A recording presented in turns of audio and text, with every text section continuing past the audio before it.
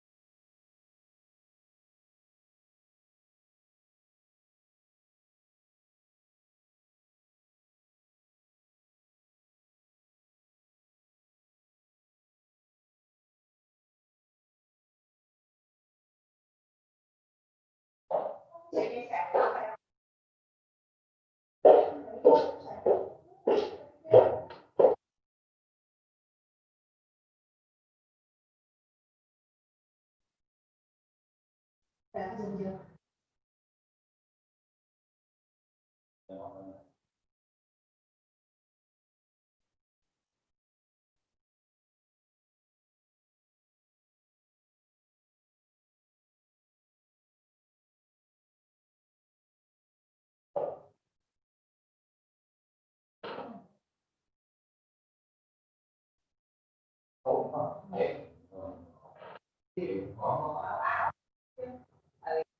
Đặt cái máy đó vô nhìn cái tốt dãy ghế mà ngồi quá to. Ví dụ như nó chị mà để đâu chuyên gia của cô hay ra xích á. Cô hay ra xích. Ủa vậy? Nghĩa là cô chỉ gửi như vậy thôi. Cô hay ra xích.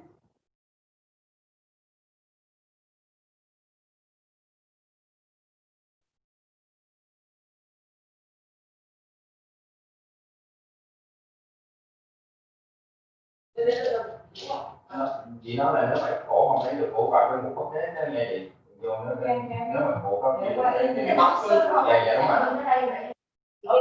Em về lại tính qua đây lấy nhưng mà cái có cái gặp ai á cái chị ngồi lại chị không qua lấy chưa thấy lấy không? Vậy là đứa nào em nó không chị đang đi tìm cũng ta nói thấy gắn rồi thấy chị đứng lên đi lấy mà không thấy đi qua. Lúc đó có chị thì xem vô á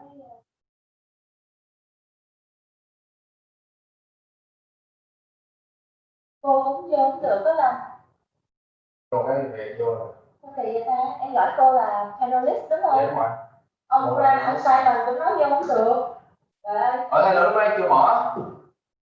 Chắc ông chưa mở không? Rồi mới vừa sớm quá em mới vô là thấy 3-4 người vô rồi bà vô không rồi đó. Tại sao cái cô em gọi là 7 giờ. hay quá hả? Thì lại mình sẽ là Xét cái Zoom mới mở sớm đó chị. Thì nó tự động nó đâu có sửa cho sửa đâu. Hay là cái em đi chị. Rồi đây là chị chút xíu. Trường nào? Dưới á, mới tới luôn. Đây. Sao tôi giống vậy nha. Có xem.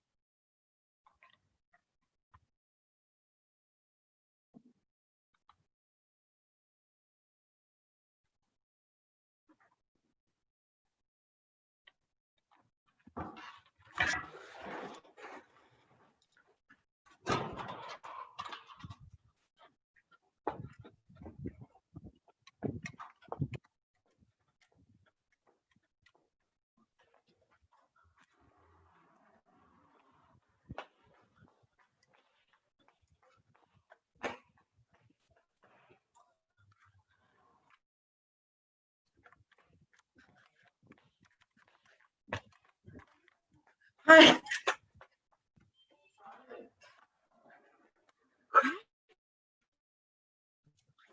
There's a conference. I've got to do the opening and I can't hear a thing. Why isn't Zoom making a noise? Hi. Hi. Well, you can't. I'm in the middle of a conference. I tried all that. Need a table.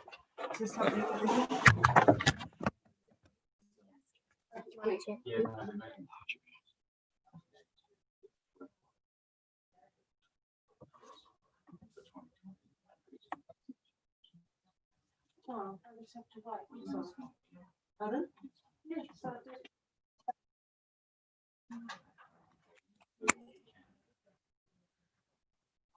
Rebecca here? no.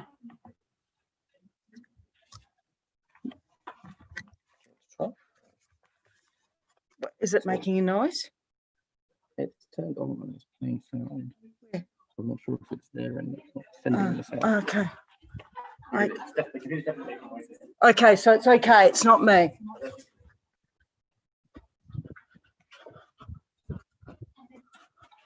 Thanks, Craig.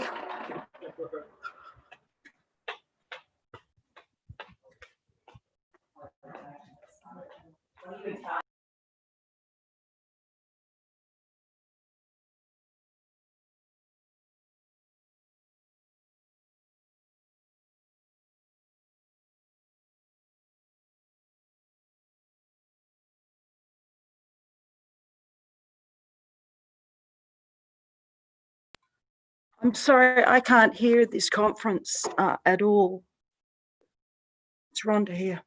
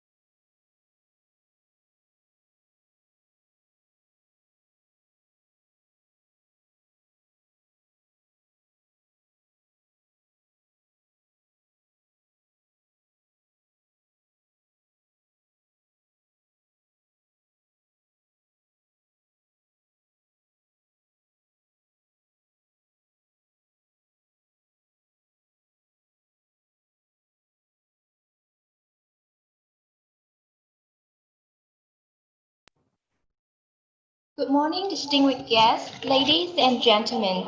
Welcome to the International Virtual Conference on Tesol on English language teaching in the era of Globalization 4.0, embracing the challenges and innovation, jointly organized by SEAMEO Regional Training Center in Vietnam and Curtin University, Australia. We, Bích Thảo and Ngọc Phương, will stay with you as the host for the opening ceremony of this international virtual conference. Distinguished guests, ladies and gentlemen, the International Virtual Conference on Tesol aims to provide an excellent venue for academics, researchers, students, and professionals in the field of English language teachings in order to share their research findings, experiences, practical and theoretical issues related to the teachings of English to learners of different backgrounds, levels, interests, and motives. Having become an annual event in more than 10 years, this is not our first international conference on Tesol, but it's the first international virtual conference on Tesol ever. The COVID-19 pandemic put education into a challenging situation. However, it's also a significant opportunity for information and communication technology to be applied in education and make it even more influential. Ladies and gentlemen, before we start the first section, I would like to have some notes for all the participants joining both Zoom webinar and YouTube Live. The conference agenda has been posted on our conference webpage, including the presenter's bio and their presentation abstracts. If you have any question during the presentation, please type in the comments box, provide your name and your organization. Our team will take note and monitor Zoom webinar, YouTube comments, and questions. After the conference, please kindly complete the evaluation form. If you are fully attending the conference and completing the evaluation form, you will receive an e-certificate of participation via email in a month. And now, may I introduce to you our distinguished guests and participants of the conference. Attending the International Virtual Conference on Tesol today, it's my pleasure to introduce to you from SEAMEO RETRAC, Dr. Hồ Thanh Mỹ Phương, Director, SEAMEO RETRAC. We also have attendance of SEAMEO RETRAC Management Board. From Curtin University, may I introduce to you Professor Simon Lunik, Vice Chancellor and President, Curtin, Malaysia. Professor Rhoda Oliver, Head of School, the School of Education, Curtin University. From British Columbia Council for International Education, Dr. Randall Martin, Executive Director, British Columbia Council for International Education. I'm so delighted to introduce to you the keynote speakers of the virtual conference today. The first speaker is Professor Rob Dallas, Research Professor, Curtin University, Australia. The second one is Dr. Aubrey Neil Leverage, Professor, University of British Columbia, Canada.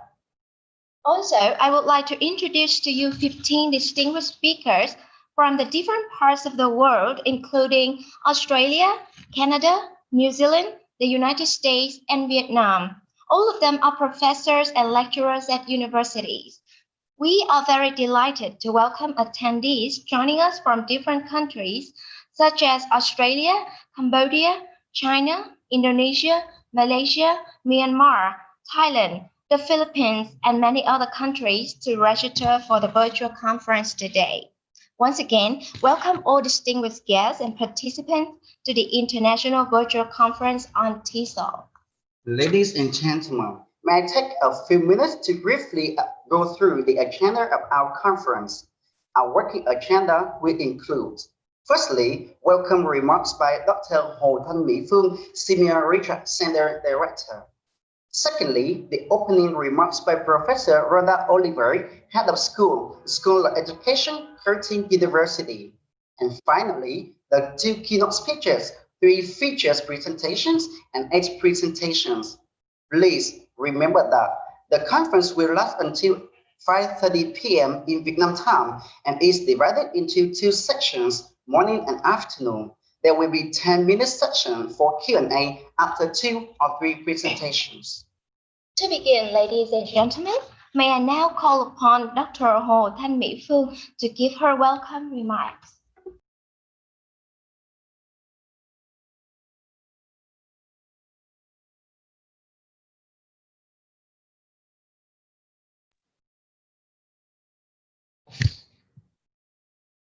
Professor Simon Lewin, Pro-Vice Chancellor and President of Curtin, Malaysia. Professor Rhonda Oliver, Head of the School of Education, Curtin University. Dr. Randall Martin, Executive Director, British Columbia Council for International Education. Distinguished speakers, presenters, participants, distinguished guests, ladies and gentlemen, good morning from Vietnam. It is my great pleasure and honor on behalf of SEAMEO Regional Training Center, SEAMEO RETRAC, to welcome all of the distinguished guests, speakers, and participants to the International Virtual Conference on Tesol this year. The conference this year is on English language teaching in the era of Globalization 4.0, embracing challenges and innovations. This international conference was co-organized by SEAMEO RETRAC and Curtin University in Australia. The increasing and diverse use of English has created numerous favorable conditions as well as challenges for both teachers and learners. The levels of achievements differ from learner to learner depending on their certain economic and social background, learning environment, engagement and motivation, practical language use, teaching and learning approaches, etc. To address the issues regarding challenges and innovations in language teaching, the theme of the conference this year focuses on English language teaching in the era of globalization, with the emphasis on challenges and innovations. Ladies and gentlemen, the International Conference on Tesol is the annual event organized by SEAMEO RETRAC. This year, due to the COVID-19 pandemic, which prevents international speakers and participants to travel to Vietnam for this annual conference. Therefore, the conference this year adopted the virtual mode, as you can see today. The virtual conference provides opportunity for participants to join from everywhere at their own places. This is the very first time that we have the biggest registration of about 2,000 participants from many different countries. Dear speakers and presenters, with your expertise, experience, and dedication, I strongly believe that you will make the conference an interesting, informative, and productive event. Your sharing of insights, experience, and research findings are of great significance in addressing various burning issues of English teaching and learning in the era of globalization. Distinguished guests, ladies and gentlemen, on this occasion, I would like to express my sincerest thanks to Curtin University for its cooperation in academic and conference activities. My special thanks go to the British Columbia Council of International Education and British Council for sponsoring this event. My highest appreciation goes to all the keynote speakers, presenters, and moderators who have spent time to prepare for the papers and present at this virtual conference. I'd like to thank and welcome all the online participants from many countries who register to attend the conference today. Last but not least, I'd like to thank all the members of the organizing committee, SEAMEO RETRAC officers and staff who have worked very hard many months in advance to prepare for this conference. I hope you will enjoy the conference and find it a productive and interesting event. Thank you very much for your attention. Thank you.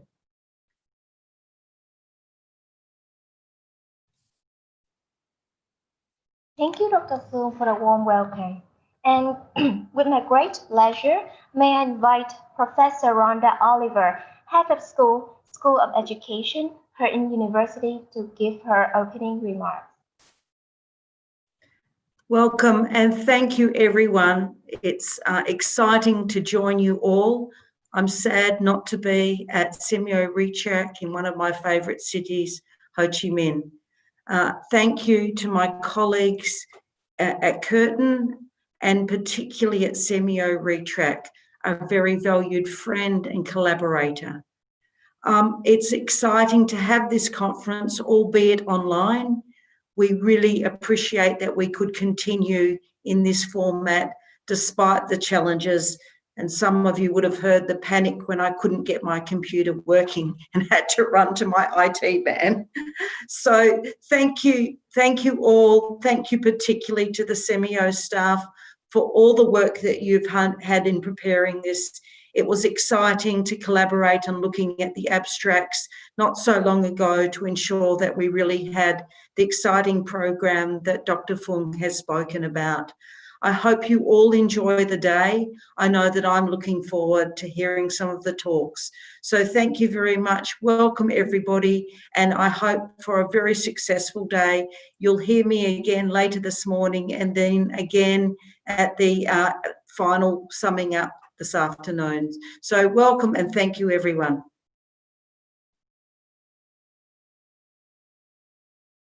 Thank you, Professor Rhonda Oliver. Before moving to the next part, participants, please make sure your microphone is muted. Ladies and gentlemen, to begin the presentations in the International Virtual Conference today, I would like to introduce the first keynote speaker, Dr. Aubrey Neil Leverage. Before he gives his speech, may I have a brief introduction about his biography. Dr. Aubrey Neil Leverage is an educational technologist, communication strategist, and assistant professor in the Department of Wood Science in the Faculty of Forestry at the University of British Columbia. His published research centers on how language learners attain comprehension in multimodal environments, while he's been focusing on research that includes innovations in language assessment, the use of virtual and augmented reality for language learning, and content language integrated learning. Currently, Dr. Leverage is exploring how teacher-to-student feedback is modulated by the type of communication medium. For example, how language varies depending on the form of feedback, medium, textuals, audio, or audio and screencast video. His speech is entitled An Innovative and Collaborative Approach to Content Language Integrated Learning. Please welcome Dr. Aubrey Neil Leverage. Hello, everyone. Thank you very much. I'll just share my screen here.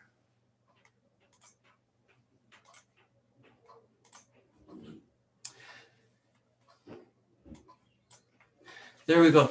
Thank you very much for inviting me to speak at this most prestigious conference. It's a great opportunity to speak at the first virtual Tesol conference. So again, thank you very much. Now, I would like to acknowledge that I am presenting from UBC, which is located on the traditional, ancestral, and unceded territory of the Musqueam people. Now, for my talk today, it all kind of revolves around this very beautiful car. About 20 years ago, I had moved to Taiwan in 2000, actually, to begin my teaching career. And I had lived there for a couple of years, and I was really enjoying Taiwan and all that it had to offer.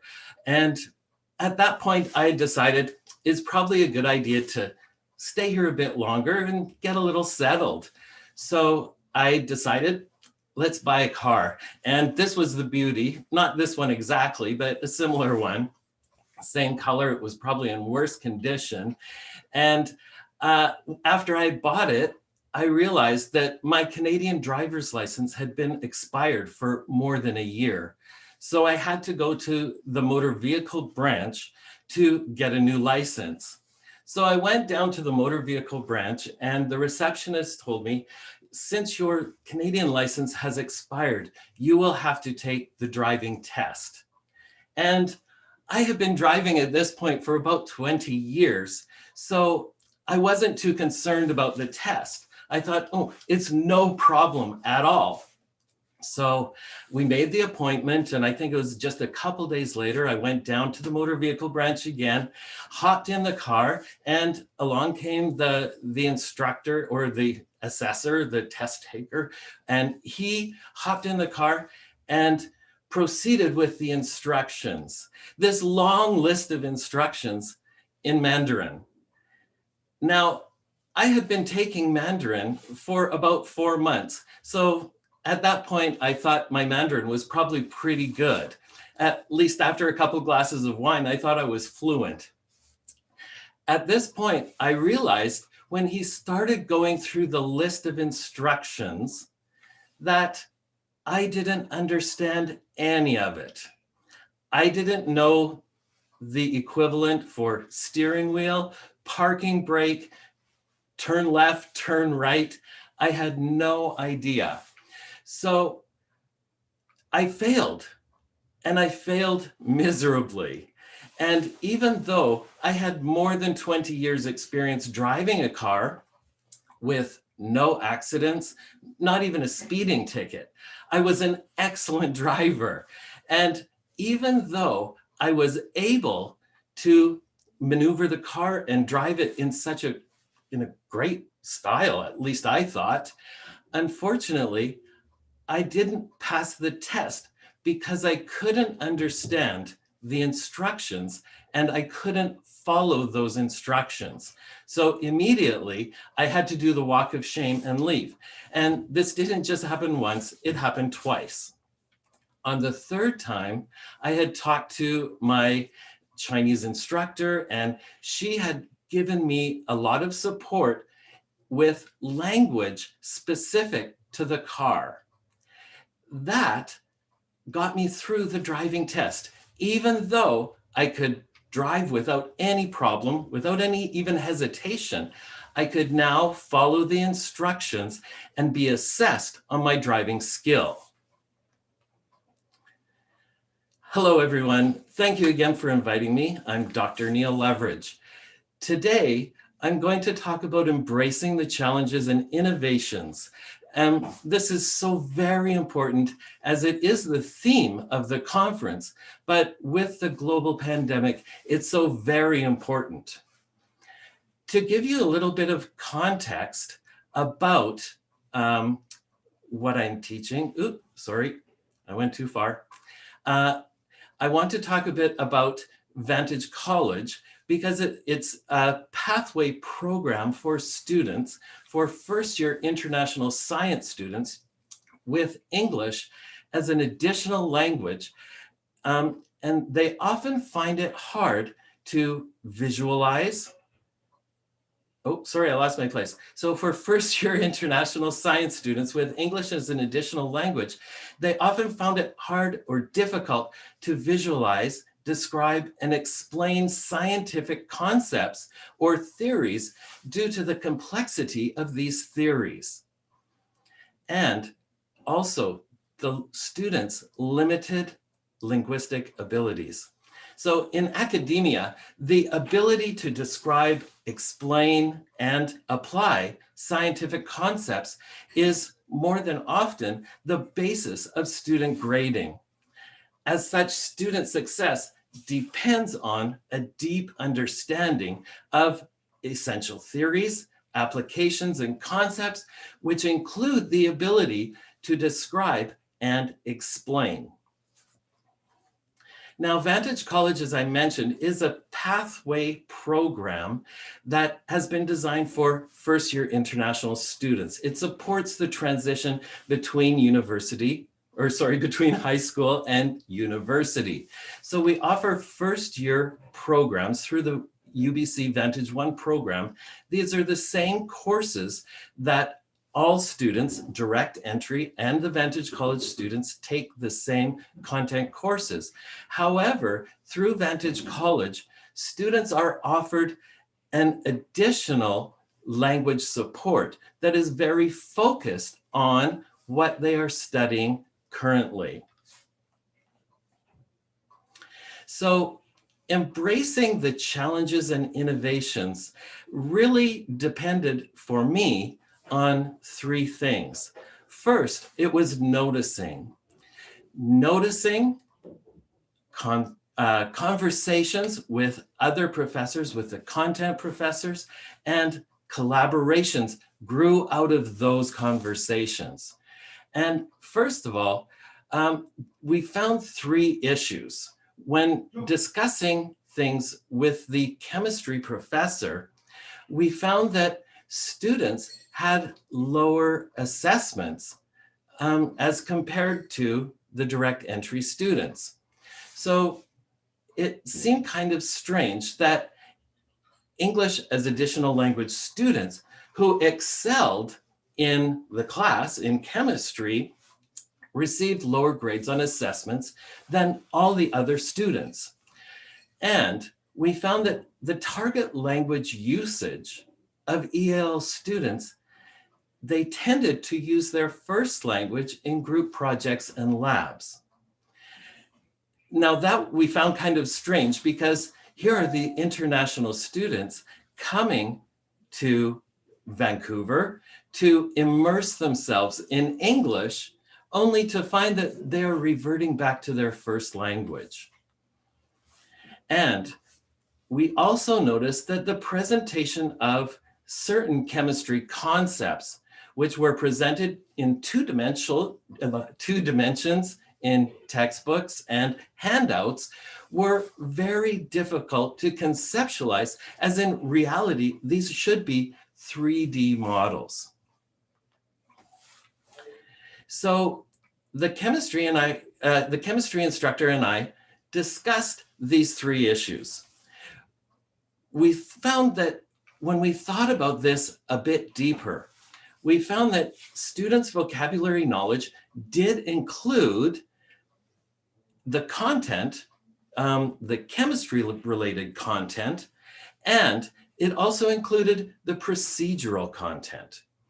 What was missing was the students lacked content or vocabulary about spatial relations, which in chemistry tends to be very important when we're looking at different theories at the molecular level. Now, I am by no means a chemist. I did terribly in chemistry. I did okay in math and okay in a few things. And it would be almost impossible for someone to be an expert in all those fields and then teach the language as well. So from my perspective and the chemistry teachers, we collaborated, and I relied on the instructor's chemistry knowledge to create a really rigorous course and lessons. And that instructor relied quite a bit on my linguistic knowledge and how students learn language. Now, you may think an easy fix would be just to provide them with spatial related vocabulary. So we could tell them, oh, this is a plane, this is parallel, just provide them with those. But really they need the opportunity to apply those in an environment that is in 3 dimensions. Otherwise, conceptually, it still may be very difficult to understand. So one example of a spatial vocabulary is that all of the atoms are on the same plane.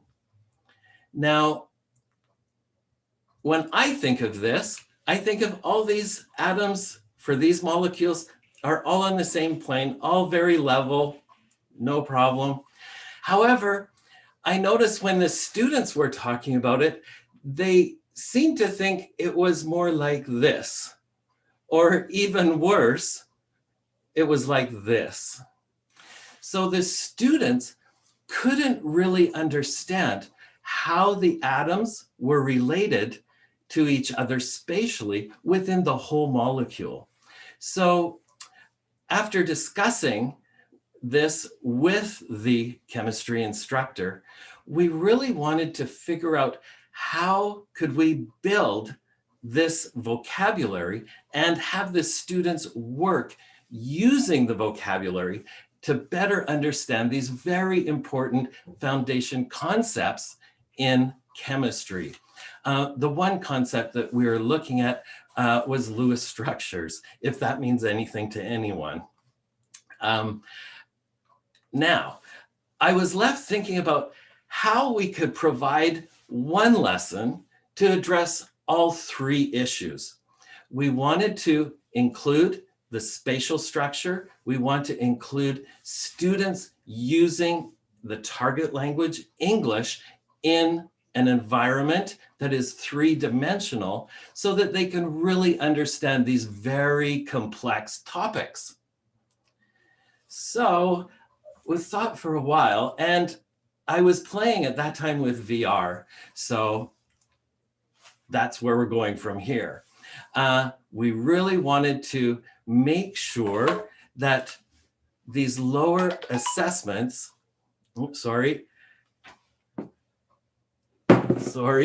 these lower assessment EAL students who excelled in class and face-to-face were receiving lower grades on the assessment. We want to make sure that that was bolstered up. So by providing them with the language that matched the instructions, that way the students could excel. They could reach their academic goal. So as I said, my goal was to create a collaborative activity between chemistry and academic program that simultaneously improves students' conceptual understanding of chemistry and their ability to describe a chemical phenomenon in English. And because we had very limited time, we also have to teach math, physics, and math, physics, chemistry, and there's a couple others in there. So we had very limited time. My focus was on chemistry. So I thought, what about using virtual reality? So virtual reality is just such an amazing tool. Here you can see we have one participant putting the headset on, and the lab manager is helping with the adjustments. Now, this was a very interesting task because we thought with virtual reality, it can provide us with an immersive 3D environment that really could address all the issues. But we had to find a good way to put into use the virtual reality so that all the items that we wanted addressed, all these issues, were addressed in an efficient and fast manner, because really we only had about 30 to 50 minutes for the students to understand this very large concept. So all we had to do was build an activity in which students were required to use their newly gained vocabulary, communicate with peers in the target language, English, and work with chemistry objects in a 3D environment. So, of course, the easy fix was providing them with a spatially related vocabulary. I provided them with that prior to our VR environment and group projects. So this would provide the students with an environment to apply the vocabulary that they learned. Now, the students worked in groups of 3 or 4 to solve chemistry-related problems. Now, for myself, there is no way that I can create accurate problems in chemistry for the students to understand. This is where the collaboration really came in. The questions had to be built on each other and they had to be scaffolded so the first student wasn't overwhelmed and the last student wasn't bored. So the chemistry instructor took this on and built questions which started out fairly simple. So getting into the VR, it was easy. And I helped with the instructions, providing the language support. Each student then took a turn using the virtual reality headset. Now, we did run this over 3 different VR labs with a total of, I think it was about 10 VR headsets.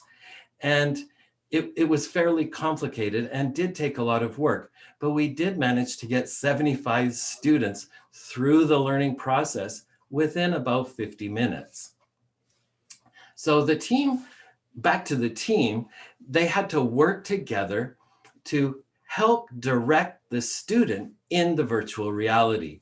So if there's 3 people in a group, one of them would be in virtual reality, while the other 2 would read the instructions and provide them with guidance on how to manipulate the object that they were creating. After completing each model, a TA, a teaching assistant, then asked the team to answer a series of verbal questions to relate their diagrams to the concepts in chemistry.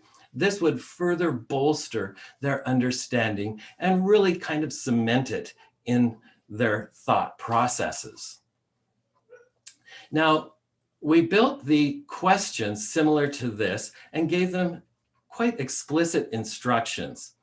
So in the middle here, right about here, you can see the ethene molecule, and it's kind of like this.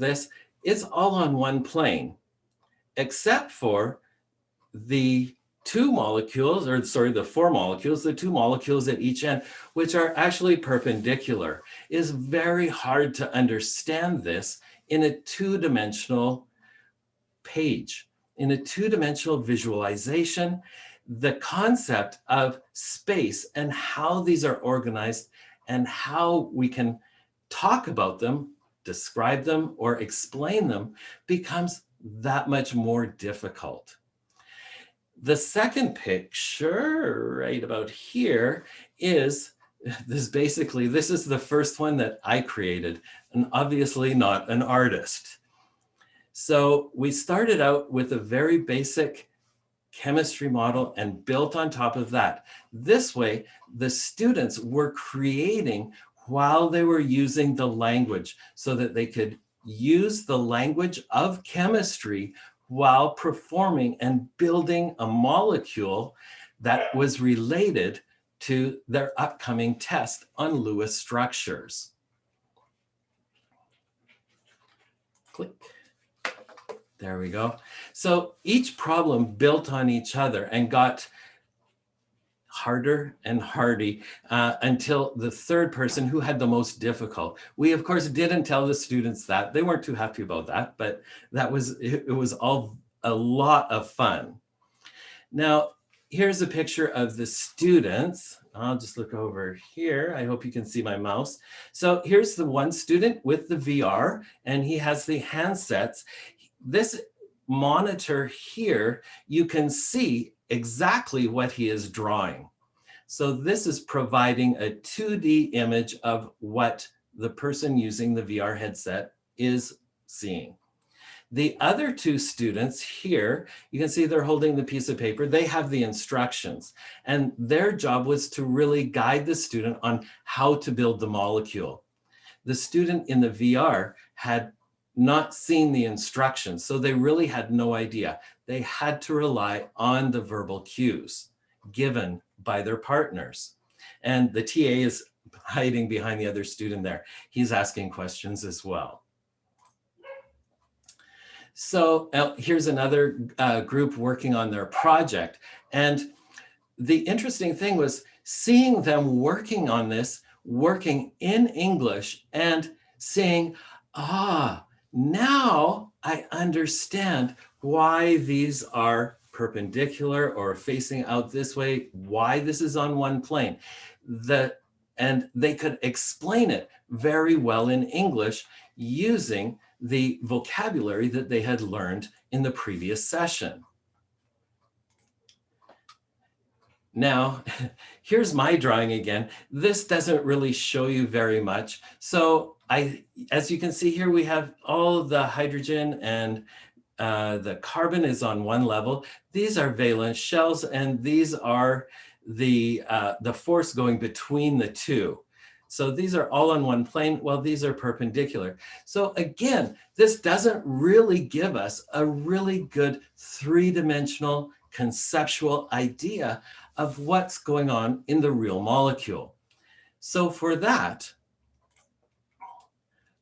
I will show you what the team saw, and then I'll show you what the virtual reality looked like within 3D. Let's try it out.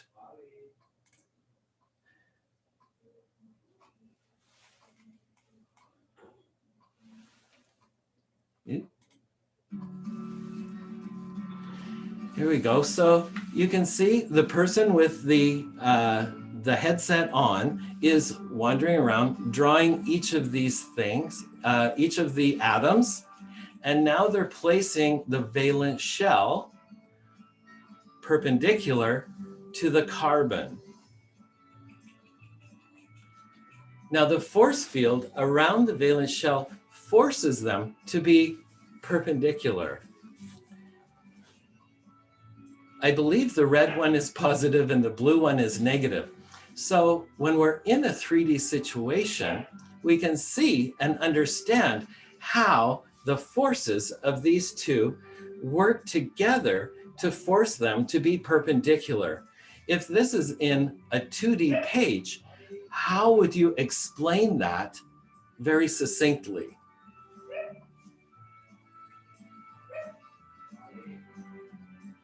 There we go. That's just my beautiful drawing. Okay, now I'd like to show you the virtual reality view. This is what the students saw who was wearing the headset.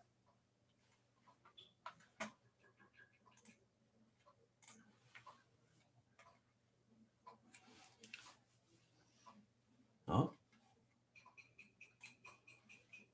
there we go. Okay, we'll bring it up, bring it closer. Now, we can move this around any way that we want. So we can walk through it. We can move back and see it from a distance. We can see what it looks like from underneath and over top. So if you're trying to describe something in 3 dimensions, this is giving you a very, very good understanding. So during this part, the students have finished building this model, and this one's pretty messy, but it's fairly understandable. So once they were finished this, they took the snapshot of it and handed it in to the chemistry teacher. Good. There we go. So we had 2 questions presented a week later in the chemistry class. Now, the 2 questions were regarding the valence shell with the Lewis structure theory. And there were 2 questions presented. Now, we also, because this is not only the first-year international students taking this course, this is the UBC students taking this course as well. So the UBC students, direct entry, were given the same amount of time. They were given 50 minutes of instruction on valence shells, the same as the students within Vantage College who were in using the 3D model. So the Vantage students used the 3D virtual reality, while the other students were really using 2D models with scaffolding. So did it really help their academic performance? Were the students able to describe and understand what is happening within the chemistry that they were taught? And we found, oh, sorry, this is the second question that was given on the test. I have no idea what the answer is. So we found that with no virtual reality, so this was all the students who did not have virtual reality, who had the option, or actually they had the 50-minute class on valence shells, only about 23% answered both questions correctly. About almost 40% of the students could answer one question correctly. And unfortunately, I think it was about 38% answered only the two questions incorrectly. But those students who worked within virtual reality, we can see that almost 50% got both questions right. And more than 50% got one question right. The big part here is no student within the VR and with all this extra language application, no student received 0 on that quiz. So going back to the car, what we're doing, we really need to notice. This is the way that innovation happens, especially using CLIL. Of course, I myself, many instructors are really not experts in the target genre, in chemistry or biology. So when we notice that students are having trouble with specific things, and we talk to the instructors from the content courses, we start these conversations, and pretty soon we end up working collaboratively together. And then students are really able to achieve their academic goal. Also, I would like to leave you with two questions. These two questions have, I think, inspired and pushed innovations for years. The first question is, do students need what I teach? And the second is, do I teach what students need? I would like to acknowledge UBC for helping out with this project, Vantage College, the incredible chemistry instructor, Kaylee Johnson, and Brian Wilson, an amazing curriculum manager, and the Emerging Media Studios at UBC for loaning us their virtual reality and helping us produce this very large task. Great, thank you very much.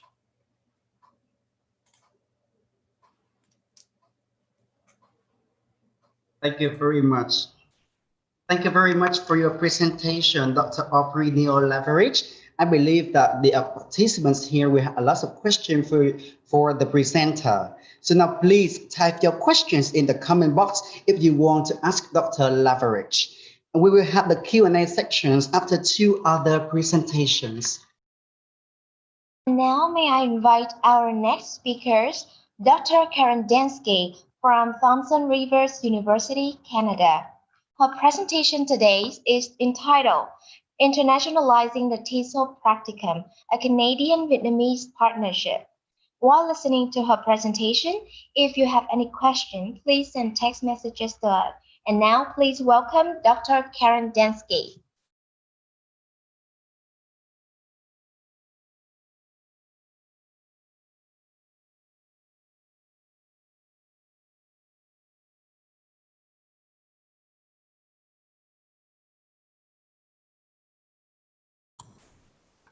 Excuse me, Dr. Karen Dansky, could you please turn on your microphone?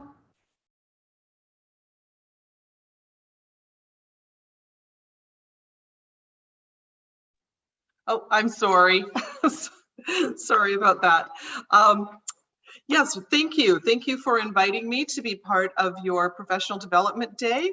I am really happy to be here, and I'm coming to you in the evening. It's like back to the future. I'm in the future right now, and I'll be going back to the evening in Canada shortly. So I just started to say that this is sort of a bittersweet moment for me, because I was supposed to be bringing a group of my Tesol student teachers to Vietnam next Friday. Of course, because of COVID, we are not coming to Vietnam this year, but I do get to talk a little bit about this project that I've been part of. So I'm going to talk today about an international field school with my school in Canada, and I think, in fact, I've just loaded up the wrong PowerPoint. I'm sorry.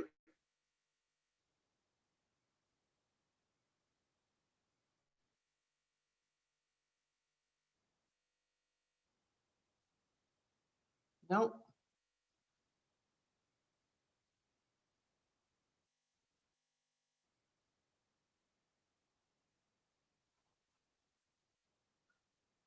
I'm sorry.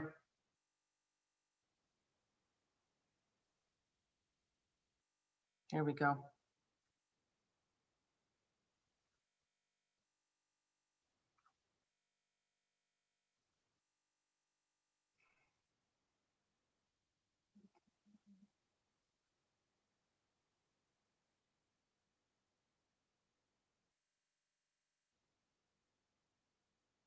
All right, there we go. We've got the correct PowerPoint now. My apologies. All right. So similar to Professor Leveridge, it's very common for us in Canada now to acknowledge the territory on which we're privileged to do our teaching, research, and learning. And I'm about Professor Leveridge said that he's in Vancouver. If you're familiar with Vancouver, I'm in a much smaller town, about 350 kilometers northeast of Vancouver. And it's a small town called Kamloops. And I'm on the traditional and unceded territory of the Secwepemc people within Secwepemc-Ulu. And that is where my institution, Thompson Rivers University, is located, at the meeting of two rivers. There you can see a little bit of the view out of my window. So I wanted to start with a few acknowledgements. I'm going to talk about a field school, and a field school takes a lot of people to make it happen. And I just wanted to acknowledge my colleague at Thompson Rivers University, Carrie Russell, who is our TRU Student Mobility Officer. It's very important for TRU to have student mobility coming into the university through international students coming in, but also through our Canadian students going out. And this is the work that Carrie does, and it's amazing work. Also, I would really like to acknowledge the students that came with me last year on our very first international field school for the Tesol practicum. And without them and their trust, this couldn't have happened. I'd also like to thank the instructors at Saigon Tourism and Hospitality College, who are amazing teachers and mentors to my Tesol students. And so I just really wanted to make sure that I remembered to thank all of these wonderful people. So what I'm going to talk about in my short time with you today are three things. I'm going to talk to you a little bit about my context at Thompson Rivers University, and then I'm going to talk to you about the process that I went through to move a good idea, which is, hey, why don't I take my Tesol students somewhere international for their teaching practicum, to actually making that field school happen. And then I'm going to run through about 30 different steps that I had to go through to make this field school happen. And some of these steps maybe you've thought of before, and maybe some of them you haven't thought of before. And if you're thinking of an international partnership, hopefully this will be helpful. Then I want to talk a little bit about pedagogy. Why take students halfway across the world for an international experience? And I'm going to talk a little bit about the dimensions of high impact practices. What are high impact practices? Why they're so important? Share a little bit about the student experiences, and then I believe we'll have some time for questions after the next speaker. So here we go. And yeah, that's my group. All right, so a little bit about me. You can see there's a picture there of me standing with some wonderful colleagues at the Saigon Tourism and Hospitality College. About 2 years ago, I took part in something called a Leave for Change project. And a Leave for Change project is a project that is operated through WUSC, World University Services Canada, and they paired me with my skill set with Saigon Hospitality and Tourism College, where I spent about 3.5 weeks working with the English language faculty. So I came in there to support, to do some workshops, to do class observations. Really, they're not to judge, but to help and learn about their context and see what of my skills. I've been in this profession for about 30 years to see what could I help them with. Now my passion, and that was just the building of some amazing relationships. And after my time in Vietnam, I thought I have to keep this going. We've started something here. These are amazing teachers. These are not beginning teachers that I came in to enlighten. These are fantastic teachers that could really teach my student teachers a lot. So I've been working, as I mentioned, for 30 years in the field. For the last 20, I've been very involved in Tesol teacher education. I did my PhD research on the transformational nature of the teaching practicum. And so this is really a passionate topic for me. Watching student teachers move from student through to feeling like a teacher, identifying as a teacher in about 3 or 4 short months is a really amazing process. Now we were going to shorten this to about 3 weeks in Vietnam to go through that process. I've also been involved in Tesol, and I've just finished 2 years as the president of BCTO, which is our provincial organization. So I'm really committed to professional development for everyone. And I thought, what an amazing opportunity to take my students to Vietnam, where the wonderful teachers I worked with could be mentors and have their own professional development through working with some of my Canadian students. So that's a little bit about me. I want to tell you a little bit about Thompson Rivers University. It's a beautiful campus. It's in a city with about 98,000 people. Now we have about 10,000 students, which is considered a mid-sized university in Canada. It's primarily undergraduate. So our TESOL certificate program is a post-baccalaureate certificate. So most of the students have recently completed their bachelor's degrees. We also have mature students who return to the campus to get their TESOL certificate. Primarily the university deals with excuse me, regional needs. So what does our region need? Well, our region needs a university where students can start their career and then maybe transfer to the bigger universities in Vancouver, like the University of British Columbia or Simon Fraser, some of the other big schools. We also need to serve our community in terms of trades training and education programs, nursing programs. So programs where students can stay and learn within their community.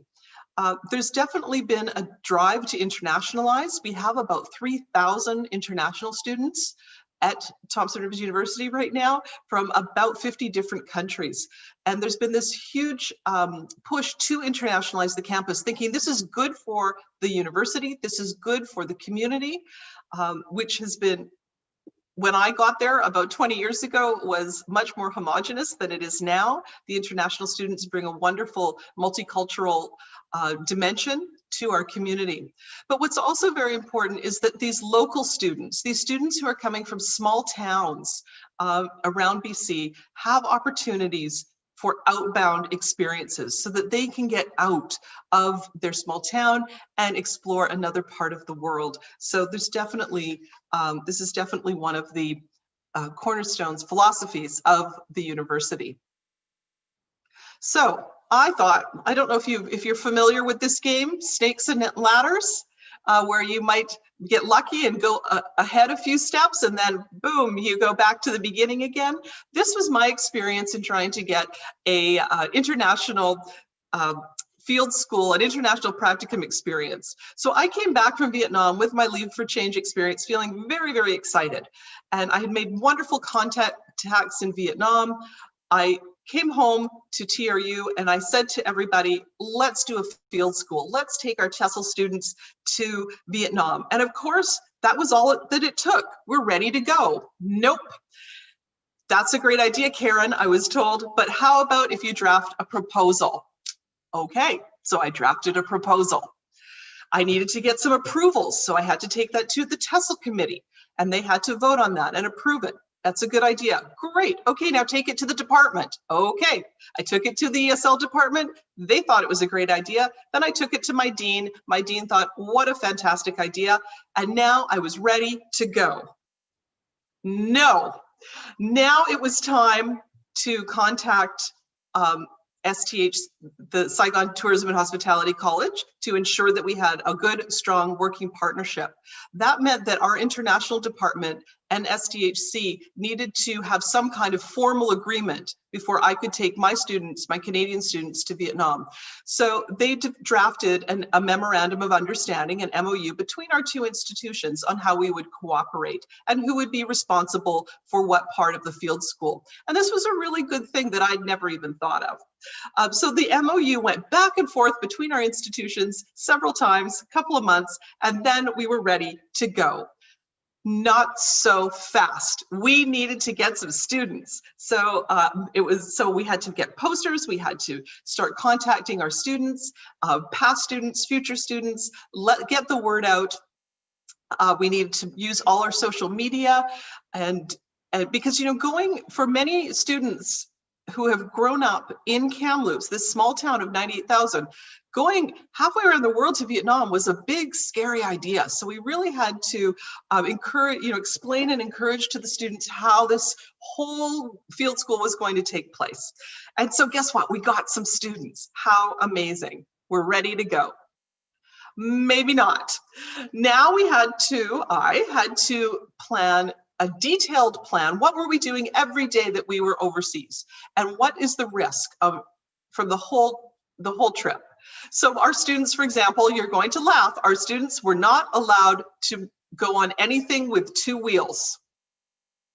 And you know, in Vietnam, that's really how everybody gets around. But our students were not allowed on bicycles or scooters or motorcycles. That was considered too risky. So we had to develop a full risk assessment, budget down to every last dollar or dong, and then the students were given the opportunity. They had about 4 months. They could do some fundraising to help pay for some of their costs, which was really great. We did some great fundraising activities so that they had some financial support to come to Vietnam.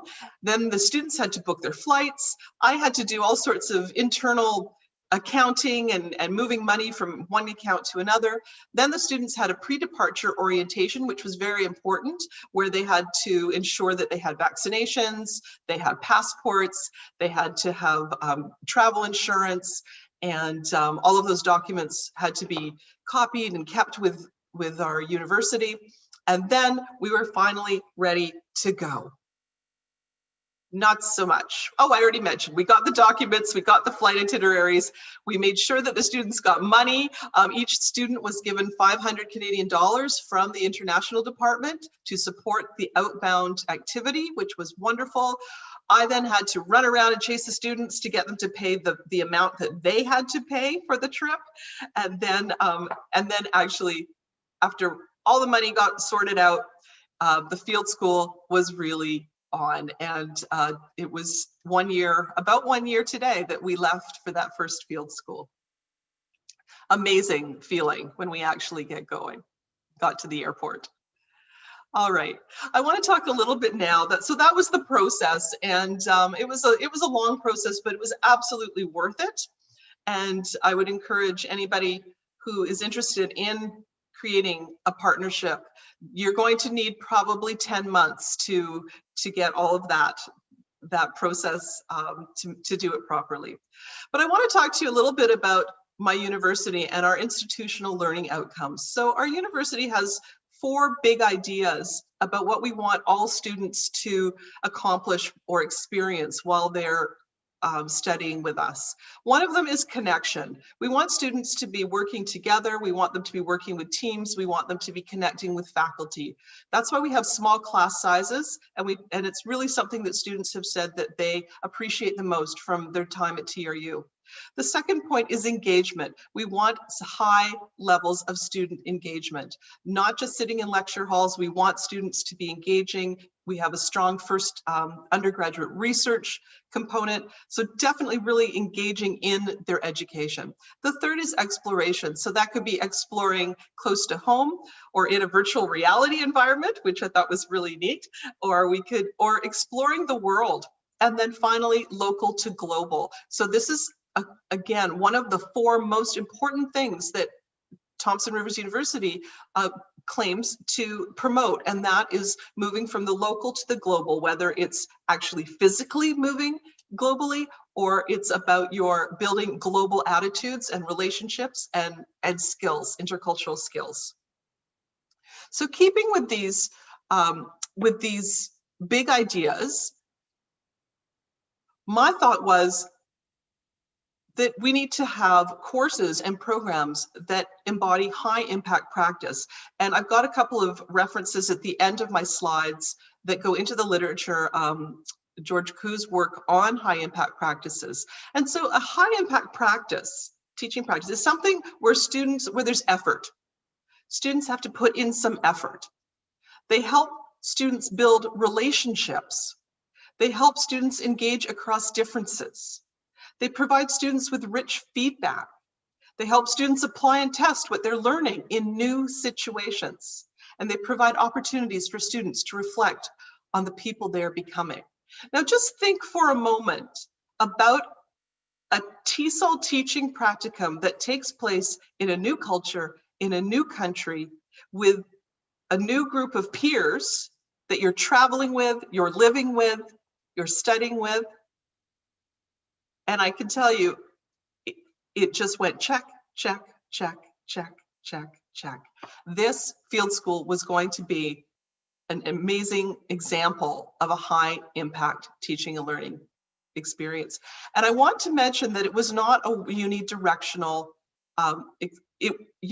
experience. It was really an exchange, because when my students arrived at the campus of STHC, immediately the Vietnamese students who were studying there had native English speakers who were about the same age to interact with, to get to know.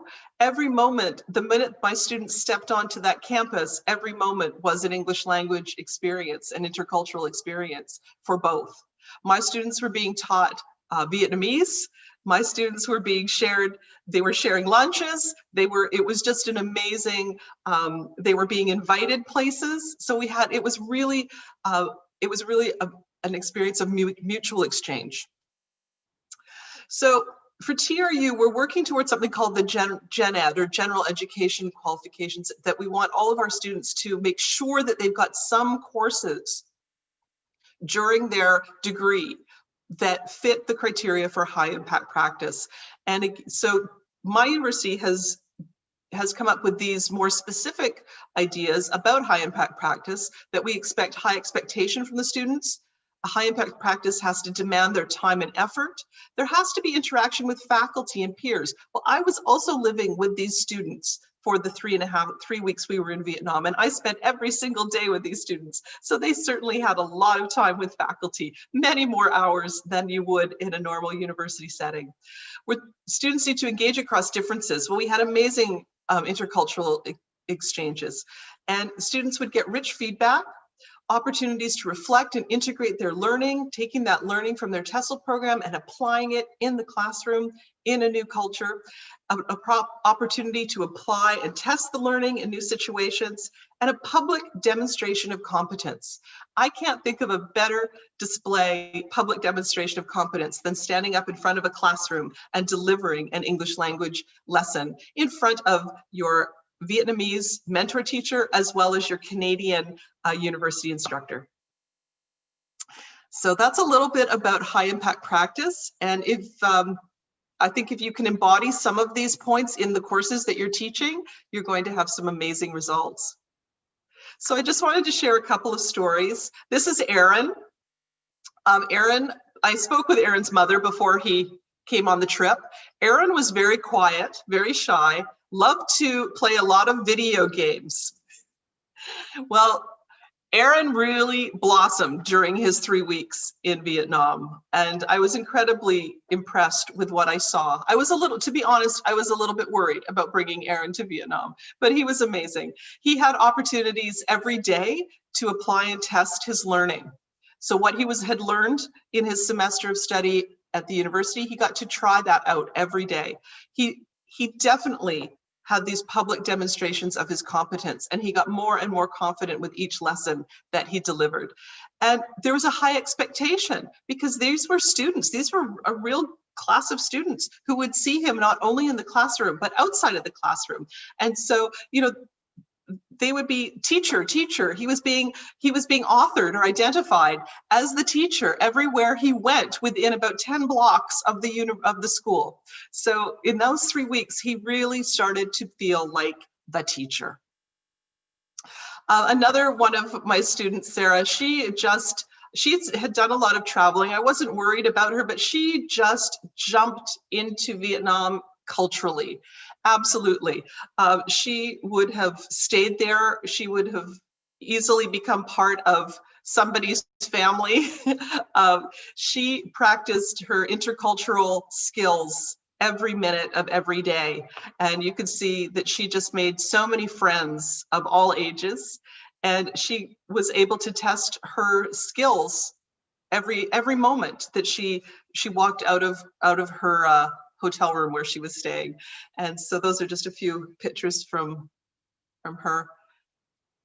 This is the group on our first day when we were all having lunch with my students were meeting their mentor teachers for the first time over lunch. What was really amazing during this time is that my students had so much time to interact with their mentor teachers, as I've already mentioned, as well as with me. There was lots of opportunities for a coffee chat or a late night beer chat or a good cry in the lobby of the hotel because the lesson had just not gone as very well.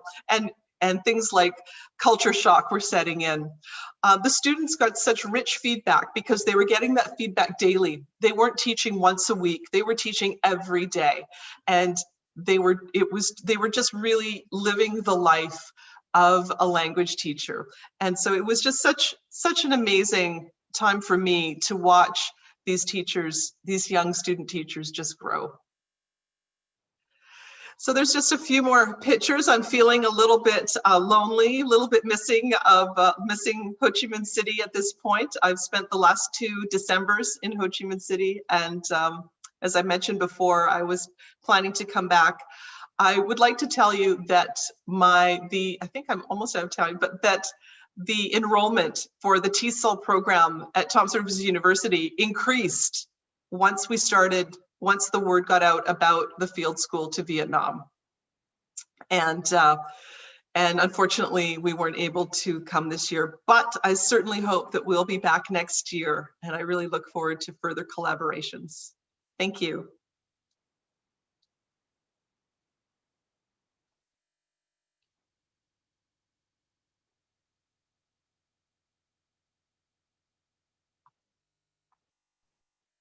Thank you very much, Dr. Karen Densky, for useful information. It's my great pleasure to welcome our next speaker, Professor Sarah Kirk from University of Alaska, USA. Her presentation today is entitled Vocabulary Instruction for Strictly Intermediate and Advanced ELL Students. Please welcome Professor Sarah Kirk. Okay. Sorry, just one moment. I am about here. Okay, so hello. I am still thinking about what Dr. Karen was saying. I'm excited to continue my engagement with SEAMEO RETRAC in Vietnam. And so I just needed like 30 seconds to move from what she was saying about how we're missing this year so much. And I want to thank SEAMEO RETRAC and Dr. Fung and Dr. Trang and Curtin University and the British Council for putting this together. It's a new experience for me, as for many people, to try to do a conference online. My young daughter's trying to help me with the technology, so I'll do my best here. But what my focus is about what I am passionate about, which is for English language learners, how important it is to really have a sense of word knowledge. So this is not really for the basic learners of a language, although it can help any teacher. And so any teachers out there, or researchers, administrators, I think this is very important. But in order to know a language, the word knowledge, the number of words you have to know, is essential. So before I go into more about that, I just want to give you a little background for me. My background was not as a Tesol, or some people say Tesol, professor, but was the teacher of students who did not test into college level English at a university. And I teach at the University of Alaska Anchorage, and I grew up in Alaska. Right now it is -5 degrees Celsius. It's pretty cold and it's dark right now. But you know, this is the world we live in. We have a lot of students who are, even though they learn English as a first language, they also learn a native language. And so I want to also give recognition to the Dena'ina Athabascans, which is the land that we teach here and live in Anchorage, Alaska. So we have a lot of students here who are multilingual students. We have students who learn English as a foreign language, who plan to go back to their home country. We have students who move here when they're young or teenagers as immigrants. We also have students who were born in the United States, live in Alaska, but their parents speak another language. We have the 3 most diverse high schools in the United States, and diverse meaning cultural and linguistic. So it's quite an interesting number, different kind of language issues needed in our classrooms. When I started at the university, I was the first person who had to teach a vocabulary class, and most of my students were not ESL students, but just had not done well in high school English. Over the years, my 25+ years at the university, our population has changed. And now I have students, not that many who are intermediate, but students who are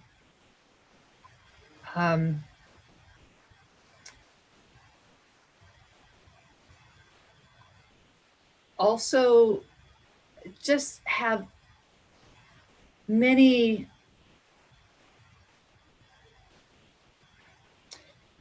English as another language issues in their vocabulary, in their writing, in their learning. So one of the things that I wanted to, or what's important to me as a scholar, as a teacher, and as a learner, is what Christine Pearson-Casanov wrote in 2017, that readers need to continuously update their own knowledge by locating relevant resources for their own scholarship in teaching.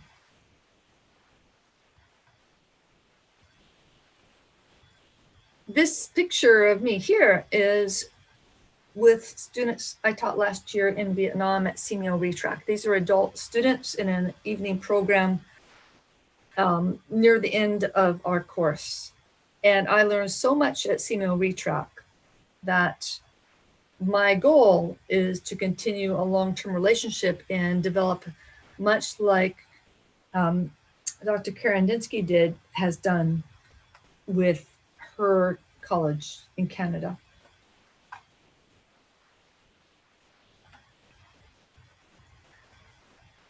So this is a question I have for people who are listening in. How much instructional time do you spend on vocabulary and word knowledge?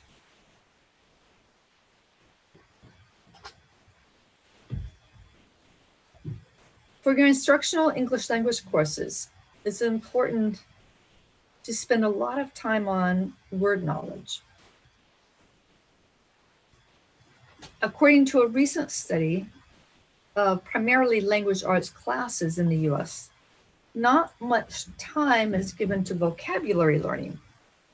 In the United States, this is important because many students in our classes are multilingual, or English is another language for them. And they are brought into a class with native English learners, but not a lot of time is there. So to spend this little time, 5 or 10% of overall instructional time, is not enough. And that's my belief, as well as many other people. So if you're teaching English as a foreign language or as a second language, you're in Vietnam or in Southeast Asia, then it's important that you spend a lot of time. I encourage people in the United States, in Canada, in countries where English is their primary language, to spend much more time than we do with language.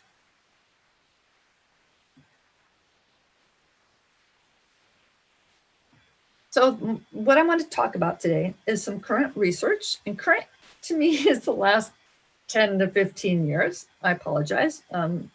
It's not the last few years, and I'll tell you why. Some vocabulary myths and what we call word consciousness, and attention to words. Also, some vocabulary learning activities that I think will be useful.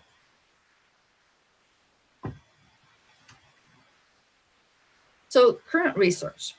One of my favorite researchers is Norbert Schmidt. And luckily, I went to a Tesol conference in Seattle, Washington in 2017 and attended one or two of his presentations. And I learned so much from him. I also learned from one of his books that he's written called Why is English Like That? So this is really important. And I know these facts, I just want you to try to take these in. But it takes 8,000 to 9,000 word families for reading for you to function in English. That's a lot of words. And just to speak with other people in a comfortable situation, 5,000 to 7,000 word families. And a word family means you have a word like talk, but you know that you could use the word talk talking, and all other variations of the word talk. So it's not just one word, but it's the variations in other words that can be compounded with those words. So you need a lot of words to be able to talk and be in an English speaking community, let alone at an English university, college, high school for academic purposes. So that's a lot that needs to happen based on words. So he says that here are 4 things that are really important for that. You need people to come together who are students, professors, teachers, people who put together the materials that we work with, and the researchers. They need to work together so that there can be a maximized exposure to how we work with words in English for students. There has to be ongoing engagement with language in English, and that it has to happen over a long period of time. Do not believe that in one semester or 1 year, you can suddenly understand what needs to happen.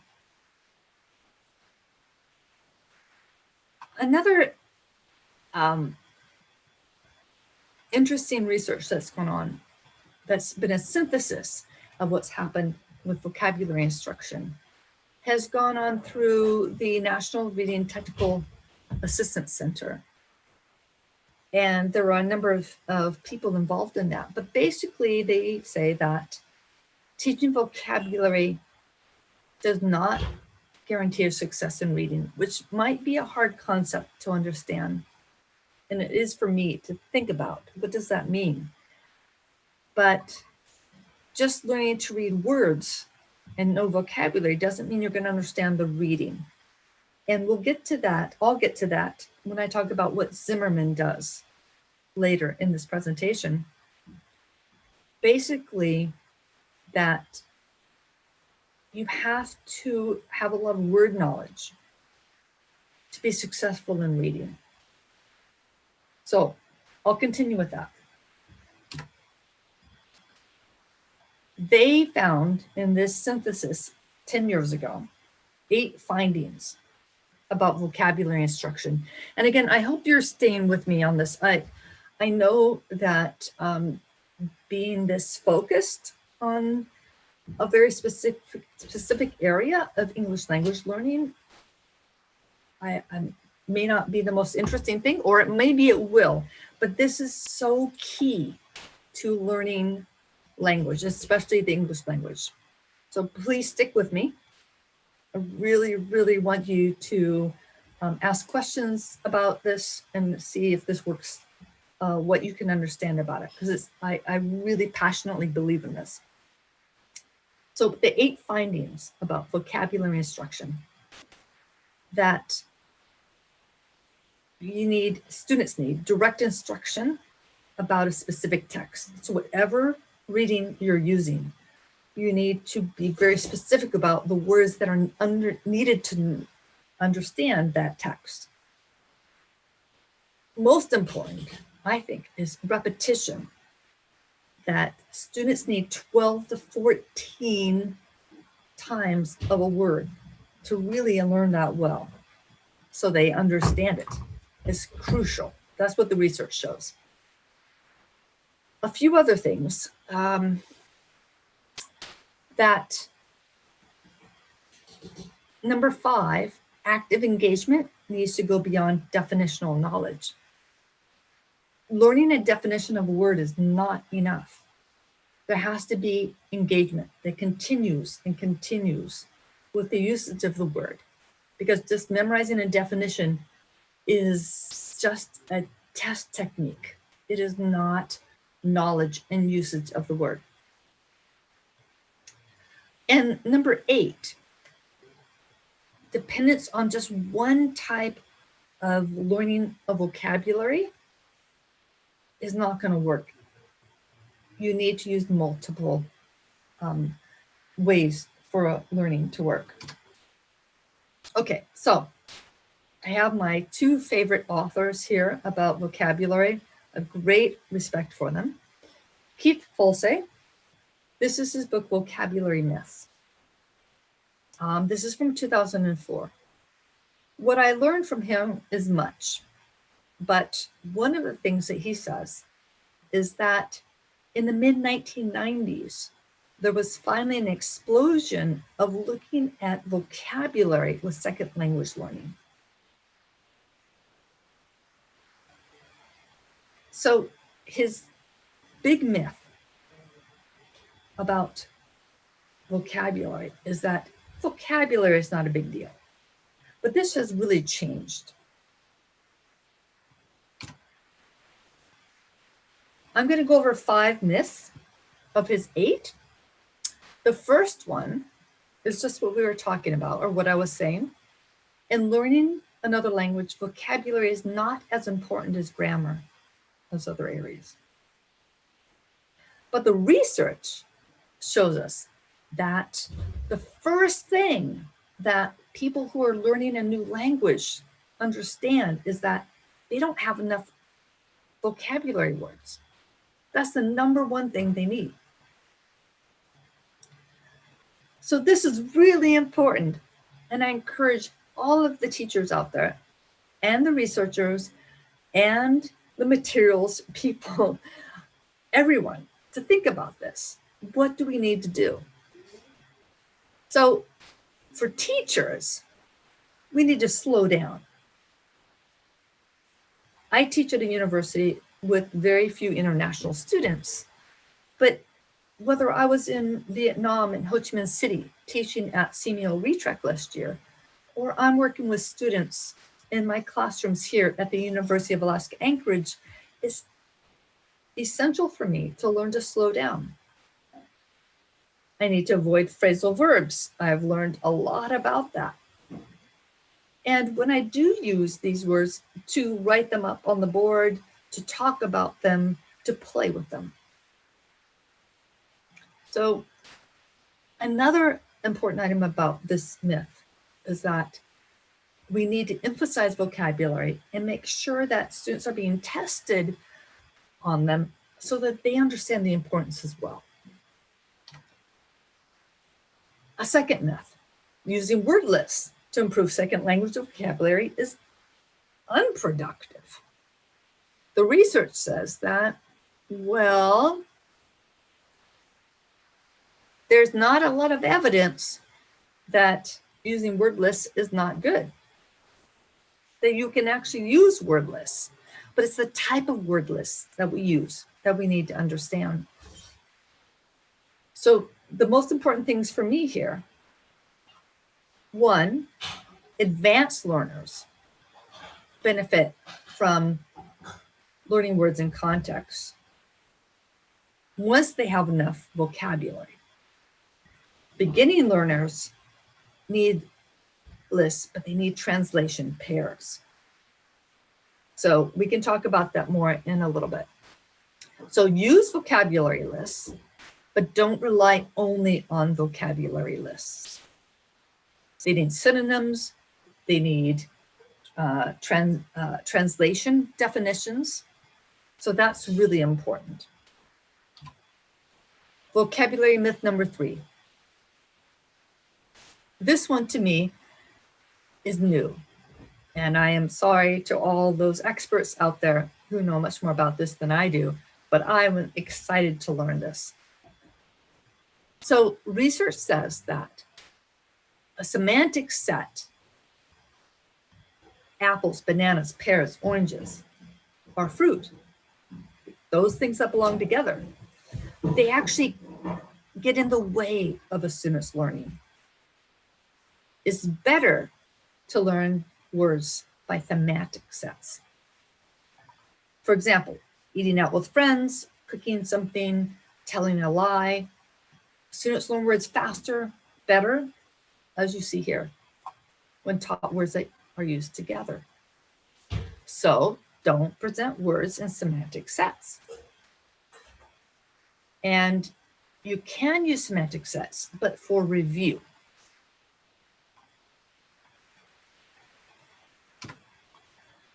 Vocabulary myth number 4. The use of translations to learn vocabulary should be discouraged.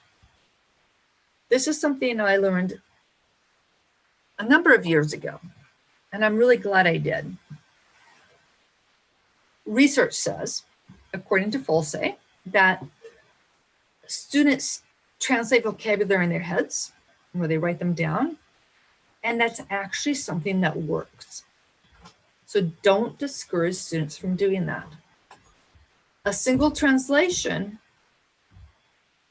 is not enough for a full knowledge of a word, which I will get to when I talk about what Zimmerman's work tells us. A word has several meanings often. So learning one meaning at a time does work. There's no reason to teach a learner all meanings of a word at once. So instead of giving them a word about blue, the word blue, and saying you have to understand every possibility for that word, it's okay to teach them one and add those layers of knowledge about a word as time goes on, as long as they know that this is important. So don't stop students who are jotting down words in their own language. In fact, I tell my students to do that. It's like, make notes for you in whatever language that works for you, because that will be most helpful for you. Okay? And also allow students to help other students in their same first language to understand what's going on. That is a little more tricky sometimes in a classroom where you have mixed languages going on, or if you're a teacher who doesn't speak the same language as your students. But it's really important that they respect that and understand the purpose for that. That is key. Okay, last vocabulary myth, and then I'll get into some word knowledge information. This one was a bit difficult for me to really understand and accept, because I was trained as a teacher of English for students who were native English speakers. So I learned a lot about teaching words based on context while they're reading. So what's interesting to me about learning language or English as another language is that guessing words from context is not necessarily good for students when English is not their first language. So this is key, and it comes back to one of my earlier points. Guessing vocabulary from context for speakers who are native to that language, for English, is great. It's a wonderful thing to help them with reading. But second language learners need to have so many exposures to a single word to understand them that this does not work well for them. So a really key thing is that, yes, teach students to figure out when they're reading these strategies, to figure out what a word means or just the overall meaning of that idea. But it's not a way to build their vocabulary. So make sure that vocabulary and reading tests are completely understood and how they work. Okay, so now into the last section. Cheryl Boyd Zimmerman wrote the book Word Knowledge, a Vocabulary Teacher's Handbook. This is my favorite book about vocabulary. Folsey wrote one about grammar. That's my Bible grammar.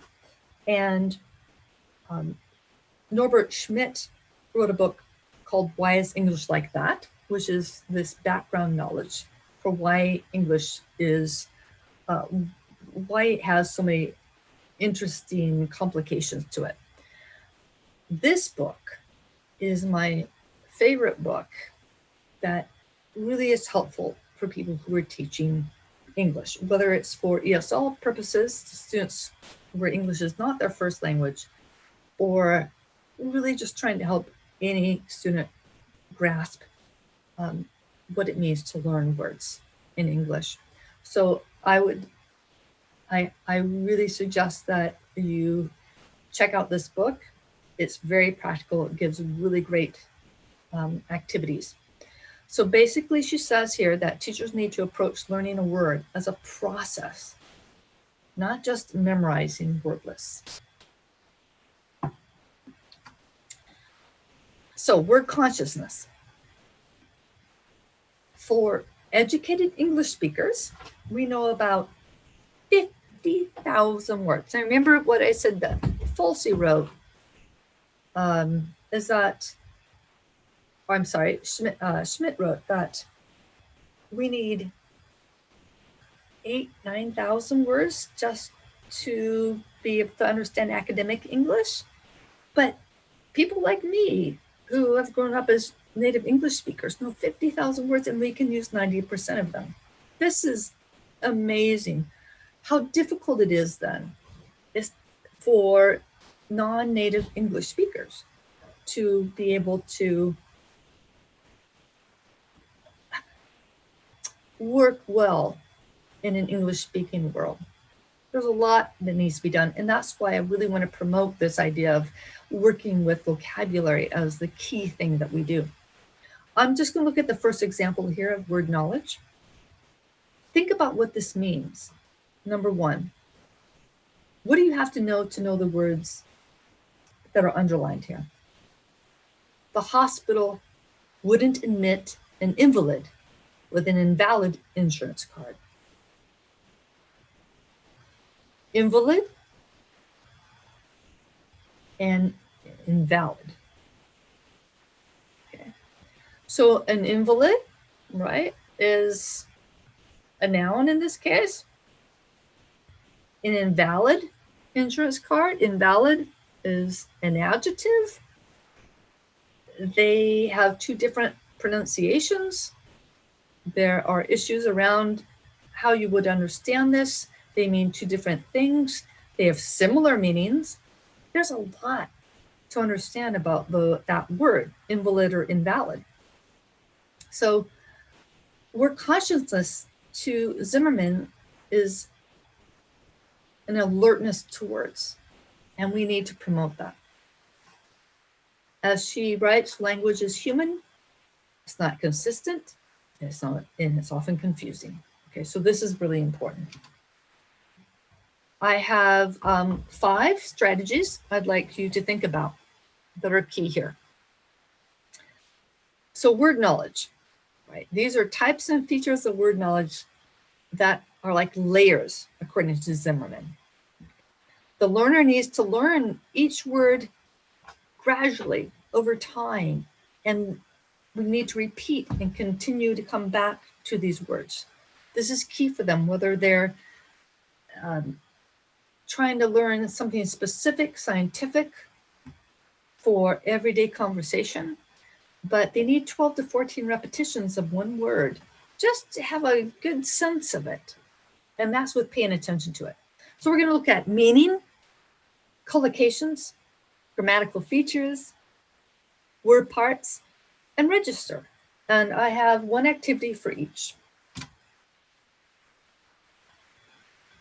All right, so vocabulary activity about meaning. Words that belong together. My favorite activity, one of my favorite activities, is that students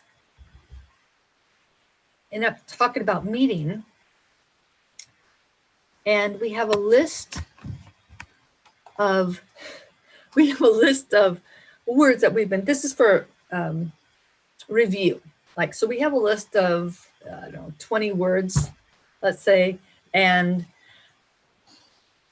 depending on my class size. So we've been talking about the words, they've looked at the definitions.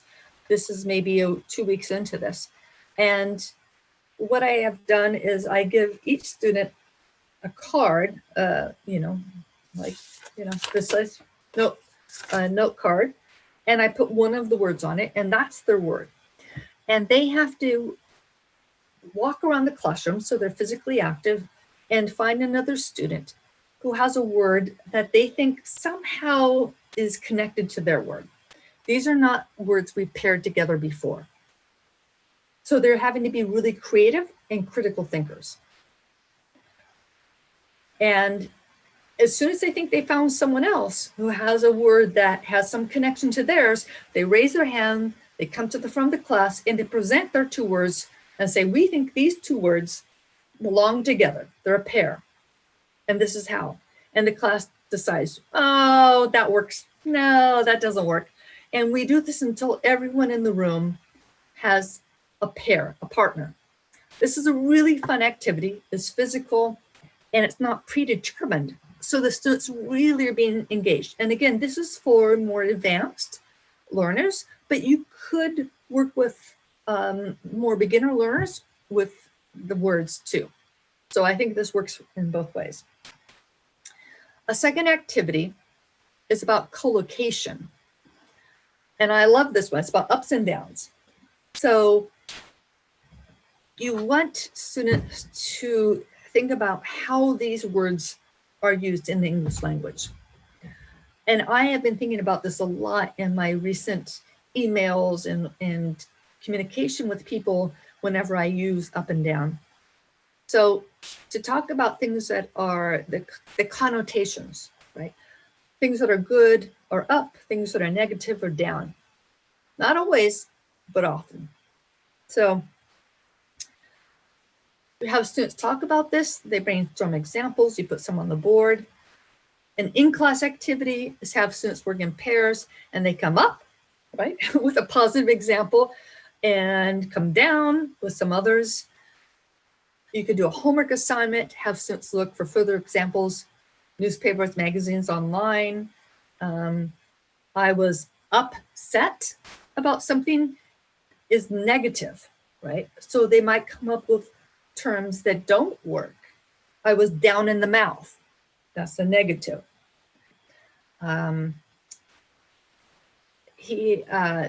She is upset about something. That's a negative, even though it's up. So then you can come back to class and work with these ideas of how words work together and how we often say things are positive or negative. So that's a really fun one to explore. 3 more activities. This one I know that SEAMEO uses a lot in their work with students, and I think it's fantastic, but it's a great one to do. And you can use it with grammar, nouns, verbs, adjectives, adverbs. So you have a picture for students to talk about, works at all levels. Nouns, verbs, adjectives, adverbs, 1 per column. Have students look at the picture and come up with words that they think would work with what that picture is.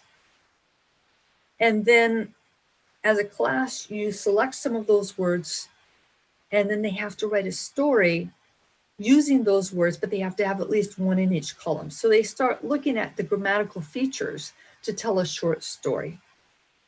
And I know this is probably more common than some of the others. And then we have one of my favorite things is word surgery. So looking with word parts. In English, this is really crucial, and it's not the same in many other languages. So this is sometimes more advanced for students to look at how the English language structure works, but then working with vocabulary to make that happen. So you can do things like, after reviewing this work, give students in pairs, again, a couple of words from a word list that they have been working on, and they create word surgery with those words. And then you can have them exchange words with other pairs and do different things so that they create sentences where they have to use some of those words and word parts, and you can interrelate them for that. So that's a lot of fun things, often more advanced though. So finally, the last thing is register. And this is different, especially for Vietnamese students. if that's what we're focusing on, is that there's a register difference that's not the same in English or in different places in English societies or English English communities, and there's variances within those. But it's a really great thing for students who are wanting to move beyond just English as a foreign language, but to actually use it in living in another country that speaks a lot of English or in doing university work, etc.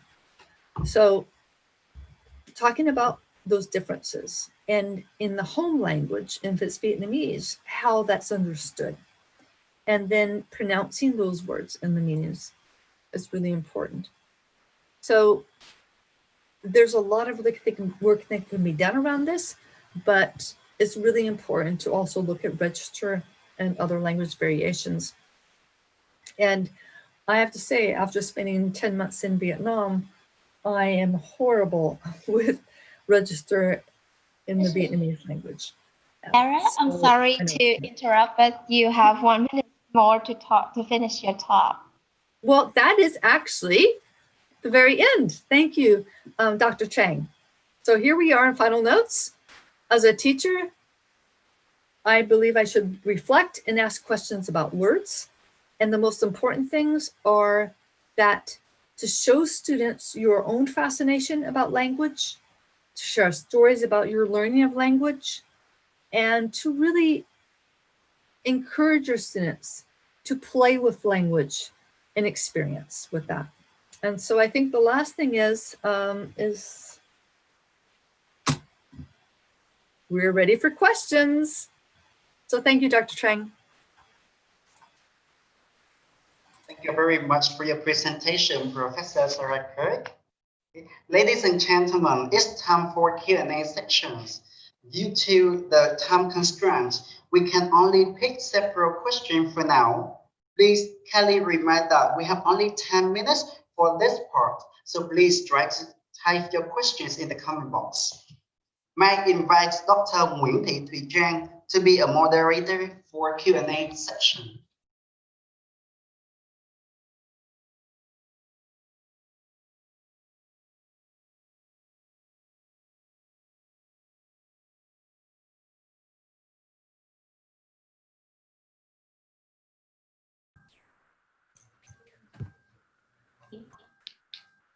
So we have several questions for our three speakers.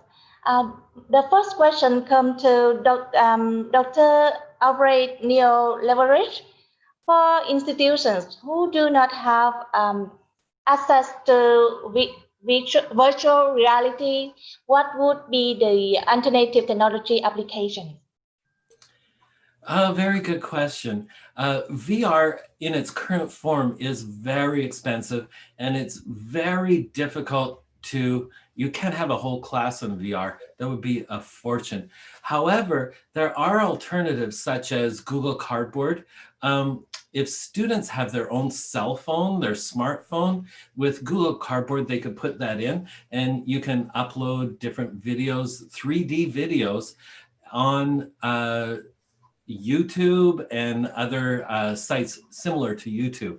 So the Google Cardboard, I believe it costs about $5 US, something like that, for a Google Cardboard. And yeah, I think they even have ways that you can actually make it yourself.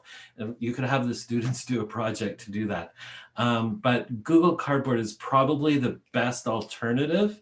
And that way, the whole class could create or make their Google Cardboard and could use it all at the same time. Thank you, Neil. I have another question from the attendees. What do you think about Latin English language teachers and teachers of other learning areas to collaborate on projects related to content language teaching? I think this is really a wonderful idea, especially because as a language instructor, we don't always have the content knowledge in specific areas. So just like Professor Sarah Kirk was saying, the vocabulary is huge. The vocabulary, even for earth and ocean sciences, which I helped develop a vocabulary list for, the vocabulary was phenomenal. Even for native English speakers, they didn't know these terms. And we found about collaborative projects using things like Coggle, where students could work together.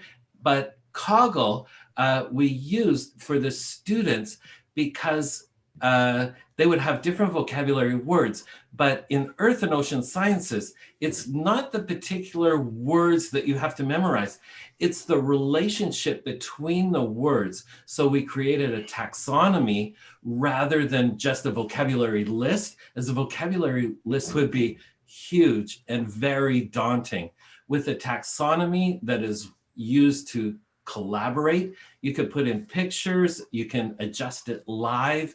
There was many incredible tools like that that really help the students learn quickly, and they can go back to this because it's saved online in the cloud. They can go back to it to study those vocabulary items and then use them in testing situations or throughout the rest of the class.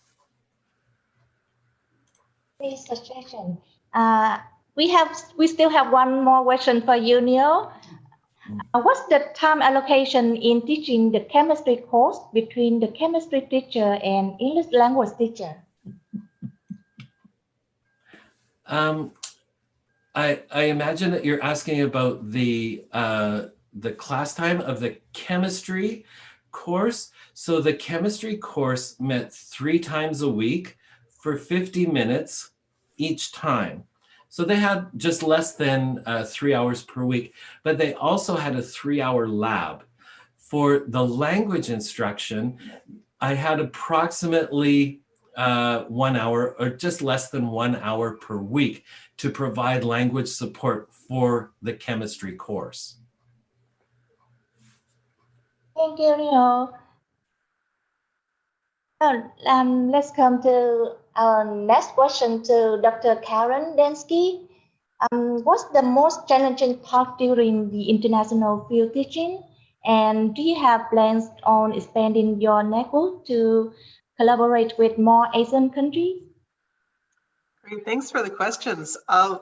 There's a lot of challenges. I think the biggest challenge was just what I mentioned at the beginning there, those 30 different steps that I had to go through to make the field school viable and to make sure that everybody was going to be safe and that we did it properly. So I think a lot of preparation at the beginning can really decrease the number of challenges later on. Of course, there were still just challenges. It was really wonderful that I had been there before, and I think that that certainly helped. When you're leading a field school, it helps to be familiar with the place that you're going, and also having the wonderful support of my Vietnamese colleagues there really helped deal with the challenges that the students were having every day. They were definitely dealing with issues about food and about, somebody one of them lost her cell phone and, just those kinds of challenges. But having a good working relationship between the two schools and trust could really help us just deal with everything that came up. There was a little bit of, people got a little bit of sickness and things, but nothing bad. Anyway, my advice is lots of preparation up front, and you'll decrease the number and the severity of the challenges later. In terms of me planning to expand, I would love to expand to other Asian countries, and not only for my program, the Tesol program, but for other programs at our university. I know that our culinary arts program is looking at bringing students to STHC to work with their students in their culinary arts program. And so we're looking for partnerships, and I would recommend that maybe you look for some of the smaller schools in Canada and other places, because our students really need those opportunities to work abroad. So absolutely, if you're looking for a partnership, a Canadian partner, get in touch. Thank you very much, Karen, for your information. Our next two questions come to Professor Sarah Kurt. The first one about using TPR. Using TPR to teach vocabulary is effective to very young learners. Do you have any other suggestions to teach vocabulary to adult learners? Oh, yeah, I do. Probably too many. So thank you for that. I just wanted to actually comment on Dr. Dinsky's idea about the culinary arts. I hadn't thought about that, but I think we should collaborate to make that happen. So sorry, let me go back to this. I'm just excited about listening to the other speakers. So to get to the question here, so total physical response for teaching vocabulary. Yeah, that's a really interesting question. And I think that what happens in a lot of my classes is that students end up kind of, they learn about language because they have activities where they work with other people, other students in the classroom, and they have to go out. And this was before COVID-19. So we haven't been able to do it this year because we're all doing online work. But they would get together with other students and they would actually go out to events at our university or in the community and collect these words, and then they would demonstrate the words and do that kind of work in the classroom to help instruct other students about what they learned through the vocabulary. And so that really wonderful engagement with vocabulary is essential. There's so many things to talk about with that, so I'll stop right there.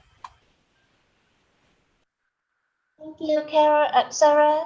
Okay, thank you very much, our three speakers, for your wonderful presentations this morning. Now it's time for you to attend other presentations. Coming up. Thank you very much, Dr. Wendy Zhang, to deliver the question to our presenters. Keynote speech is delivered by Professor Rod Ellis from Curtin University, Australia. Professor Rod Ellis, a renowned linguist, is currently a research professor in the School of Education, Curtin University. He has worked in language teacher education for 45 years in Zambia, United Kingdom, Japan, United States, New Zealand, China, and now Australia. He has also conducted numerous consultancy and seminars throughout the world. His particular focus is on how teachers can create effective context for language acquisition in the talk that takes place in classroom. His published work includes articles and books on second language acquisition, language teaching and teacher education, and numerous English language textbooks. The topic of his talk today is task-based language teaching for beginner-level young learners. Please welcome Professor Rod Ellis. Hello. I think where you are, it's good morning.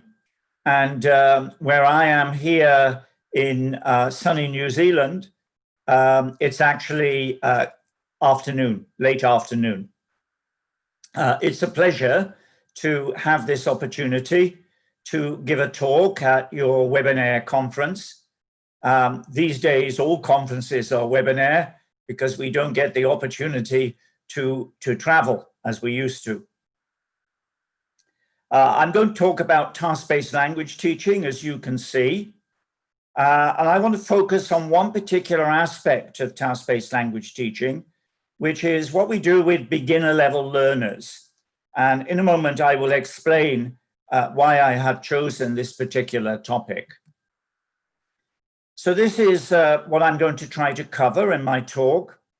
some introductory comments. I'm going to talk a little bit about early second language acquisition, what happens when people begin to learn a second language. I'm going to talk a little bit about some classroom studies that have involved the use of one particular type of task, input-based tasks, which are well suited to beginners. And then the bulk of my talk, I want to focus quite practically on how we design and implement input-based tasks for beginners, then a few words of conclusion. So first of all, introductory comments. I need to make a few general statements about task-based language teaching, although I'm sure that many of you are now familiar with this. Task-based language teaching differs from traditional language teaching in two main ways. First of all, we do not make any attempt to try to teach specific bits and pieces of language, such as specific vocabulary or specific grammar. The idea instead is to create contexts in which learners can learn naturally by performing communicative tasks. So in fact, teachers do not teach language, rather they facilitate its development.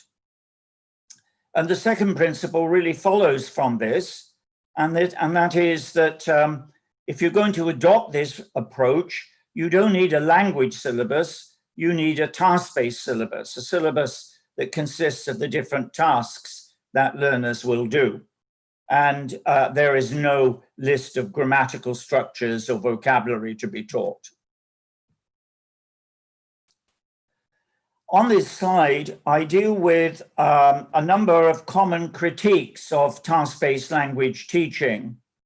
And one of the very common critiques that I hear about is that task-based language teaching is not really suitable for beginner level learners. And you can see here some of the quotations from well-known people that have voiced this criticism. Swan claimed that beginner level learners urgently need a simple grammatical repertoire before they can do tasks. In other words, you can't do tasks with beginners, you've got to teach them some grammar first. Littlewoods argued that also learners need to be taught some language before they can take part in a task. So that's a very common view, that task-based language teaching is not suitable for beginner level learners. But to my mind, this is a misconception. It's a misconception because it's really based on the assumption that task-based language teaching necessarily involves production, speaking in particular, writing.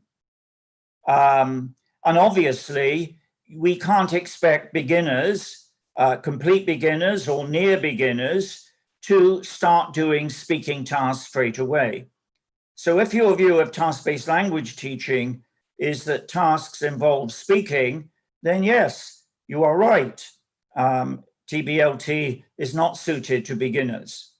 But in fact, TBLT does not necessarily have to involve production tasks. It can involve input-based tasks. And these are tasks that simply involve learners in listening and reading and do not require them to speak. Although input-based tasks do not prevent them from speaking if they want to try, but there's no requirement in order to achieve the task. So TBLT is possible with beginners, but only if it's recognized that it does not have to involve learner production. If we go back to a very early definition of TBLT, we will see that this idea that TBLT can involve input-based tasks was in fact present right from the start. This is 1985, Richard Platt and Weber's dictionary. And you can see that they say that it is any activity or action which is carried out as a result of processing or understanding language as a response. And they give examples: drawing a map while listening to a tape, listening to instruction, or performing a command. And these can be considered tasks. So it's a little bit surprising, really, that we find these objections to using task-based language teaching with beginners, when right from the beginning, one of the very earliest definitions made it absolutely clear that tasks need not involve speaking, they can involve listening. And you can certainly do listening with beginner level learners.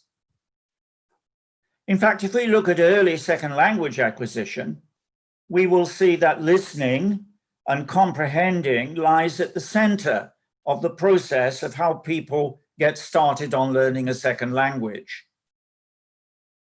I talk here about implicit learning as a default process.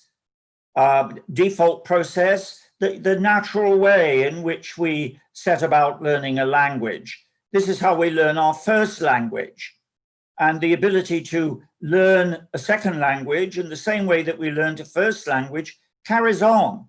It weakens with age, but it's still there. And therefore, school level learners can certainly still engage in implicit learning.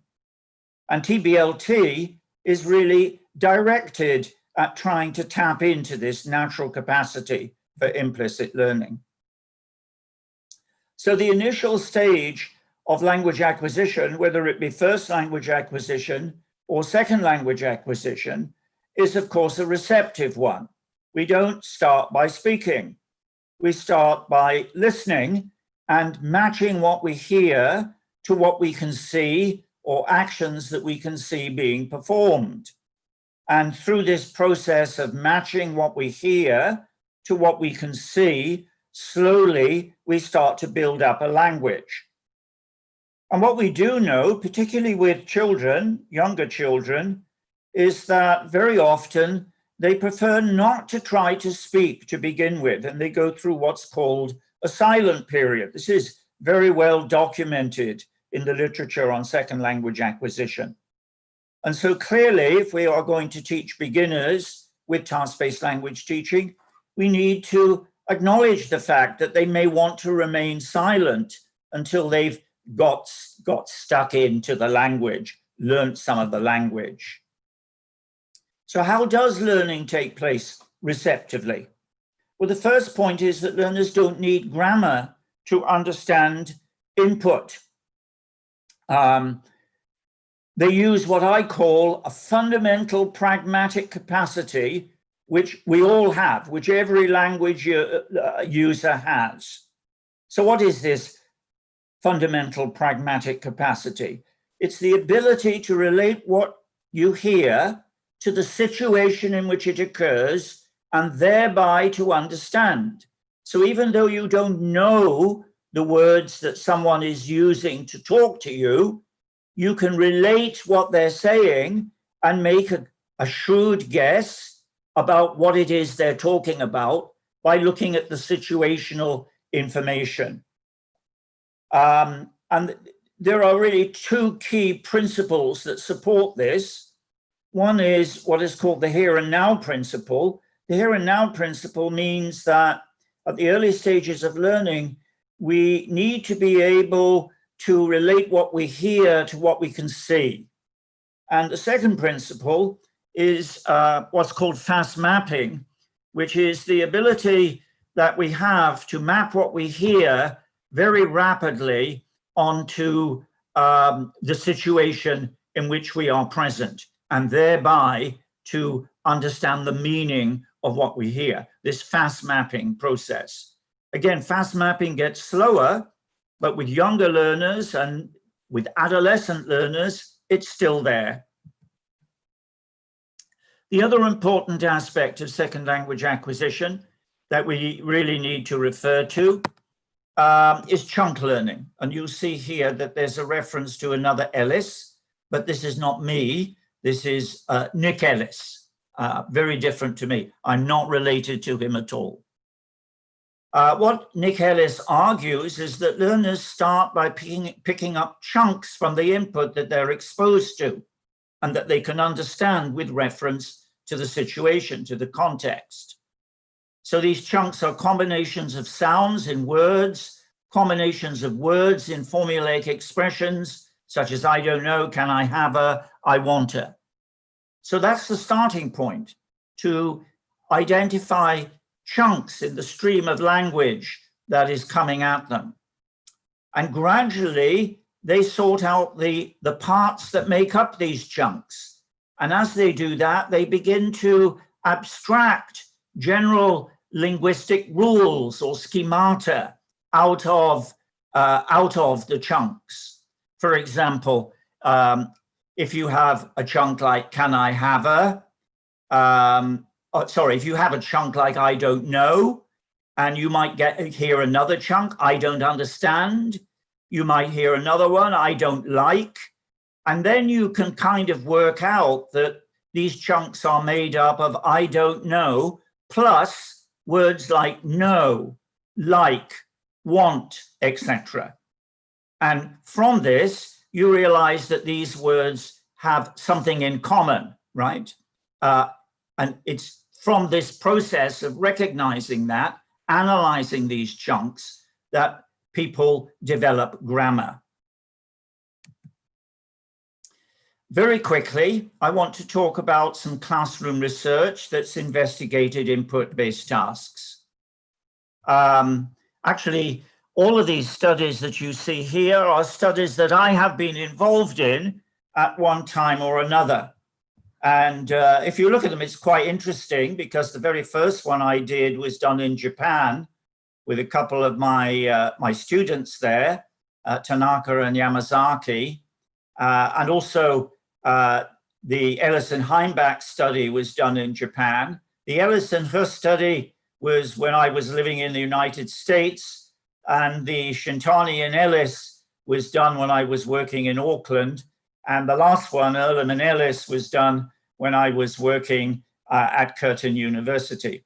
All of these studies, as you can see, involve input-based tasks. And I'm not going to go through each one.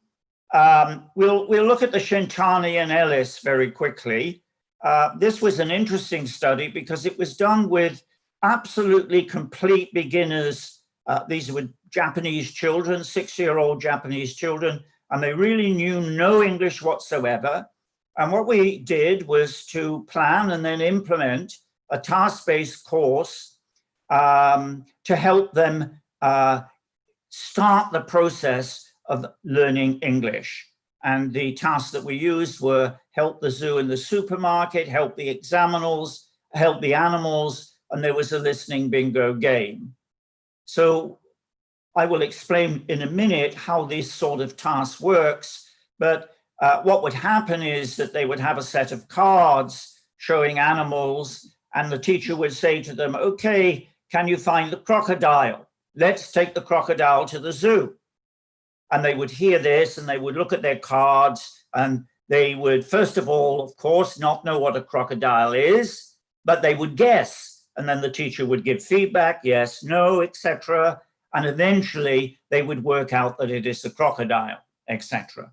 So the idea was that what we were trying to do is to feed into this fundamental pragmatic ability to relate what they hear to what they can see.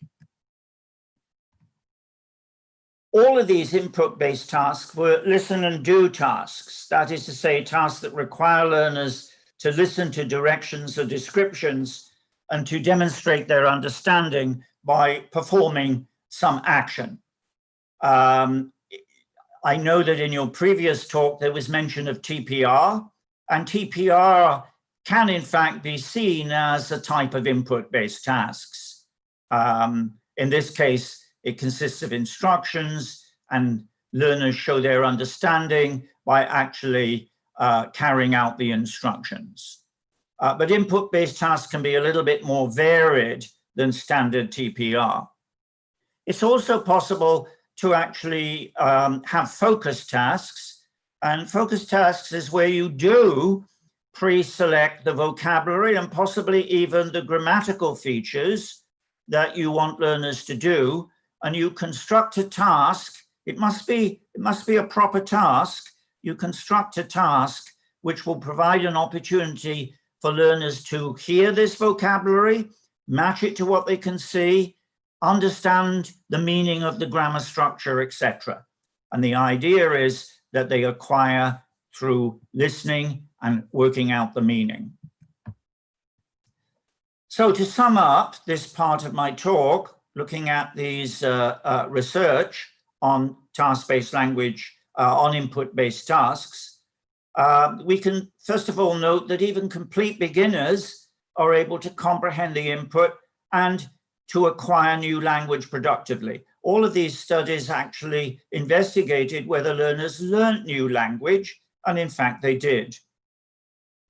Another finding was that the input-based tasks were actually more effective than traditional production-based instruction, such as present, practice, and production with beginner-level learners. I'm not saying that task-based language teaching is always better than PPP, but some of these studies actually were comparative studies comparing very traditional type instruction with direct teaching of vocabulary and grammar with tasks where learners picked up vocabulary, picked up grammar more naturally. And there was evidence to suggest that, in fact, the task-based language teaching was more effective. The input-based task can also result in discourse similar to that found in naturalistic settings. This is very important. One of the problems with classrooms is that the kind of discourse that students experience in the classroom, the kind of interactions that they experience in the classroom, are not those that they typically find outside the classroom. So there's always potentially a gap between the language that they hear and try to use inside the classroom and that they hear and try to use outside the classroom. But input-based tasks can result in discourse that is much more natural. And input-based tasks afford learners the opportunity to engage actively with the new language. Actively because they have to do something to show their understanding, as I will show in a moment. I come now to the main part of my talk, which is designing and implementing input-based tasks. I want to try to make what I have to say not just sort of theoretical. I want to actually give you some sort of concrete ideas about what's involved in designing and implementing input-based tasks. The first thing is that we need to recognize that input-based tasks, like any other kind of task, like speaking tasks or reading or writing tasks, must satisfy the criteria for tasks in general. And in my published work, I've given a definition of task in terms of 4 criteria that tasks must satisfy. That there must be a primary focus on meaning, some kind of gap. Learners have to rely on their own linguistic and non-linguistic resources in order to complete the task. In other words, you don't teach them the language that they need in order to do the task. And learners must be primarily engaged in trying to achieve the outcome of the task. So what I've done is taken those 4 criteria and sort of adapted them to explain how these 4 criteria apply to input-based tasks. And you can see this on my slide there. Input-based tasks require learners to comprehend input provided by the teacher, and also they provide opportunity for students to signal their non-understanding. In the next, with regard to gap, I point out that opinion gap tasks are generally too difficult in the early stages of a task-based course, not suitable for beginners, and so information gap tasks are needed. All the tasks that were used in those studies that I showed you a moment ago were information gap tasks. And I'll explain in a minute exactly what an information gap task is. Beginners lack L2 linguistic resources, but they can exploit their non-linguistic resources by relating what they hear or read to what they can see. And in an input-based task, the outcome is invariably non-verbal. For example, it involves performing an action of some kind, or perhaps drawing a picture, etc. So maybe it's time for me to show you just a very simple example of an input-based task. And all this means, all this involves is giving the students a set of pictures, as you can see here. 6 pictures.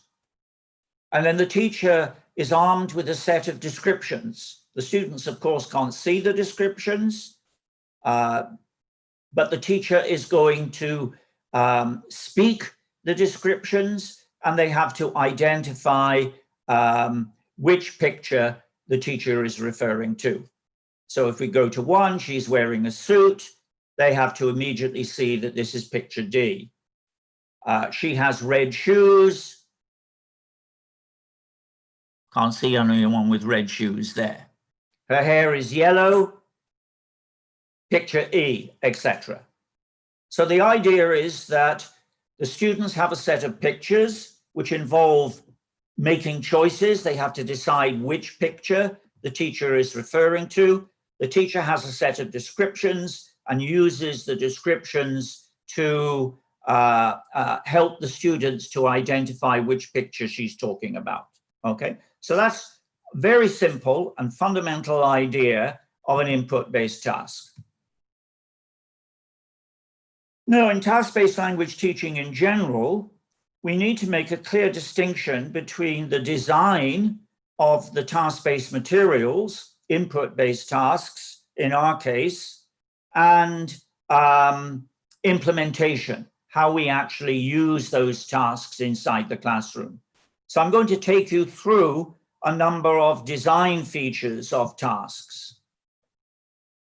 Obviously, one of the important things that one needs to think about is the choice of topics.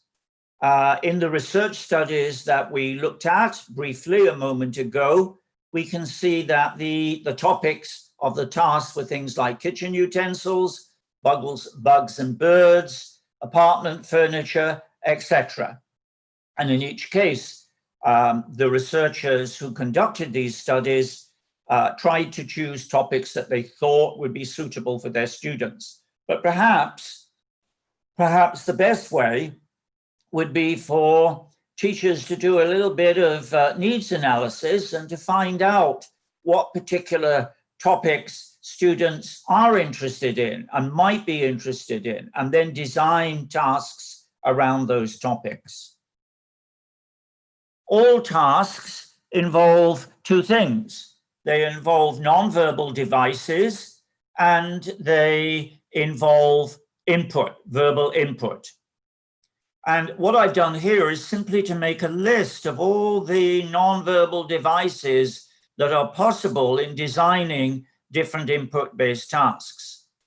So in the task that I showed you a moment ago, the nonverbal device was pictures, but one could use geometric shapes. In fact, there's been quite a bit of research that's actually looked at using geometric shapes.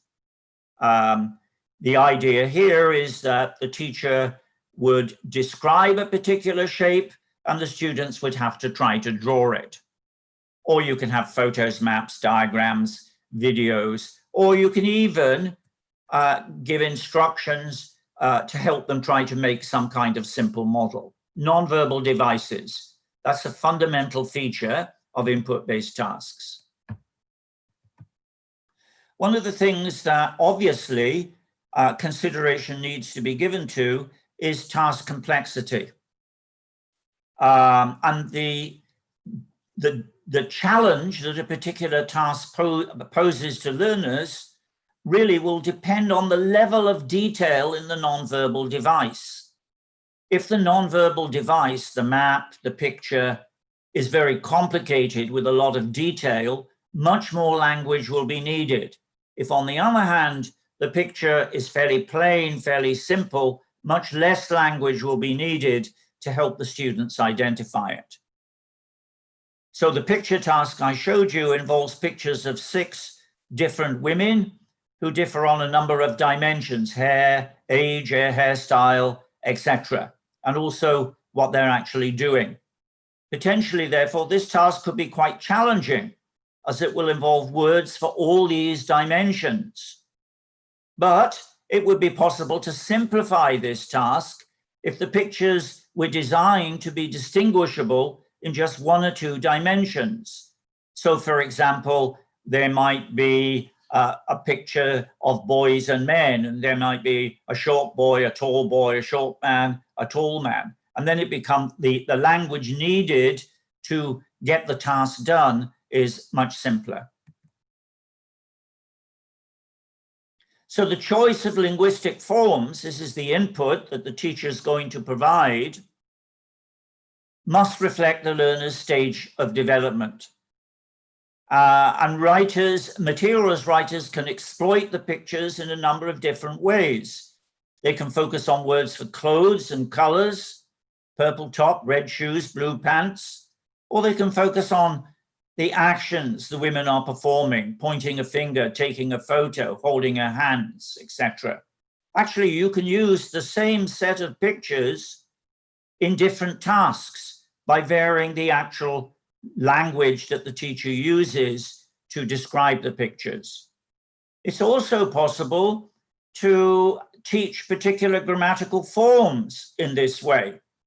For example, Shintani designed materials to include cards that depicted single animals and objects, one squirrel, one battery, and pairs of objects, two squirrels, two batteries. So she would give instructions like, okay, find the squirrel, let's take it to the zoo. And then she would alternatively say, okay, find the squirrels, let's take them to the zoo. So now in order to understand that utterance, they've got to actually process the S on the noun. And what she was able to show was that by repeating tasks, students gradually did internalize the rule for making nouns plural in English. The verbal input. There are two ways that we can handle the verbal input for the teachers. One way is to simply leave the teacher free to experiment with the language she chooses. In other words, you don't give the teacher the language that the teacher needs in order to describe the pictures or describe the geometrical shape, etc. We leave it up to the teacher to decide what language to use. And in many ways, that's the best way. Because if the teacher's a good communicator, the teacher will automatically adjust the way she's talking to help the students to understand what she's saying. But maybe if teachers are not so confident, perhaps of their oral ability, and I know that in Asia, there are many teachers who are not confident, then perhaps we need to give them an actual script so that they can simply read the script, etc. Task outcomes. The outcomes of tasks for beginners will take the form as learners' responses to the input, with each response either right or wrong. And one important point is that the teacher is able to very quickly check whether students have in fact understood the input. Turning to implementation, and I think I need to speed up a little bit here for fear of going over my time. One possibility is that we prepare students for doing a task. And here it might be possible to sometimes pre-teach key words, or better still, give the learners the pictures and ask them to see if they can find the English words that they will need for themselves, or maybe even sometimes to give some pre-teaching of a grammatical structure. Use of the L1. The idea, of course, is to expose learners to English, but this does not mean that you can totally exclude the use of the L1, because sometimes it may be helpful to give some help, some guidance by using the L1. But I suggest that this should be very selective, such as translating a key word if students don't understand it. Input modification. Input-based tasks are not tests. So if the teacher gives an direction and instruction and the students don't understand it, the teacher then has to try to negotiate and help them to understand. And this will involve various strategies, such as repeating a verbal stimulus, shortening a verbal stimulus, using emphatic stress, etc. So this ability to adjust input to help students understand is quite essential. Input elaboration. It may be that the task requires a particular instruction to be given. And so the language that's needed for that instruction is given. But this does not mean that the teacher needs to limit herself to that language. The teacher can also go beyond that language and enrich the input that the learners are listening to. Focus on form. This is a point that comes from Michael Long. And the idea is to draw learners' attention to key features in the input. So for example, to go back to Shintani's idea with pictures showing two animals and pictures showing one animal, if the teacher says, find the picture with the squirrels, she might emphasize the S sound, the Z sound at the end of that particular word. I don't have time to go over this, but this is a pity. This comes from Shintani's research, and it shows you exactly what was happening with these beginner level learners. This occurred, I think, round about the third or fourth lesson, where they were beginning to, in this case, use numerals to help them identify whether they should choose a picture with just one animal or a pair of animals on it, etc. Feedback is crucially important. Teachers must give feedback to help students to see whether they have correctly understood. Without feedback, input-based tasks don't work. Task repetition, also very important. There's no reason, particularly with young learners, why you should just do a task once. You can repeat the task many times, and you can see here that Shintani repeated the same task 9 times over a 5-week period. Of course, she repeated the task, but what happened when she repeated it in those different times was very different, because gradually students became adept at being able to do the task more effectively. And I have now reached my conclusion, more or less on time, I hope. This is my summary. If you're thinking of designing input-based tasks, this is what you need to think about. You need to think about the design variables, and you need to think about the implementation variables. And my slides have given you some guidance and information about all those different variables. Perhaps finally, I should say something about when you make the move from using input-based tasks with beginners to output-based tasks. This is a very important question. When should we start introducing output-based tasks? And I think the obvious answer is to delay until you can see that your students have actually started to try to speak. Another effective strategy for making the switch is to ask students to first do an input-based task with the teacher, and then to put them in pairs and see if they can do the same task working together in pairs, so that the input-based tasks serves as a model for the subsequent use of the output-based tasks. And thank you very much. I've completed my talk. Thank you very much, Professor Rod Ellis. Ladies and gentlemen, we will meet again Professor Rhonda Oliver from Curtin University, Australia. In her features presentation, using Clue to teach a second language will work for EALD learners. Please welcome Professor Rhonda Oliver.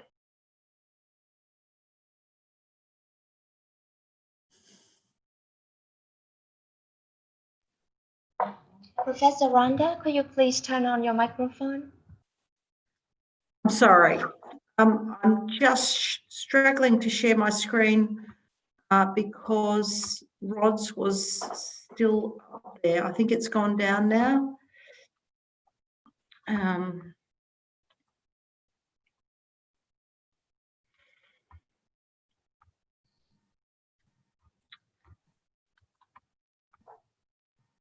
Okay, I'm sorry. And of course, talking straight after Rod's is never an easy task for anybody to do.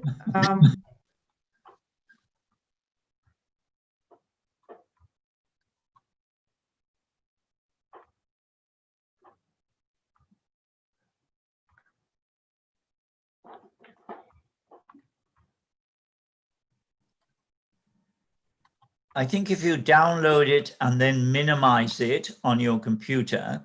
I've done that, Rod, and I'm just struggling to find it. I'm just struggling to find it. I have another one that is similar, and that one is coming up, so I might go with that one.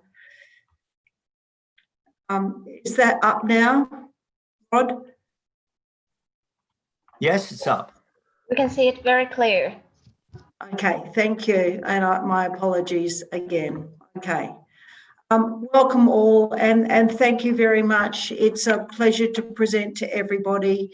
As I said, it is a little nerve-wracking presenting after Rod Ellis, but a lot of what I'm going to say today actually follows on from what the other presenters have actually said, because it talks about how we can do some of these things that people like Aubrey Leverage and Professor Kirk and Rod Ellis have talked about.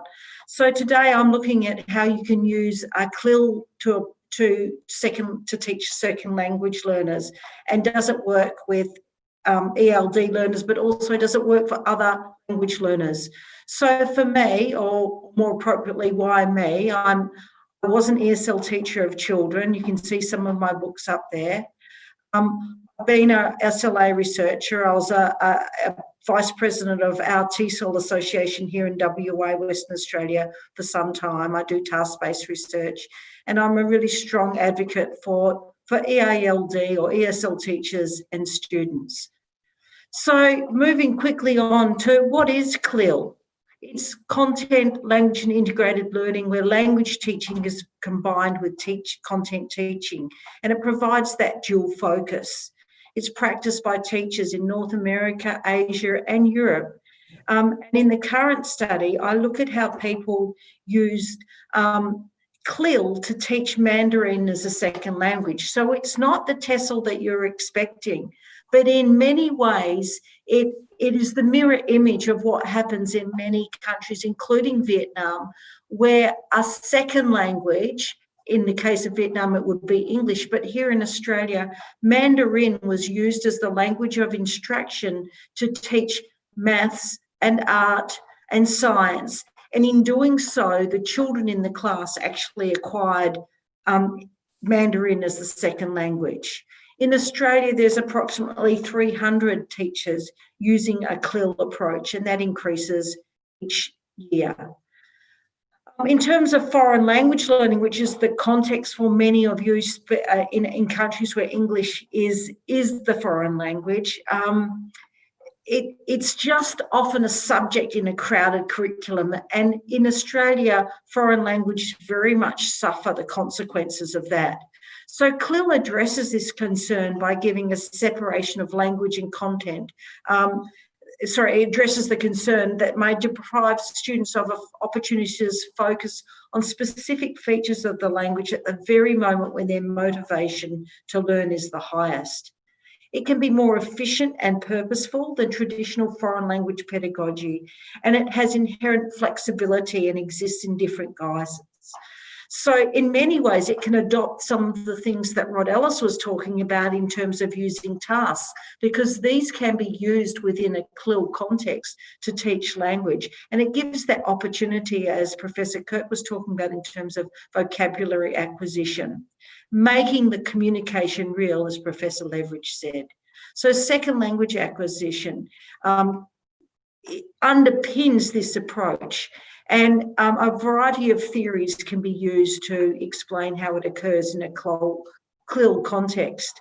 Today, I'm using very much an interactionist paradigm, the one that Mike Long spoke about.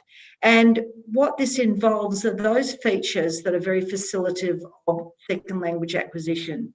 And these include opportunities for comprehensible input, things we've heard about today about making the language for the learners meaningful. And that can include things like teachers' repetition and communication comprehension checks. It also gives the learners an opportunity to make their output comprehensible. And in the process of this interaction, there is an opportunity for corrective feedback. And focus on form. So not grammar-based forms-focused attention, but actually form within a meaningful exchange. So, and in this study, we also look at the use of L1, in this context, English, but in Vietnam, if CLIL was used, it might be Vietnamese being used as part of that second language context. Now, when I was a young teacher, actually using the student and the teacher's first language was frowned upon. But now we can see that there's reasons that it can be very helpful. And I'll show you some of the examples that we used in this study that showed that the use of English in this Mandarin second language context actually enhanced the acquisition of Mandarin because it helped in many ways, such as by making the language more meaningful to the learners. Now, this is quite a unique study in that, as you can imagine, Mandarin is not a common second language to be used in Australia, but there are some schools that teach it and do so normally in a very traditional sense. But this school, the principal decided that the traditional teaching of a foreign language had been very unsuccessful. So he decided to start at pre-primary with this content language integrated learning approach. And it now extends all the way through this year, including up to grade 6. Now, many of the students at the school have English as their first language, although some, just less than a third, do have other languages, and just over 10% have Mandarin as their first language. The beauty of that context, it means that they have become another expert in the class. And if you're in an Asian country where you had children who had more familiarity with English, they also can be used as an additional interactant in the classroom. So as I mentioned, in this context, maths and science and art are taught using Mandarin. Now, the focus today, I'm going to be very much on the maths and sciences. The teachers collaborate with each other as a language team. So there are 4 teachers and they teach this content using Mandarin, and they also access the content specialists, the science and maths teachers, to help them with their lesson preparation. So what did we find? Well, we found that there was abundant, meaningful input.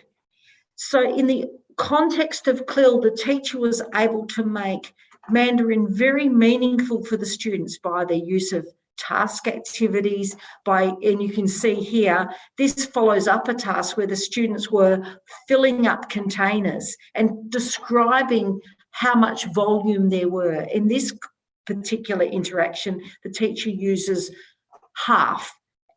both the symbol and the oral expression to make meaning to the students. And she also used repetition as a way to make it meaningful. So as part of the maths concept, young students, and these are year 1s in this particular setting, have to learn things like slide, roll, and flip. So here she's doing rolling. So you can see the transcript, which is in Mandarin, but the interpretation there, the translation there that I will give, she's saying the first one, roll, roll, roll, and you can see her moving a ball in front of the students and demonstrating it. The students then repeat, roll, roll, roll. Again, the teacher says, now the second one, slide, slide, slide. And the students say, slide, slide, slide. Again, all in Mandarin. So there's no English translation going on, but she's making it very meaningful through the use of realia. But the focus is not on the language, but rather on the content of the maths. And she also checks the understanding. This is from a science lesson. And so she's talking about a chicken hatching from an egg. So here she says in Mandarin, the chicken will come out of the hole. The procedure is called hatching. Do you understand? And in that process, making meaningful interactions, which, as we said, is facilitative of second language acquisition. The students also get opportunity for meaningful output. So in the teacher in this particular context is using the metric system and she's describing it. 1 litre, what is it? Okay, so she's pointed to 1 litre and she says, what is it? The students, many of them call out 1 litre. What is next to litre, asked the teacher. Some students say, milliliter. The teacher gives a thumbs up. Hun hao, very good, she said. The student said, okay, it's 1,000 millilitres. That's right. How much millilitres? 1 litre.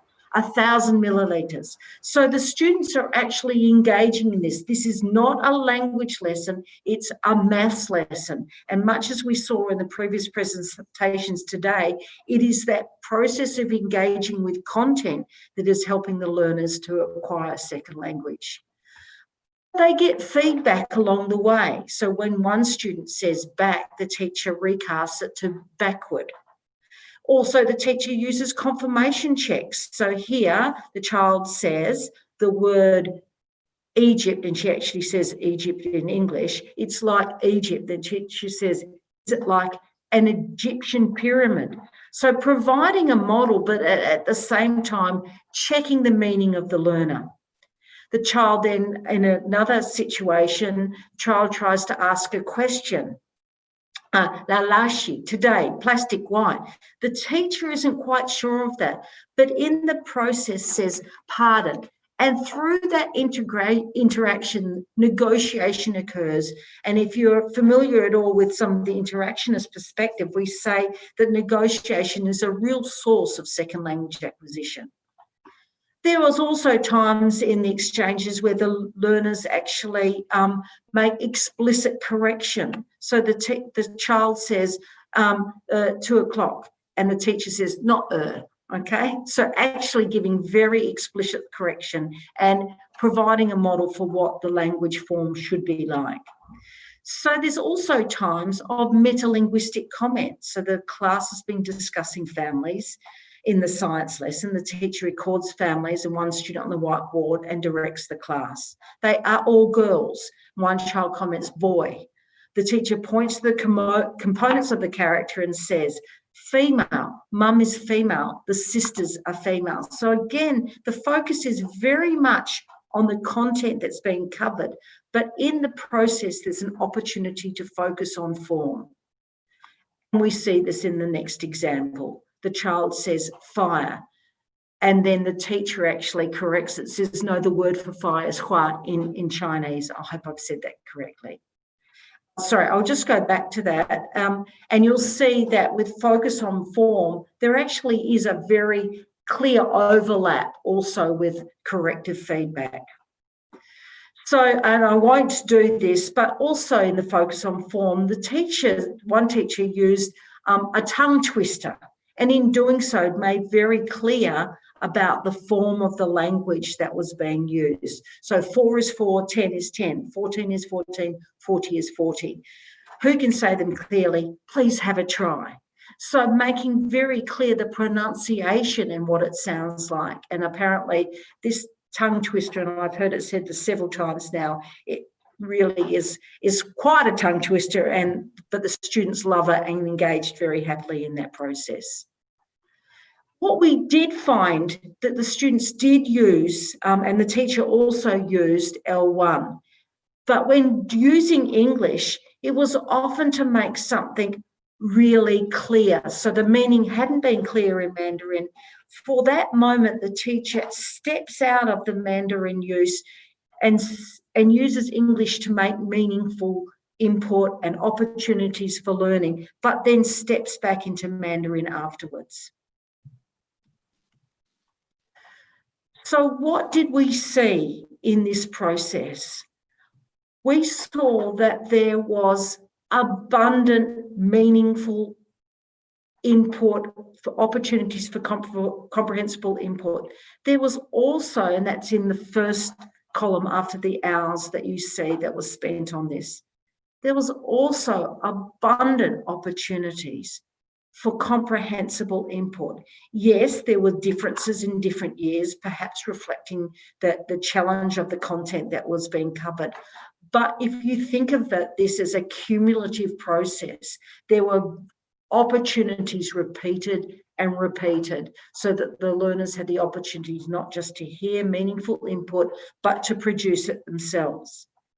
And when they were producing it, there was also abundant corrective feedback so that the learners were able to receive information about their attempts with the target language.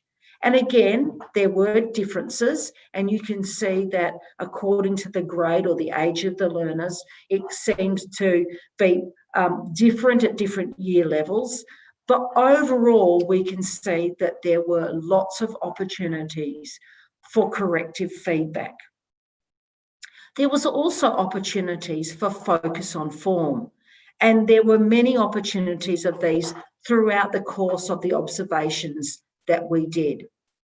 And when we look at this, we can see again that it varies according to the teachers, but less variability than some of the other interaction features that we've looked at.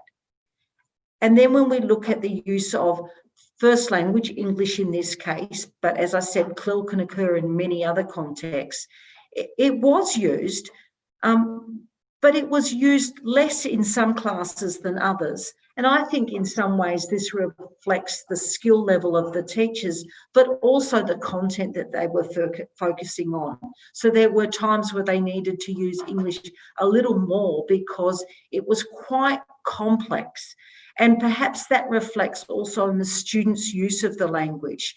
In grade 3, the abundant use of first language by the children, for instance, shows a very challenging topic that was being done during our observation. They were actually focusing on sustainability, and it was hard to use the Mandarin that they had in that context. But even so, a lot of the information that they gave with themselves to each other and with the teacher was done using Mandarin. So, if we look at this graphically, you can see that over the course of the year, the teachers and the students actually got generally better at doing this. So that there were some exceptions, but generally it was a trajectory that was going up. So we can see that there's some relationship between the meaning-focused input, but also the meaning-focused output. Corrective feedback and focus on form had a similar kind of trajectory, so that teachers increasingly drew the students' attention to language form. But you can see for the grade 1 teacher, the year 1 teacher, this actually stopped at year 2. Again, this might reflect the topics that were being covered and also the teacher's skill level at using CLIL as a way to engage. And there were variability and there are individual differences. So if we look at this, and I'd like to make some connections to some of the contexts that perhaps you find yourself teaching in. Teachers promoted the meaningful use of the target language in CLIL classrooms. Content provides a really useful opportunity to give a focus to language, but in ways that the students can actually use language in communicative ways their attention is drawn to language, but as a means to an end and not as end in itself. The teachers gave instructions that focused on the L2 form as well as the content. So in the process of making language meaningful, there did need to be a focus on form. And in many ways, this reflected the CLIL approach and how economic it is, where you can have teaching content and teaching form. Although there were interactions that appeared somewhat restricted at times due to the limited Mandarin proficiency of the students, over the course of the year, these interactional features, as I mentioned, cumulatively benefited the students. Possibly the age factor was related to the difficulty of the content in each grade. And I've already mentioned, for instance, that 1 year level, their topic was sustainability. And it was really difficult to use the Mandarin that they had to engage as well as some of the others did in other topics because of the complexity of that topic. Now, you can imagine that when this started at the particular school, that some of the parents were really concerned. What do you think you're doing teaching my child English and maths using Mandarin? How are they going to do that? How are they going to develop their skills? Now, in Australia, we have something called the National Assessment of Literacy and Numeracy. It's called NAPLAN for short. And what we found, and what the school has found over time, rather than affecting in a detrimental way the children's acquisition of maths and literacy, in fact, they have stayed the same, if not actually improved, because the process of engaging in the content using Mandarin enhanced their understanding of the concepts. But at the same time, by having to think about it, both in English and in Mandarin, their conceptual understanding actually developed. And quite surprisingly, one of the increases, most dramatic, was in the writing area. So by having to reflect on content, but also the form of language, it actually enhanced their understanding, not only in Mandarin, but also in English. So whilst some parents actually decided they didn't want their child to go to that school anymore, after this period of time where this has been implemented, in fact, what has been found is that parents are actually lining up to go to that school because they want their child, if you like, to have the advantages of this bilingual approach to teaching. And they've found that the students have not only developed their Mandarin proficiency, which in another context would be a Tesol approach where they could learn English, for instance, in an Asian country, but they also enhance their content learning.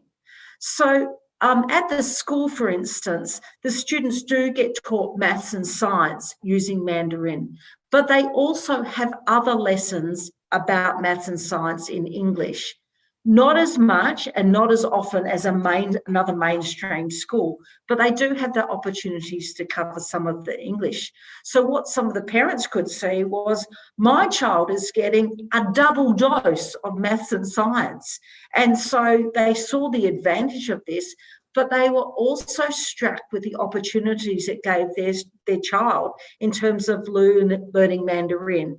And the principal has described to me some of the opportunities where the children at the end of primary school, not this year, obviously, but hopefully again in future years and as they've done in the past, they actually go to a visit to China and they engage in very interactive way with Mandarin speakers during their school camp to China. Now, it's obviously not an easy thing to do, to take a whole class of Australian students to China, but parents are now opting in as an opportunity because they see the advantages of second language learning to their children. But for those parents, some of whom can't afford this opportunity, though most do choose to do it. Even taking their child to the local Chinese restaurant, they're blown away by how their young child can order the meal in Mandarin and do so with great proficiency. And it's actually become quite a popular thing for families to go out to show off their child's expertise in this second language.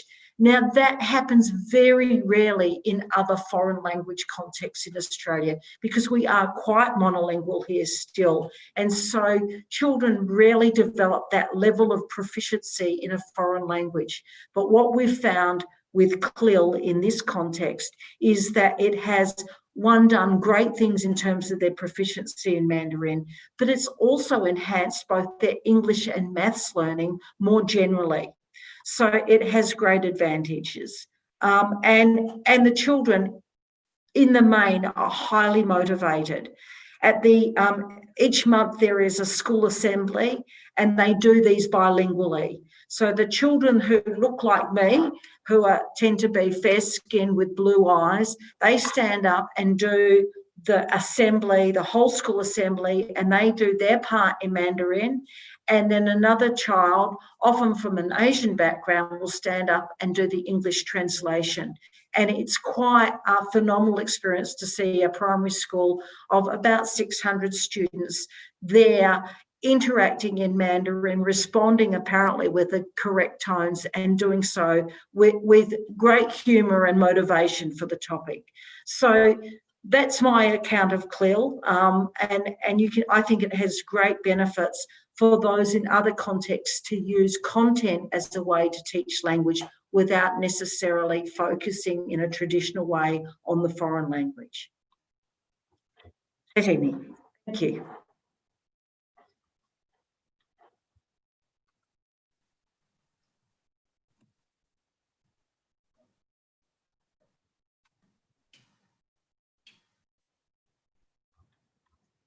I'll hand over to the SEAMEO staff. Thank you so much for your presentation, Professor Rhonda Oliver. Our program today will be continued with a presentation from her Industrial College Vietnam, which is exploring real-life EFL requirements for globalization toward the development of an industry-oriented EOP curriculum by Dr. Hồ Thị Quỳnh Như. And dear participants, we have just been informed by Dr. Quỳnh Như that her laptop has some troubles broadcasting her presentation, so we will play her pre-recorded talk instead. We're very sorry for this inconvenience.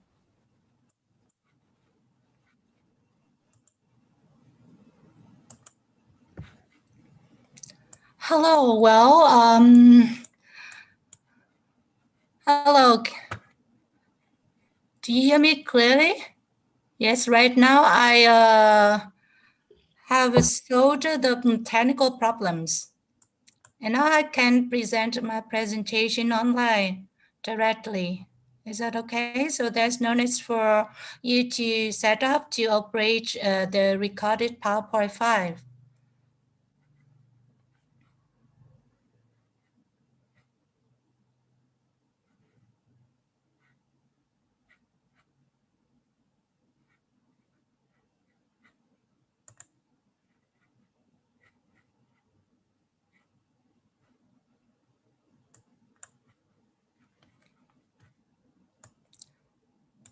Well, ladies and gentlemen, firstly,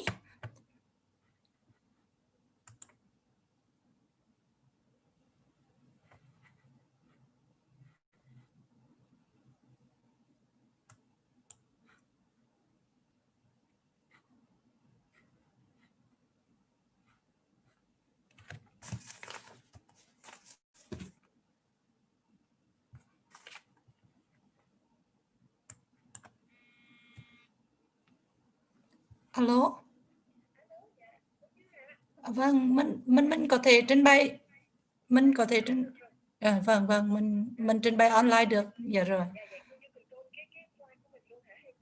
Mình control slide của mình được luôn.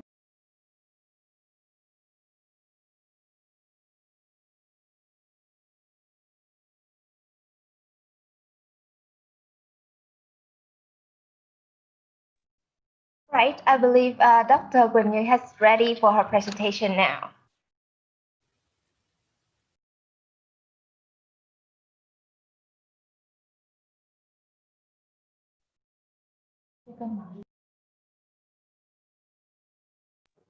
Dr. Guanyu, could you please turn on your microphone?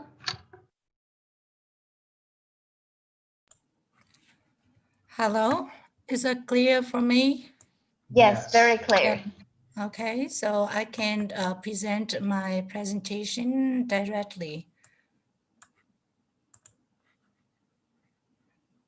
Okay, can you please get the recorded file out the screen, please? I can't share my file.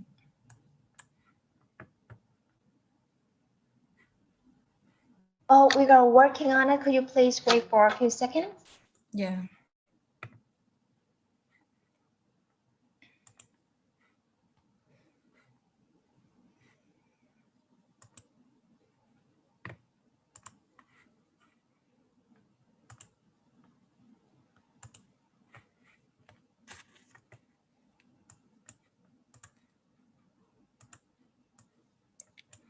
Well, it's work right now. Hello?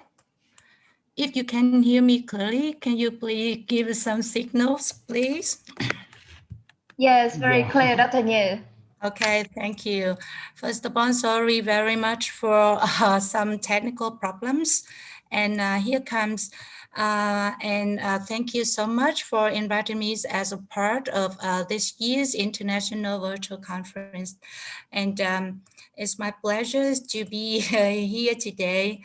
And my name is Hồ Thị Quỳnh Như, and I come from Huế Industrial College, and now I was as an English teacher. And you know, my institution trains students in several fields, such as thermal engineering, electronics engineering, mechanical engineering, and also students majoring in business or the economy. And we are a vocational institution, and our duty is to provide students with knowledge and skills so that they can try the labor market in this decade of globalizations. And my study is named Exploring Real-Life EFL Requirements for Globalization Towards the Development of an Industry-Oriented ELP Curriculum. And first of all, I'd like to mention these five main parts in my presentation. And firstly, I begin with the context of the research. And as you know, today we are now in the new era of globalizations, and Vietnam is a very clear example. We are now the member of the CPTPP, and also the member of Asian community. And recently, last month, we were participated into the RCEP, which further help us to boost the economy post the pandemic. And within this context, and you can know that the fast globalizations create both opportunities and also challenges to more countries, especially the proficiency in English plays a very important role, and it is a decisive factor in the graduates' future jobs and also the employment success at workplace. And within this context, my research aims to explore how English were actually used for workplace purposes. And we also identify what industries actually needed in terms of their staff's English communicative competence. And after that, we would like to develop an authentic industry-oriented ELP curriculum. And for these objectives, we adopted a mixed method approach with the use of questionnaires and also interviews. Because a new curriculum will be designed for vocational students majoring in business administrations, then 120 business administrations employees from 11 companies in Vietnam were involved in the study. And the participants were chosen because they worked in the corporates, having businesses with foreign college partners, clients, experts, or they have businesses with international deals. And importantly, they had at least 1 year working experience at a business administration employee. And here come the findings. As you can see on the screen, that is the summary of the employers of the enterprises requirements for their staff English competence. In general, they didn't have a specific English competence for their staffs. However, most of the employees demanded their staffs to have communicative proficiencies for workplace purposes so that the staffs can function well in their jobs. With regard to the language skill that the business administration staffs used the most at work, the data reveals that language skills such as listening and speaking skill were employed more frequently than the other language skills at Vietnamese working context.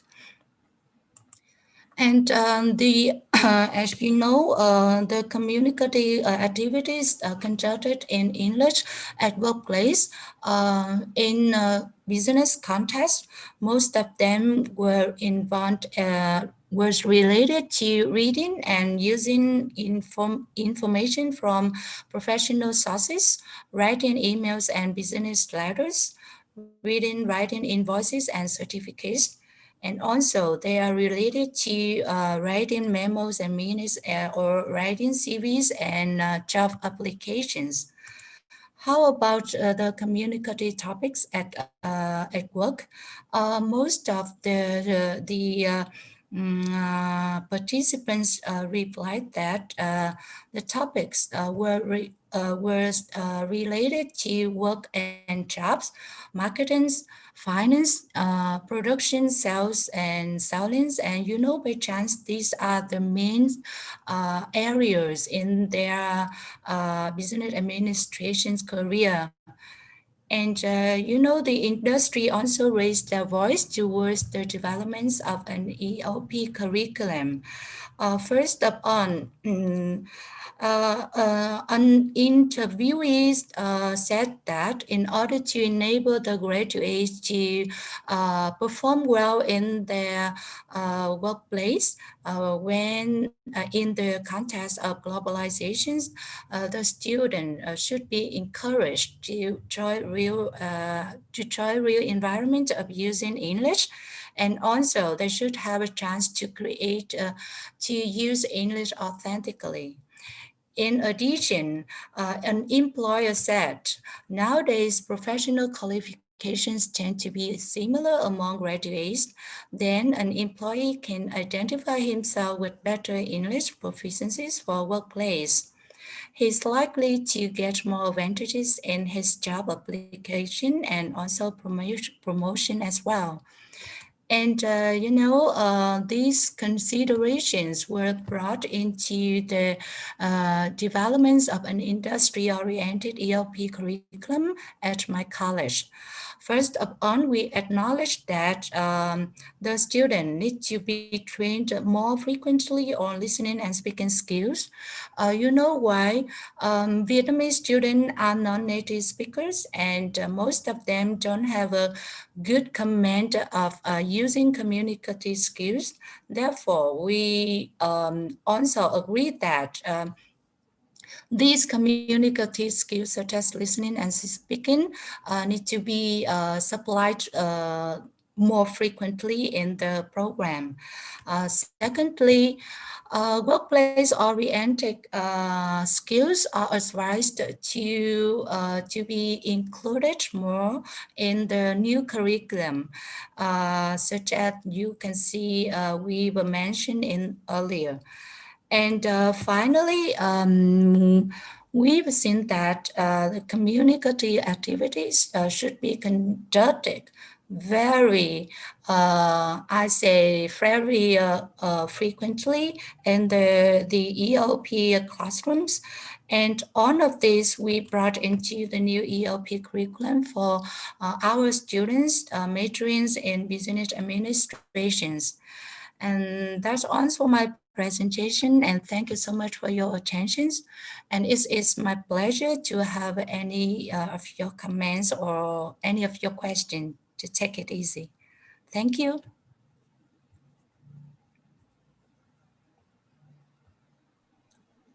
Thank you very much, Dr. Hồ Thị Quỳnh Như. Now let's move to our second Q&A session. Dr. Chang, could you please?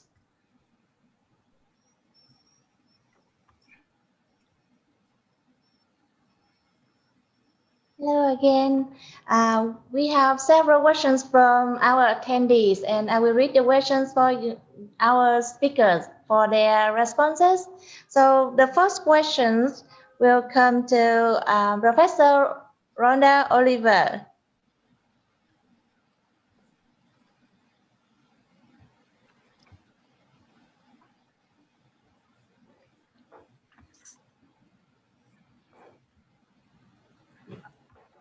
Okay, so the first question is, what are the downsides of the CLIL venture? Do you think it is the most effective way? What is the most effective way to assess CLIL? I think if CLIL is done well, there's not too many downsides, particularly for in this context of schooling. I think it, as I mentioned, provides great opportunities for content learning, but also the opportunity in real meaningful context for the students to learn a second language. So it's actually, the second part is the most interesting question. We are struggling to find the most effective way to assess CLIL. It's easy to assess the content aspect of it, but as many of you know, actually assessing a second language proficiency is always problematic. So in fact, that's why I initially became involved, because the school contacted me to see how they could best demonstrate acquisition to others, because many people were very sceptical that this would be successful. So we have relied on looking at their effectiveness in understanding the content, which is science, maths, and art, and then having a look at their real functional and communicative use of Mandarin outside the classroom context, and to see how well they were able to perform in those situations. So the first part, not too many downsides. Second part, how to assess it, it's still work in progress.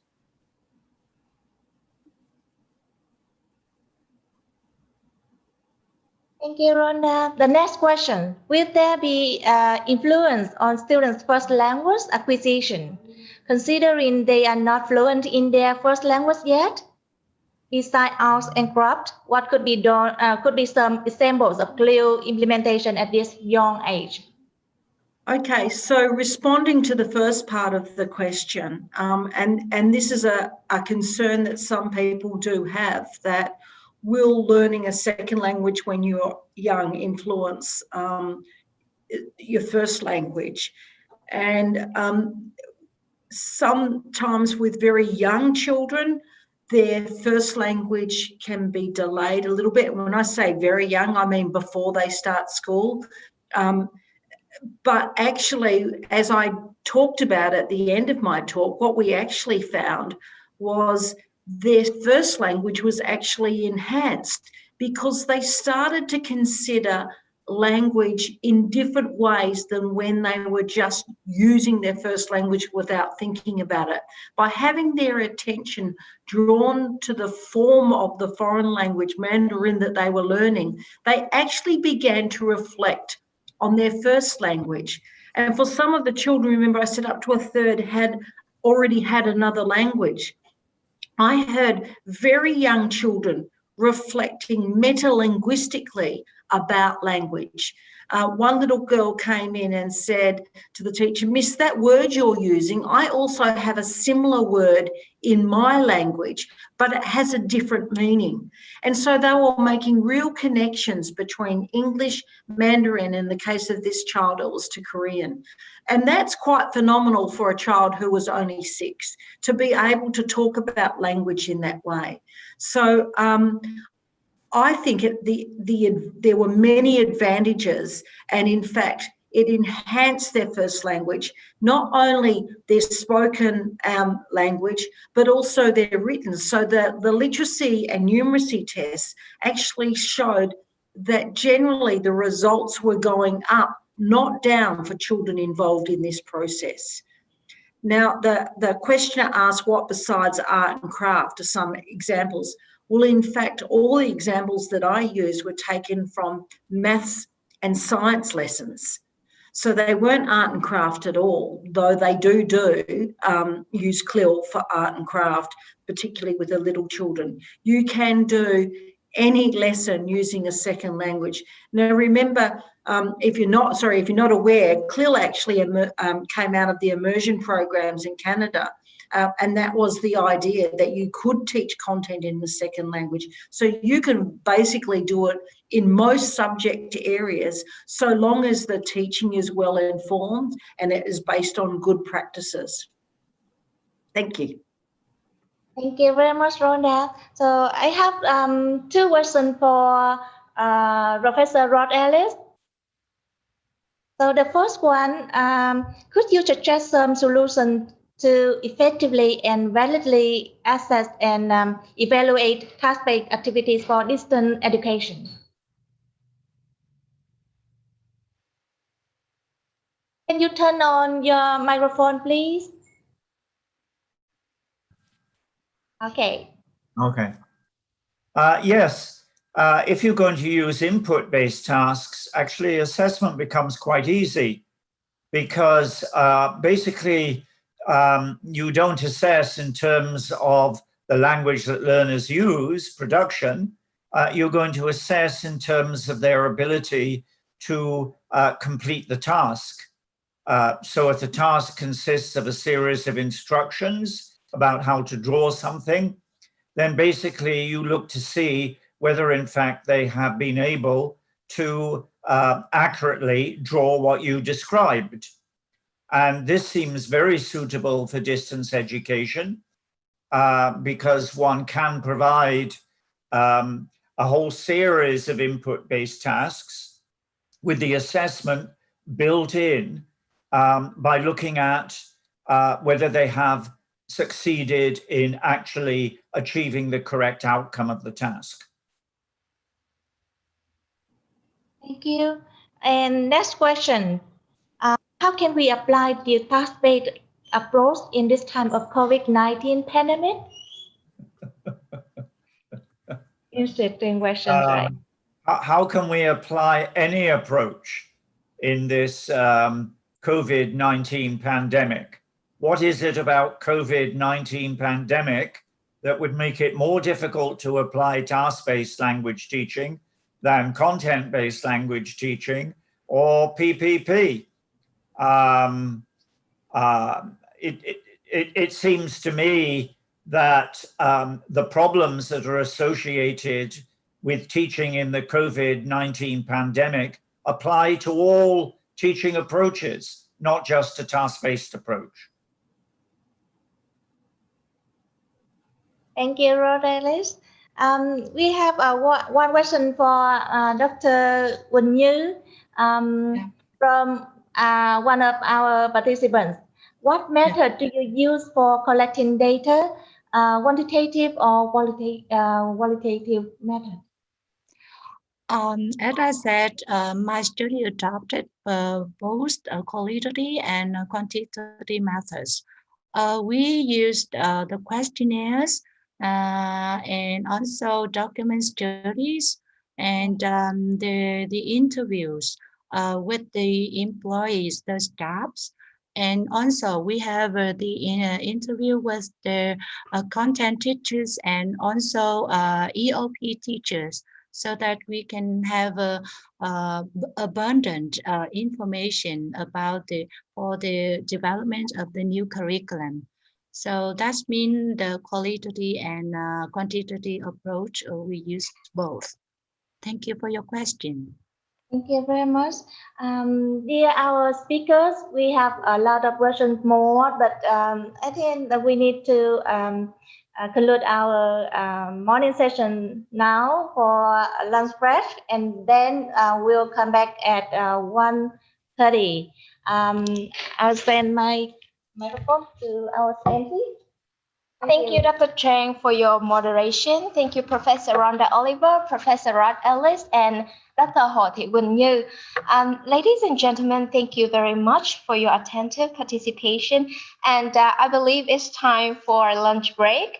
We will continue with the presentation from 1:30 p.m. Vietnam time. Enjoy your lunch and see you in the afternoon. Please enjoy your lunch, but I'm going to enjoy my dinner. Thank you so much.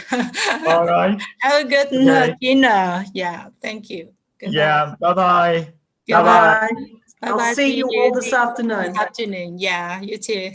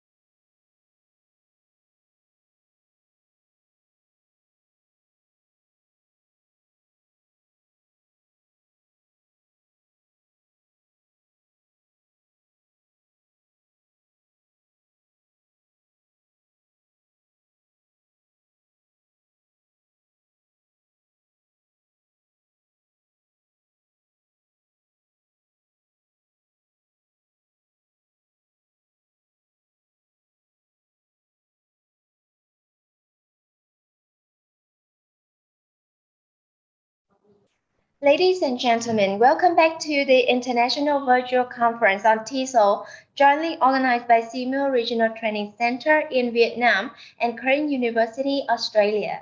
Starting first this afternoon will be a featured presentation brought to you by Dr. Đặng Thị Kim Anh from Monash University, Australia. Her presentation is entitled English Medium Instruction in Higher Education, Challenges and Strategies for Educators from Non-Native English speaking Backgrounds. Please welcome Dr. Đặng Thị Kim Anh.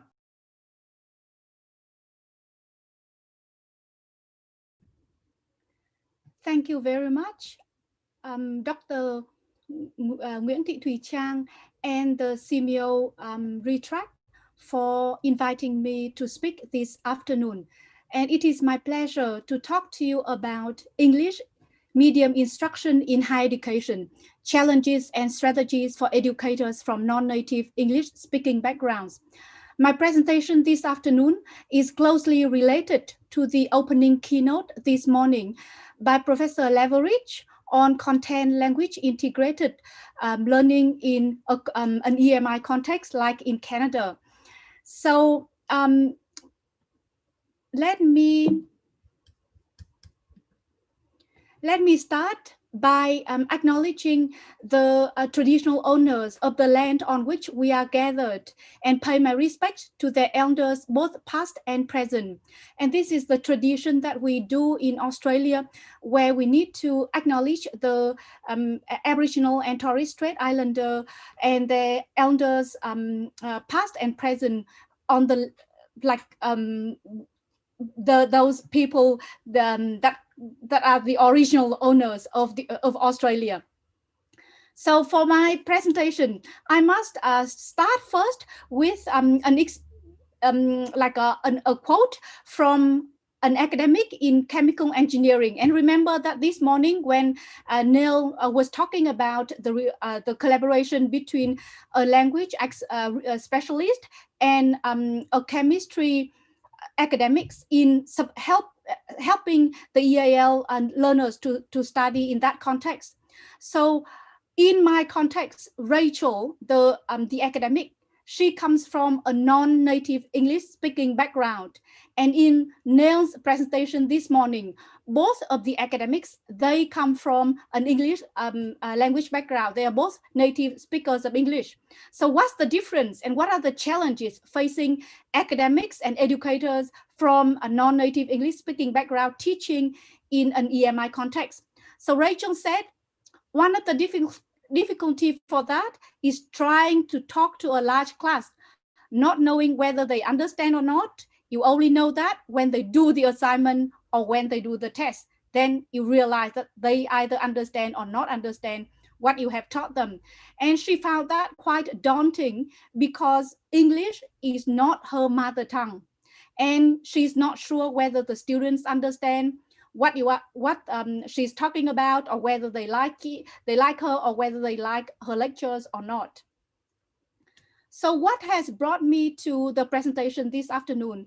I have done a range of research projects on English as a medium of instruction in various contexts, in Vietnam, in Australia, China, Germany. So currently I am leading a research project investigating English medium instruction in higher education in Germany and Vietnam, a comparative study.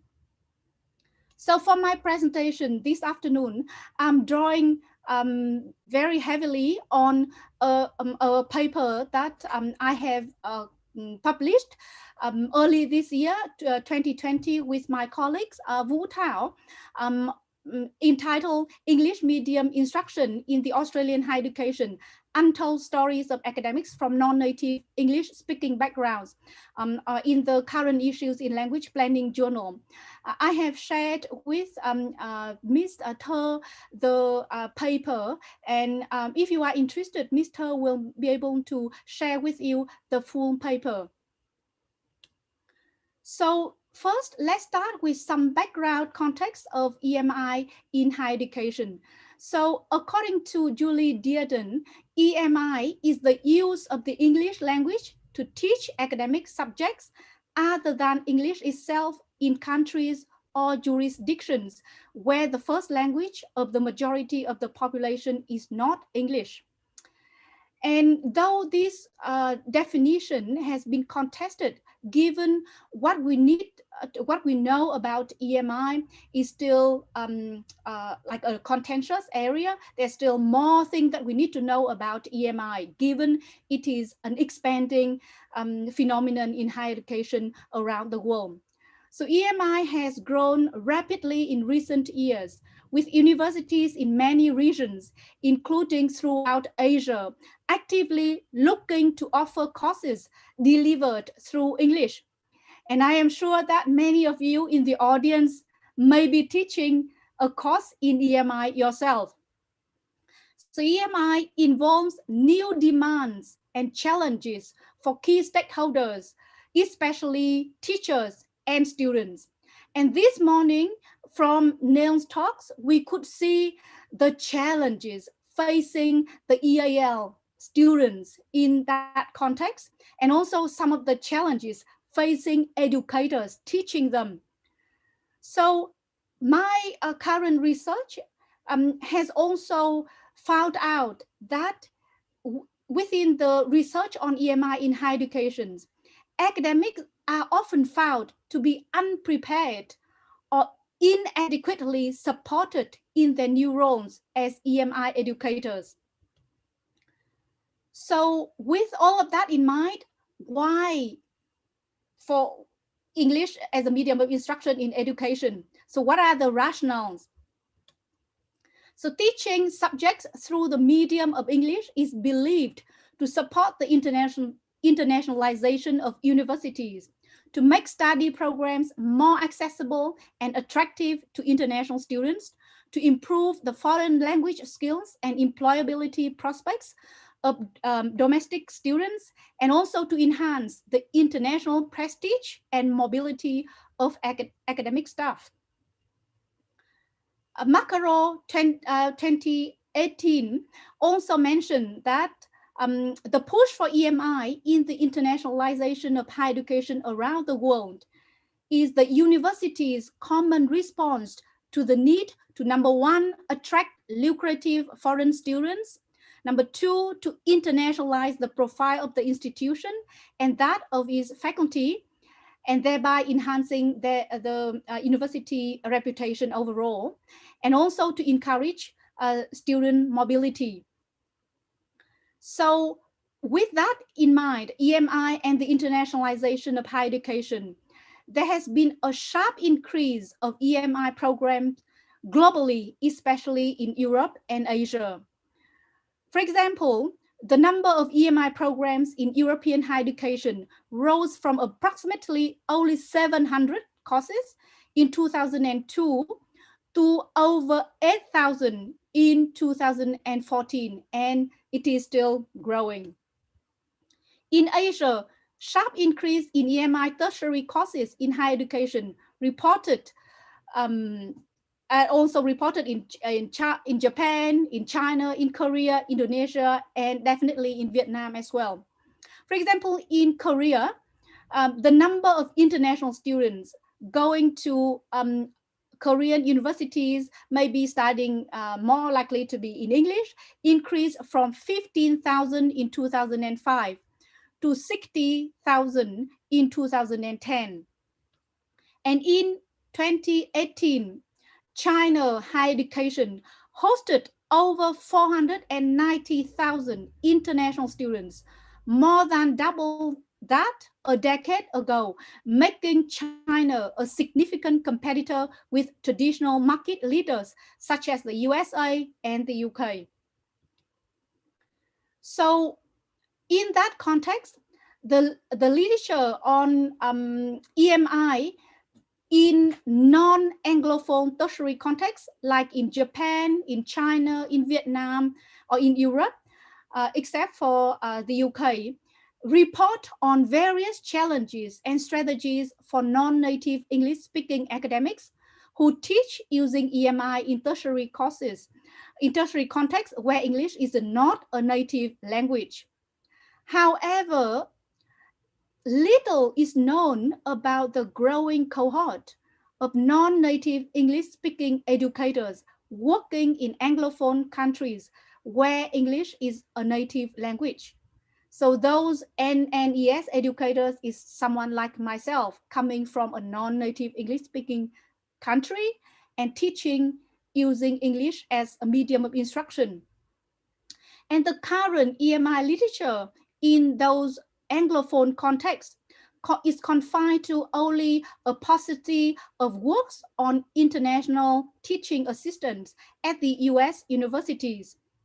And knowledge about the EMI strategies largely dependent on studies in non-native English-speaking countries and international teaching assistant research.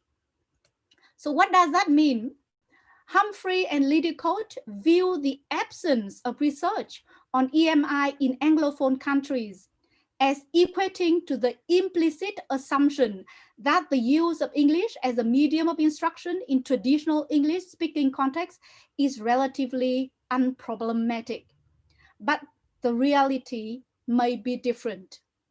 So within the limited research on ITA in Anglophone context, except for Shaw and Garrett, who explicitly mentioned the role of university pedagogy in improving the EMI teaching delivery by international teaching assistants, current research mainly focuses on the language and communication skills related strategies for EMI non-native English-speaking educators working in Anglophone context.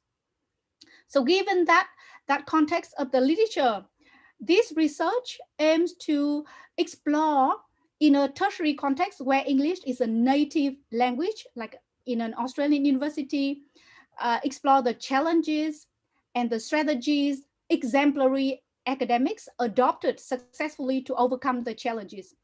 And we asked the two questions. What are the challenges non-native English-speaking academics face in teaching and supervising students using EMI in this context with English as a native language? And what strategies do exemplary academics adopt to overcome the challenges? The exemplary academics here are the award-winning educators working in this context who have won different teaching awards, whether it is institutionally or nationally.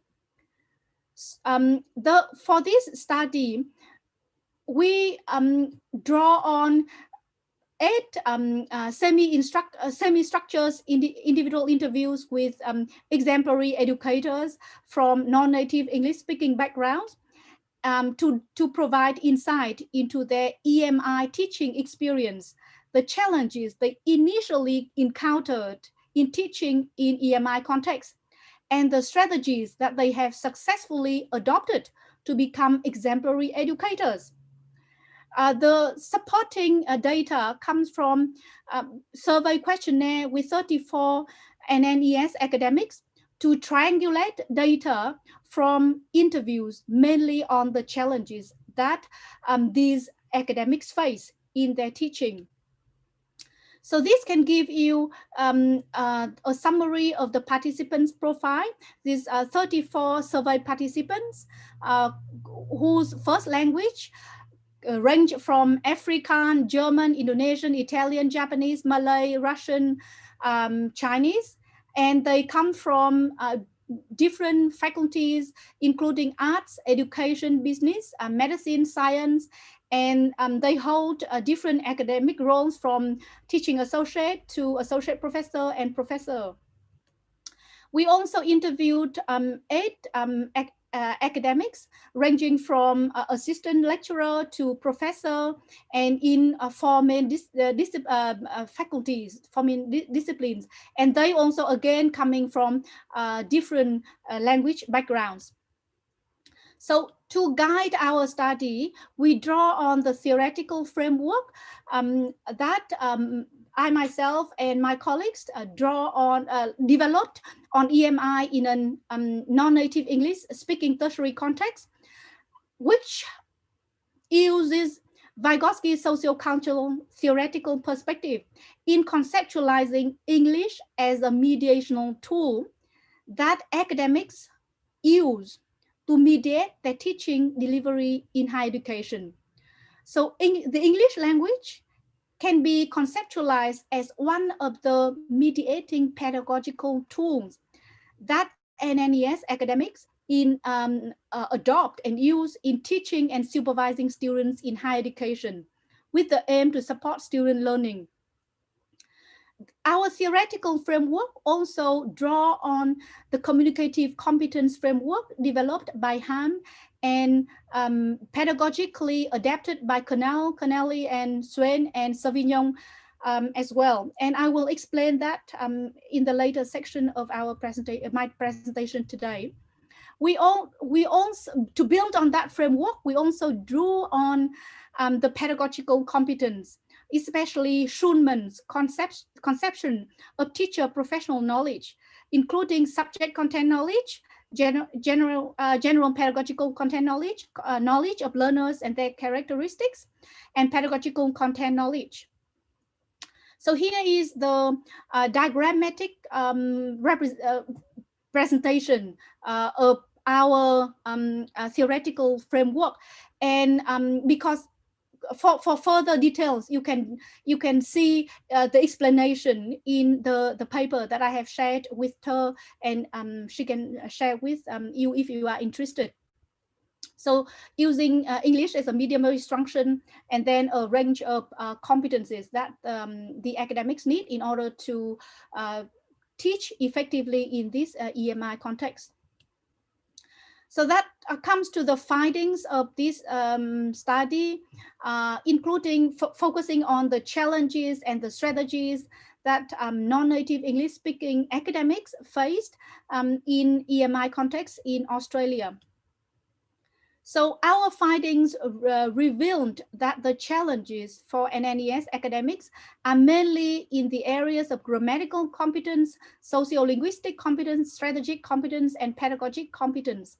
I will explain these competencies as I'm presenting on the findings. So first, grammatical competence. This competence is sometimes referred to as linguistic proficiency, and it includes academics pronunciation and general comprehensibility. So that's the definition from the literature. And our data reveals that there are two facets of the accent-related challenge. So the academics in our context faced the issues with intelligibility, like making themselves understood, and also the issues of understanding the students in the context and understanding the people in this native English-speaking context. For example, in the survey response, one academic mentioned, "My own spoken English is accented in ways that may add a level of difficulty to those who have difficulty understanding English already," meaning like the international students who also come from a non-native English-speaking background, but not necessarily sharing the same mother tongue. Like me, for example, coming from Vietnam and then teaching students from India, for example. So we both have different kind of accents that can add a level of difficulty. And another academic from a French background also mentioned this aspect of difficulty in grammatical competence. When she said that, oh, when they say behind, I say behind because I'm French, yeah, but they say behind, completely different word, referring to her experience teaching in New Zealand. And she said that she was trying to remember how they pronounce it compared with her own pronunciation and switch her pronunciation to their pronunciation so that the next time he said behind, I could understand what he was saying. So the second set of challenges is in the sociolinguistic competence. This competence refers to the sociocultural aspect of the English discourse, including the ability to use language appropriate to the context of communication. And it encompasses the teacher's ability to build rapport with students through the medium of instruction and the use of inclusive language.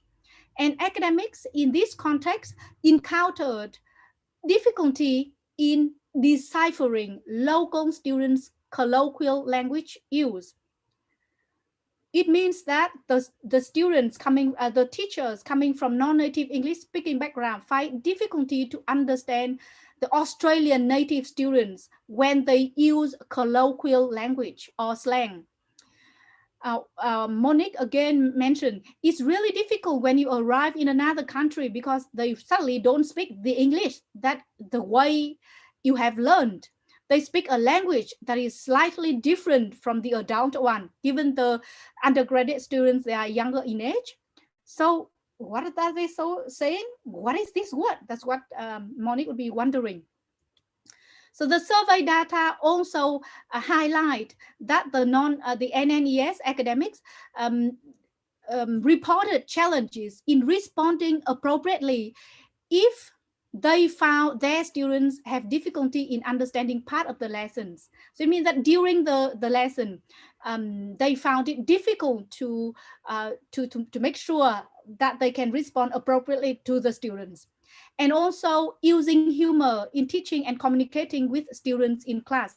So you can see both of these linking to the verbal aspect of teaching. The third areas of challenges is in strategic competence. This competence refers to non-linguistic strategies to significantly enhance the clarity of teaching delivery and verbal compensatory strategies. These strategies include the use of, for example, visual aids and graph, writing boards to visualize and structure ideas and slides and videos. These are some of the strategies that academics use in compensation of the linguistic deficiency, for example. And the biggest challenge he found here is gauging students' level of comprehension and enhanced engagement. Rachel, as I mentioned, is quite daunting, especially because English is not your first language. You're not sure whether the student understand what you are talking about and not knowing whether they understand you or not. So that's the challenge. The next set of challenge is linking to the pedagogic competence. The pedagogic competence that the NNES academics face challenges in is relate to 3 dimensions of teacher professional knowledge, knowledge of subject content, knowledge of the learners, and pedagogical content knowledge to teach specific discipline, like how to teach chemistry, and how it is different in teaching chemistry compared to teaching English. So that kind of pedagogical competence that is required of academics when they teach their certain discipline. So Mary, another academic, mentioned, it is like, how much do you teach? How much do you tell the student? How much do they find out? What is too much? So these academic trying to get the syllabus right, finding the content was more problem, not the language. So here, this quote refer to her understanding of the students. So she didn't have the understanding of the students level. So she couldn't tell where they are at in order to know what she should tell them. So it's linked to a knowledge of learners as well. The survey also confirm that the academics experience some challenges in giving spoken feedback effectively on students' contributions and verbally stimulating students' thinking in class. So again, it linked, interestingly, quite to the oral and spoken skills of academics when teaching in the class, also linking to the pedagogical competence as well. So with those are the key areas of challenges. And what are the strategies? The strategies the study, our data analysis revealed, interestingly, that the strategies used by exemplary educators in this context mainly focus on pedagogical competence. So like improving pedagogical competence rather than improving on their language. So these set of strategies include strategies for educators to understand students, to structure the lesson, strategy for explaining technical or abstract concepts and nuances in the discipline, and strategies for checking students' understanding and using voice effectively. So first, strategies for educators to understand students. Here I will report on both the data from the non-native English-speaking academics and also the native English-speaking academics. They are both exemplary educators. So the non-native English-speaking academics emphasize, imagine you were a student, you were there, sitting there as a student, wanting to learn. How would you want to learn? How would you get engaged? So focusing on engaging the student, understanding the students, wearing the student's head. And the native English-speaking academics further emphasize that by saying, I always considered the way I communicated theoretical concepts and explanations of financial methodology with the students in mind. So bearing in mind that you are talking to the students, so focusing on understanding the students. The second set of strategies is about structuring the lesson. For example, structuring the content from basic to more complex to suit different levels of students, or breaking down complex concepts to different levels. For example, Richard from engineering, he said that he makes sure the slides are very simple enough that depending on the students, if they just want level 1 information is there, and if they want level 2 information, then they listen to the lectures or interact more or do more online quizzes. So there are different levels that will suit different students. So here he focuses on strategies for differentiation in class. So he caters for different needs, and which it is definitely linking to pedagogy. Another set of strategies that these exemplary educators emphasize and that they have adopted successfully are the strategies for explaining technical or abstract concepts. So both NNES and NES use these set of strategies. For example, Christian also from engineering mentioned, I explain to them in a simple layman's language, and then I relate to some real life situations. So using simple language and using examples from real life in order to explain technical or abstract concepts, or using a lot of visual aid to teach the students. Or with NES academics, they also start with basic language that everyone can understand, or using multiple words to explain the concept.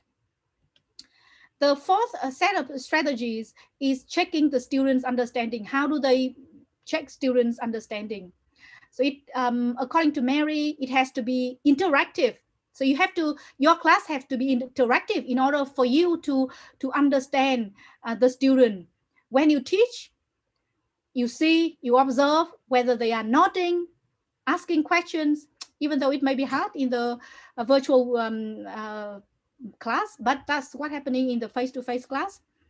And check when I see that everyone is going, what's happening here? Then you know, and then that's when I start to adjust again and explain it again in a different way. So checking the student understanding through different means, through interactions, through asking questions, through observing the students, and then you adjust the lesson to explain it in a different way to help the students understand. And the final set of strategies is using voice effectively. Both NES and NES exemplary educators use this technique. For example, Monique mentioned, I try to speak very clearly and enunciate and try to stop at some stage. Look at the student's eyes. an NES academic from physics saying, speak a little bit slower, slowing down a little bit. Not only do you give yourself time to think, but you also give people around you time to think as well. So these are the key findings from the research, and that brings me to the implications and conclusion from here. So the findings provide insight into the communicative and pedagogical demands and challenges facing NNES educators teaching in an Australian context. And remember that these people, they have already published a lot in English, but they still face a lot of challenges in communication and pedagogical in teaching students in EMI. And the findings also reveal the role of teacher agency in EMI context in addressing the challenges, how they, for example, Monique mentioned about how she tried to learn how to pronounce correctly and to communicate with the people. And the study also highlight the importance of the theoretical framework for exploring EMI in higher education. And it also informed professional learning approaches and institutional support for NNES educators especially. And it suggests that the common support mechanism nowadays currently limited to providing only English language or communicative competence, professional development for academics may not be sufficient to help them teaching effectively in English for student learning. So that support mechanism should be expanded to address pedagogical, linguistic, and communicative concerns, with an emphasis on pedagogical aspect to support ENNES academics develop effective delivery in MI. Because even the exemplary educators, their main strategies are around pedagogical aspect, not only on linguistic aspect. And that brings me to the end of my presentation. Thank you very much for listening, and I'm happy for any questions after this. Thank you.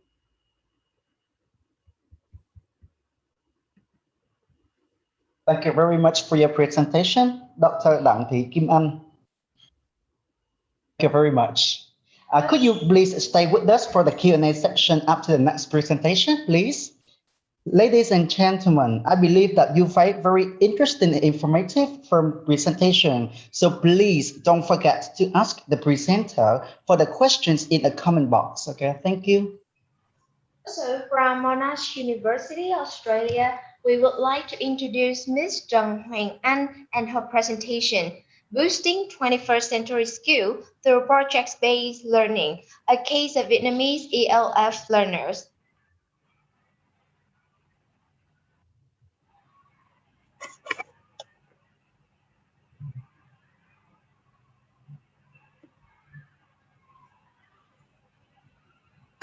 Okay, so may I start my presentation now? Yeah, sure. Okay, yeah, thank you very much. Hello, everyone. It's my honor to be here and to present on the very first virtual international conference on Tesol into 2020. And as you can see on my slide, my presentation will be on boosting 21st century skill through project-based learning, a case of Vietnamese EFL learner. And my name is Hoàng Anh, and I'm from Universities of Languages and International Studies. Okay, so my presentation consists of 5 main parts: introduction, the key concepts, methodology, result discussion, and the last one would be the reference. Okay, so as you can see that these days in this globally and digitally interconnected world, all learners from cradle to career need new skills and knowledge to succeed. And so if we want our students to be more successful at school, work, and life, so I think that the opportunities for 21st century skills are essential. And these 21st century skills are more important to students now than ever before. And because they not only provide a framework for successful learning in the classroom, but ensure students can thrive in the world when change is constant and learning never stops. Am I speaking clearly enough? All right. Yeah. Thank you very much. Okay. And you see that these skills, they're also important for our nation wealth as well, because our business now has a kind of increasing in demands of workforce with these skills to ensure our like competitiveness in global economy. So at a time when our civic life can feel like strange, you see, we want our learners to enter the world with an understanding of what it takes to be a good citizen.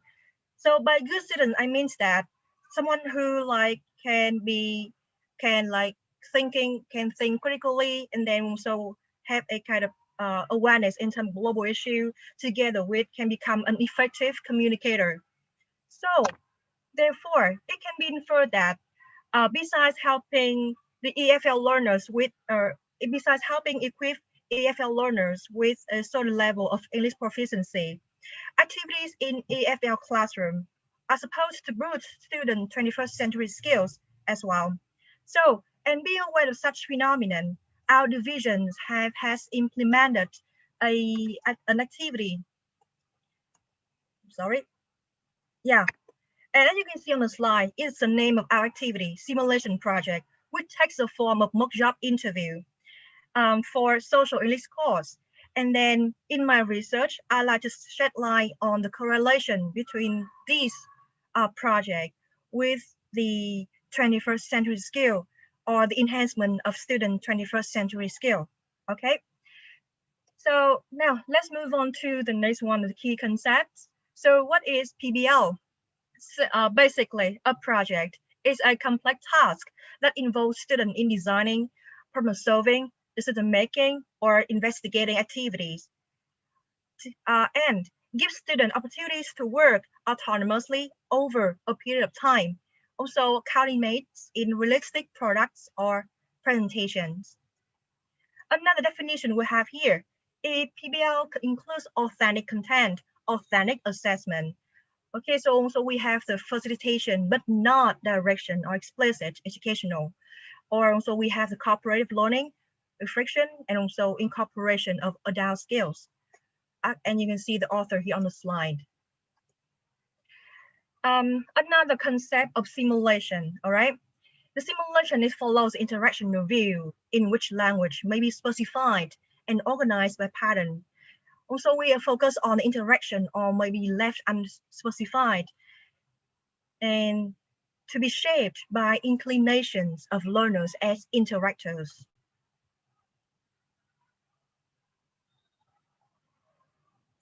All right. So according to Richards and Rogers in 1986, okay, another concept of simulation, as we found in the research, it is as a structured set of circumstances that mirror real life, and participants act as instructed. Also, these are designed to achieve communicative reality. So in short, in the context of my research, simulation can be defined as an activity that reflects the real situation, mirror real life. Participants act as instructed in a simulated and structured environment to improve different skills of students. So these are the key concepts in my research. So how about 21st century skills? According to the Partnership for 21st Century Skills, there are a wide range of skills. However, based on the context of my research, I like to focus on these skills. First of all, critical thinking and problem solving, communication and collaboration, information, media, and technology, ICT literacy, life and career skills, and last one, leadership and responsibility. Sorry, I'm sorry for the typo on the slide. Leadership and responsibility. This will be my focus on the study. Okay. And the research questions for the study. First of all, I want to understand and see the student perceptions of simulation project. Second one, the skills that the student gain or improve after conducting the project. Okay, and for the methodology, the participants for my study, they were second year students, and the major is English linguistics, the level upper intermediate to advanced level, in accordance with CFR C1 level. And the coursework, the time that we were conducting the research, their coursework is Market Leader 3rd edition, upper intermediate. Okay, so about the setting of the research, first of all, I'd like to give some information of our simulation project, or in other words, we had a mock job interview. The objective of this activity is to help students practice the selling yourself, okay, like in a real interview session, enhance writing CV skills, develop critical thinking skills, sharpen interviewing skills. Next, also develop their skill in searching appropriate materials from different sources to prepare for their talks, and also be able to develop their autonomy in improving their English speaking skills. And the guideline, to be more specific, students will work in groups of 4 to 5, and this group will play the role of recruiter, also the interviewers, who will carry out a 1-hour simulation interview, with the rest of the class being job applicants, or in other words, the rest of the class also, they are the interviewees. So normally in one session, there are 4 to 5 interviewers and about 18 to 20 interviewees. And as you can see on the slide, these are the very detailed guidelines for the simulation project. And this is the very first stage. We call it is called preparation 1. And then you can see on the slide, during the stage, the interviewer group, they have put a lot of effort and then had to spend a lot of time, you see, deciding the type of business, the company name. Also at the same time, also have to think about, they have to design the company logo and website, and even the slogan of the company as well. And then they also have to prepare and write the job vacancy announcement letter, and also the recruiter poster. And these kind of documents will be posted to the class for the interviewees. And then the interviewees at the same time, they will study the announced job description and decide which job would suit them best, and then they have to prepare the CV, which is suitable for the job. And back to the interviewer group, in the third step, they need to finalize the marking criteria. The process of finalizing marking criteria also involve the help and support from the teacher, okay? And next one, they also need to classify and comment the CVs from the interviewees. And these CVs normally were submitted via email in form of soft copy for like a feedback and then kind of thing. And the interviewer also have to prepare the slide. The purpose here, the slide, it kind of gives some kind of the introduction for the company, like the company background, the vacant jobs, together with the interview agenda.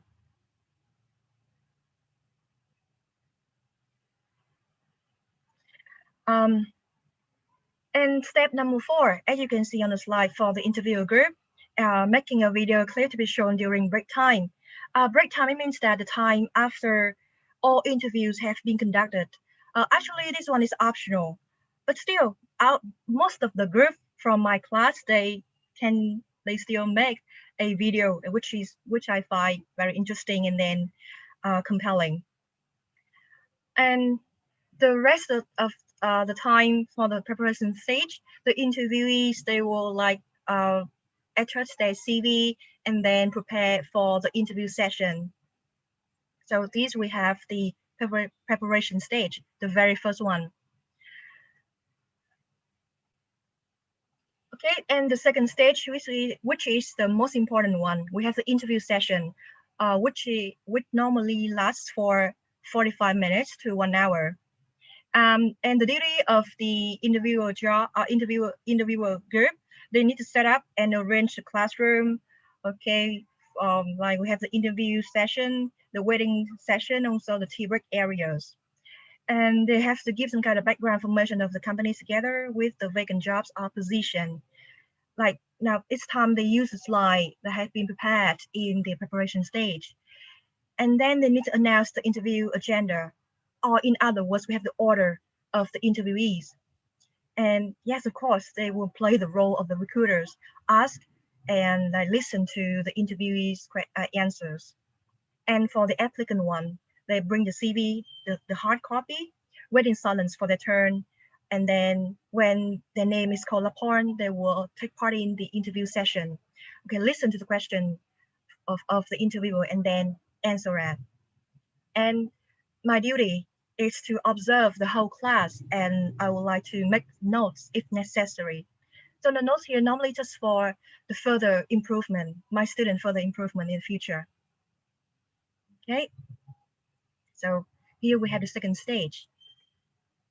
And the last one, after all interview have been conducted, now we have a kind of tea break.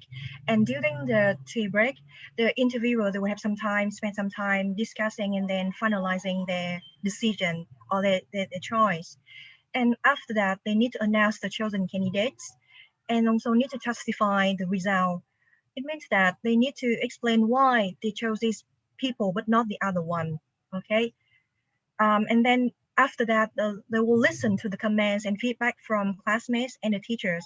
The comment and feedback would be like whether or not the interviewees find satisfying with the way the interviewer asks questions, whether or not their manner is professional enough, kind of thing.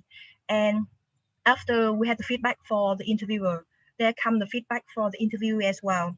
There's room for the improvement. For example, the way they write CV, the way they answer the question from the interviewers, or just the way, like their manner as well during the interview session. And step 7 and step 8 would be something for the submission and the soft copy or the hard copy, depends on the each teacher. Okay, we have some kind of reflection and then the simulation package, the cover page, final version, the candidate CVs, and then reflection reports. Okay, so far this the guideline, detailed guideline for the simulation project.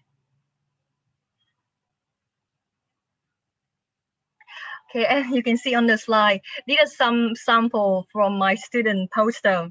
Yeah, the time I received this poster, I was like were in awe and I was so amazed by their products. For example, you can see that the first one is from the hotel chain, and now there are 5 posts for the company. And the second one comes from a law firm named Pearson Spector. Okay, smartly designed, right? And the third one here we have a kind of corrupt, kind of non-governmental organization. Now they want to find more employees for their new project. And the last one here we have the scientists who are interested in astrology, and now they are finding their the team for their Iris Mars mission in 2024. It's a very beautifully designed, smartly designed, professional one.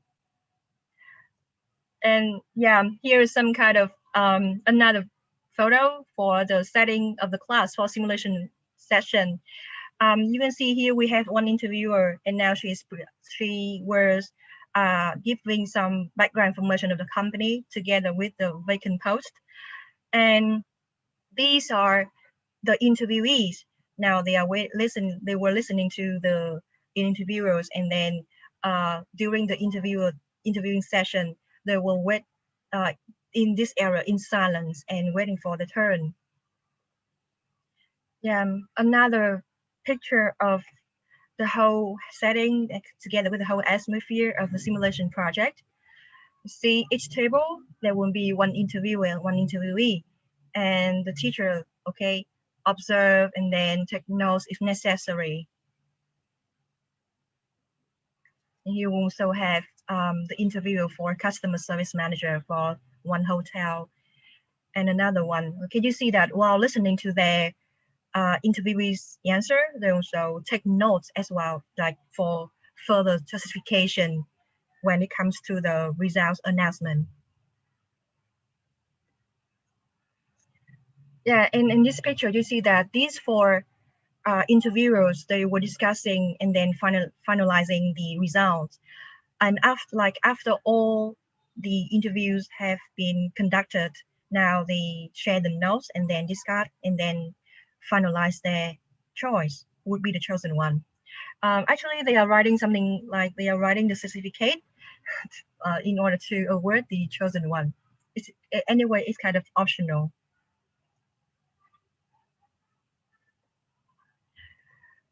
All right.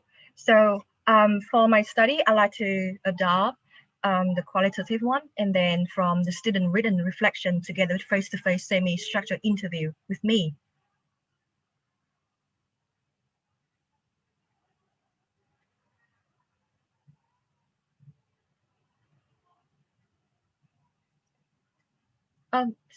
Sorry, can you see the slide, everyone? Can you see the slide clearly? Oh, yeah, thank you. Okay, so may I continue? Okay, so the results and discussion. So my first question, as I mentioned above, we have the perception from student, right? And yeah, luckily, most of the students agreed that the process of simulation project was was beneficial and practical to them. And given this similarity with the interview protocol in real life. And as you can see on the slide, these are some of their sharing during the interview with me. As I have attended some of the real interview sessions so far, I find the procedure of carrying out simulation quite similar to them, would be beneficial to us. And also, to my observation, simulation is quite similar to the real interview. And moreover, it not only involves many skills needed in real life, but also requires much knowledge related to our future career. Okay. So next one, the skills that the student gain after conducting the project. Yeah, actually, my first attempt just want to understand the 21st century skills, but then during the interview with the student together with their written reflection, I found that they also have gained something in language skills. To be more specific, as you can see on the slide, now for the interviewer, they know how to listen more attentively.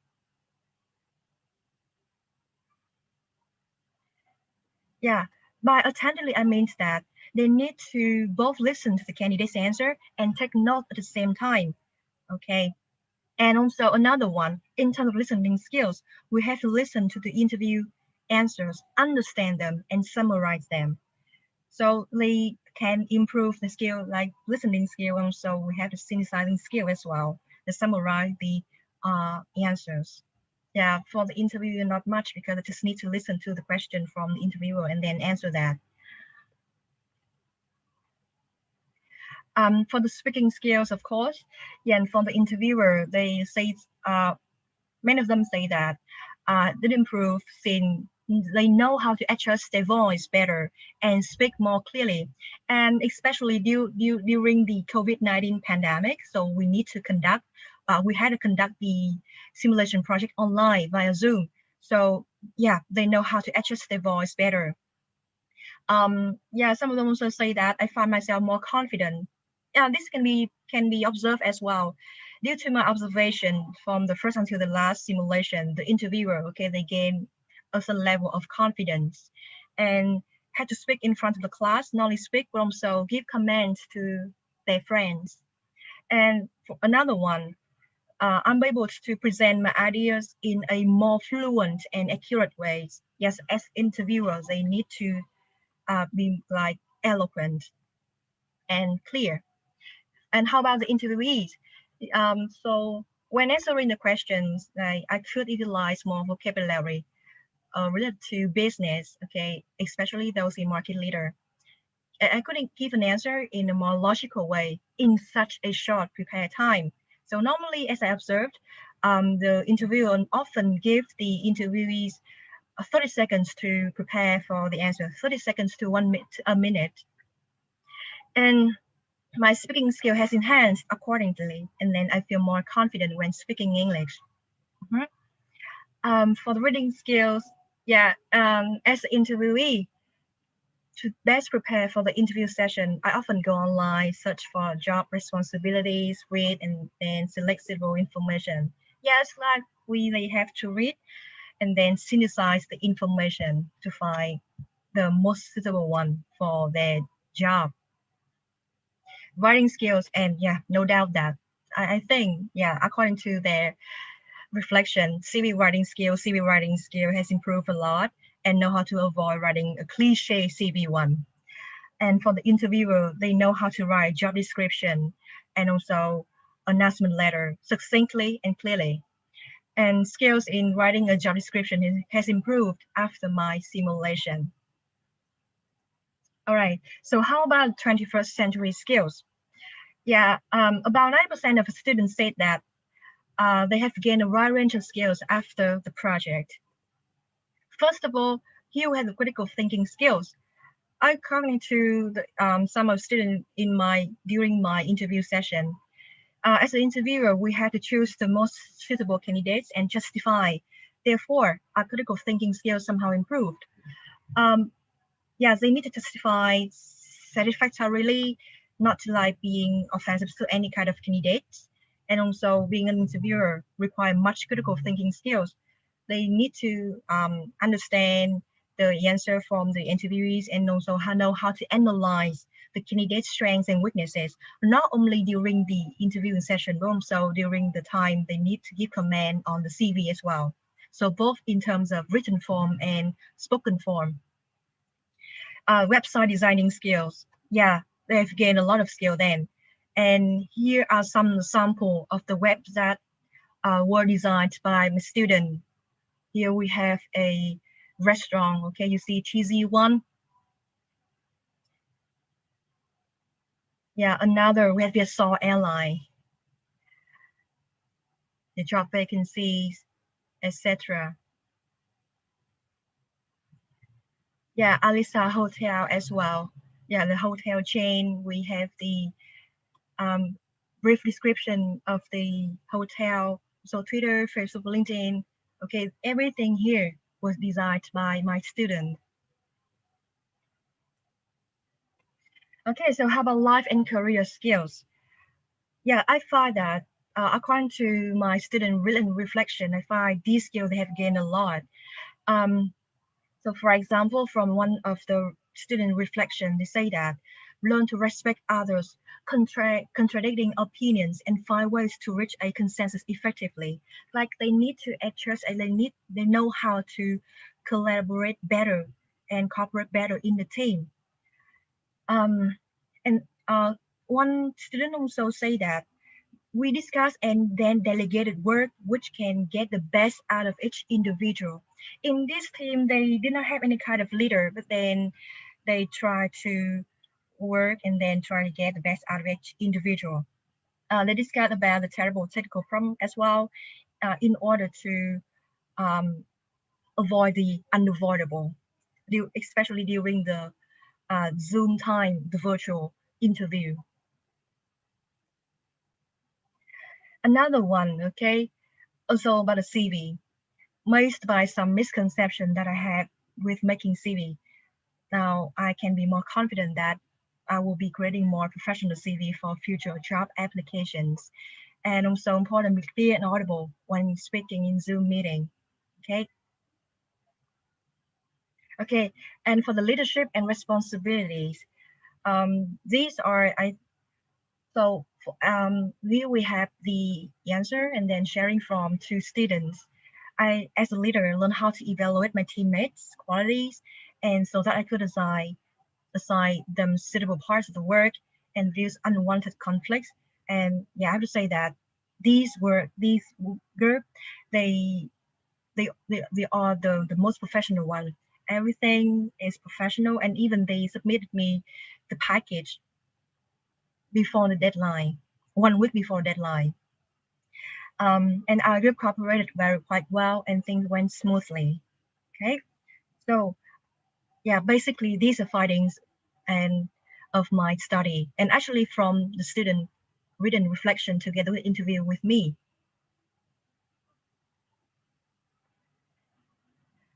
And here we have the references. Actually, I will have something about the implication, but then due to the time limit, I think that I would like to pass it And if you want to have more implication from that, like how we can better, maybe you have the better implementation of the simulation project, you may contact me for more information. Okay, thank you very much for listening. And now I'm willing to receive your questions. Thank you very much, Ms. Trần Hoàng Anh from University of Languages and International Studies, Vietnam National University, Hanoi. Ladies and gentlemen, let's move on the first Q&A sections in the afternoon. We believe our participants already have their own questions after the two presentations. Please welcome Dr. Nguyễn Thị Thùy Trang as our moderator in the session. Hello again. Hello, Dr. Đặng Thị Kim Anh and Ms. Trần Hoàng Anh. We have several questions for you, but first of all, to Dr. Đặng Thị Kim Anh, we have a number of questions, and we really love your strategies to understand students as you're suggested in your studies. And now I will show our questions for your responses.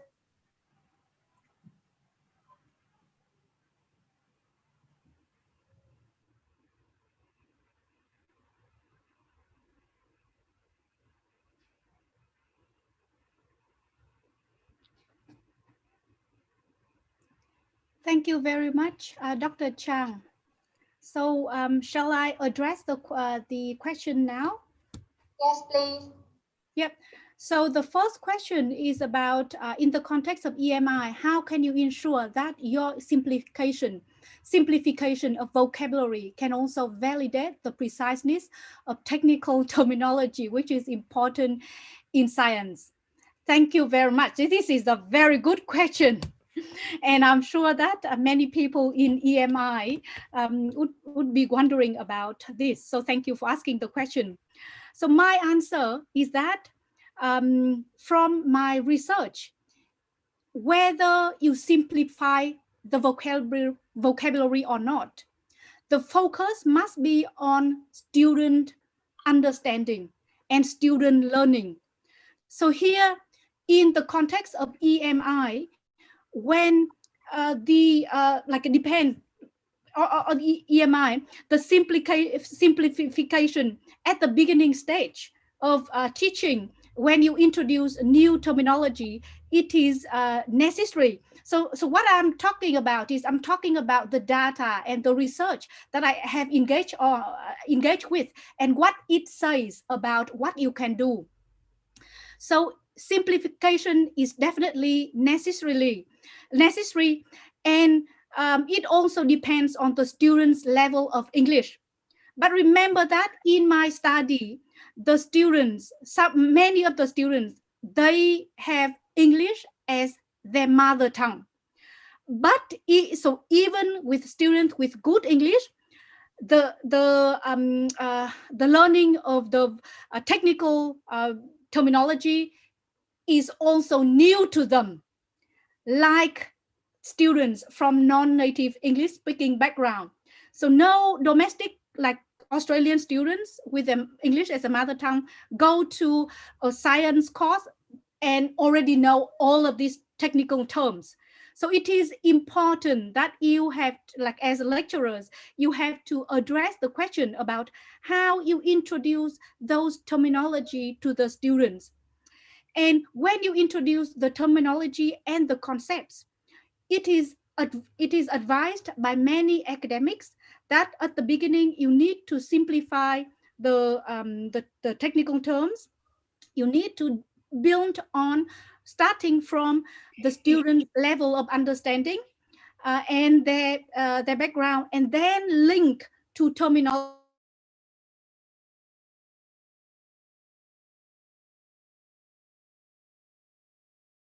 Sorry, Ms. Kim Anh, your microphone is up. Can you turn it on again? Oh, sorry. Okay, I am so sorry. I've been speaking to myself. I'm very sorry. So I'll start again. So thank you very much for the participant who asked this very important question about how in EMI, how can you ensure that your simplification of vocabulary can also validate the preciseness of technical terminology, which is important in science. My answer is that the focus of any educators must be on the students' understanding and students' learning. And in I'm going to give the answers regarding different strategy, but all of these come from EMI educators, come from the data that I have collected throughout my multiple research projects, and also come from the literature that I have engaged with. So with regarding to the teaching of technical terminology, starting with simplification of vocabulary. Remember that in the study that I'm conducting in the Australian EMI context, many students, their English is their mother tongue. However, these students whose English is really good, they still need to learn these terminology. They don't come to a science or astronomy course with all the terminology. So learning the technical terminology is the part of learning about science. And it is not only specific to the non-native English speaking students, but also to native English speaking students. And with that in mind, the simplification strategy by drawing on using simple language or lay language, drawing on examples, it is necessarily first step, I mentioned first step, to teach these students the concept. And it is only one step in scaffolding student learning. Other strategies must be used as well. For example, research data from my current project in Vietnam and Germany and China and Australia mentioned that you could probably do the next step is like providing pre-class reading for the students so that they have some understanding about the concept and they know what the terminology will be used. So prepare them before they go to your lecture or go to your seminar. Or some lecturers would use a glossary where they have the terminology and the concept and the definition. And the teaching of the terminology also means that the students need to have opportunity to apply those concepts in the lab context. For example, this morning in the keynote, Neil mentioned about using virtual reality to teach students those chemistry concept as well. And I have also learned that in certain discipline, for example, in international business law in Vietnam, in a range of universities where they offer EMI courses, they use ESP, English as a specific, English for specific purposes, and teach the students how to understand those terms in the law context. So it is only one step in various strategies to teach the technical terms and knowledge to the students. And in the data that I have gathered, people also mention about the role of the first language as well. So first language, whether it is Vietnamese or Chinese, can have a role in helping the students to understand as well. I hope that that addressed the first question. And I'm happy to... Yeah, very clear, informative explanation. Thank you, chị Kim Anh. And sorry, but we just have only 3 minutes for one question to Miss Trần Hoàng Anh. So, Miss Trần Hoàng Anh, are you there? I'm here.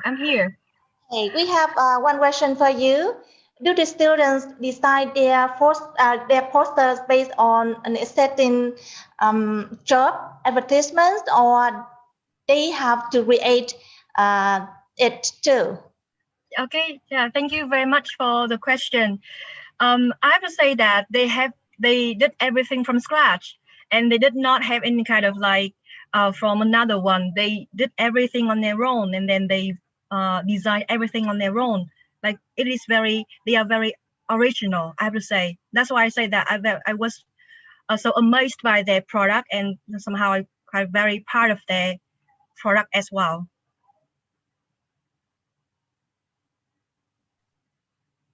Okay, so we have to stop the Q&A now. If you have more questions, please email directly to the presenter. And then we have to come to the other presentation. Jack, thank you, Ms. Trần Hoàng Anh and Dr. Đặng Thị Kim Anh. Ladies and gentlemen, for the next part of our conference, I would like to introduce Ms. Cheryl Cook and Mr. Trevor Breakspear from British Council and the presentation, AI and Language Assessment, Challenges and Potential.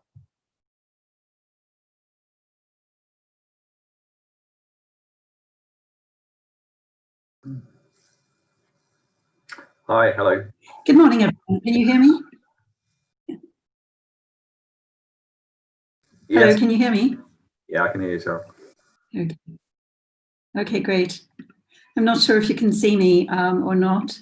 Can anyone see my video? Not at the moment. Okay, let's see if this works. All right, okay. Now, still not. How about this? There we go. Okay, good morning, everyone. Oh, sorry, it's good morning for me, but good afternoon for everyone else. And thank you for inviting us to speak at the conference. I'm going to be talking together with my colleague, Trevor Breakspear, who you can also see. We're going to be presenting on artificial intelligence in language assessment, but a little bit more broadly on computers and technology in language assessment. So if you give me just a second to share my screen with you, I'll do that. Just a moment. Right. Let's just do this. Sorry, I'm just trying to see how to share my screen here. Oh, there we go. Great. Can you all see my screen? Yes. Great. Okay, so we're presenting today on AI, or artificial intelligence and language assessment, and we're looking at the challenges and potential of technology in language assessment. To begin with, we're going to, what we see is a real move towards computer-based testing for several years now. And COVID-19 has just moved us a lot faster in that direction. And especially because of the pandemic, it's become very, very attractive as teachers, students, and educational institutions try to find ways to keep testing their students, but at the same time, deal with the challenges of doing this remotely and not being able to do things face to face. But I think before we just accept language or AI and computers in language assessment, we need to think about a few different things. And while this seems like a great answer and a great solution to all of our problems around testing language remotely, we also need to consider why, what the challenges are, and certainly what the consequences are here. So a couple of questions for you. First of all, do you trust online testing? And secondly, do you trust machines to give an accurate score?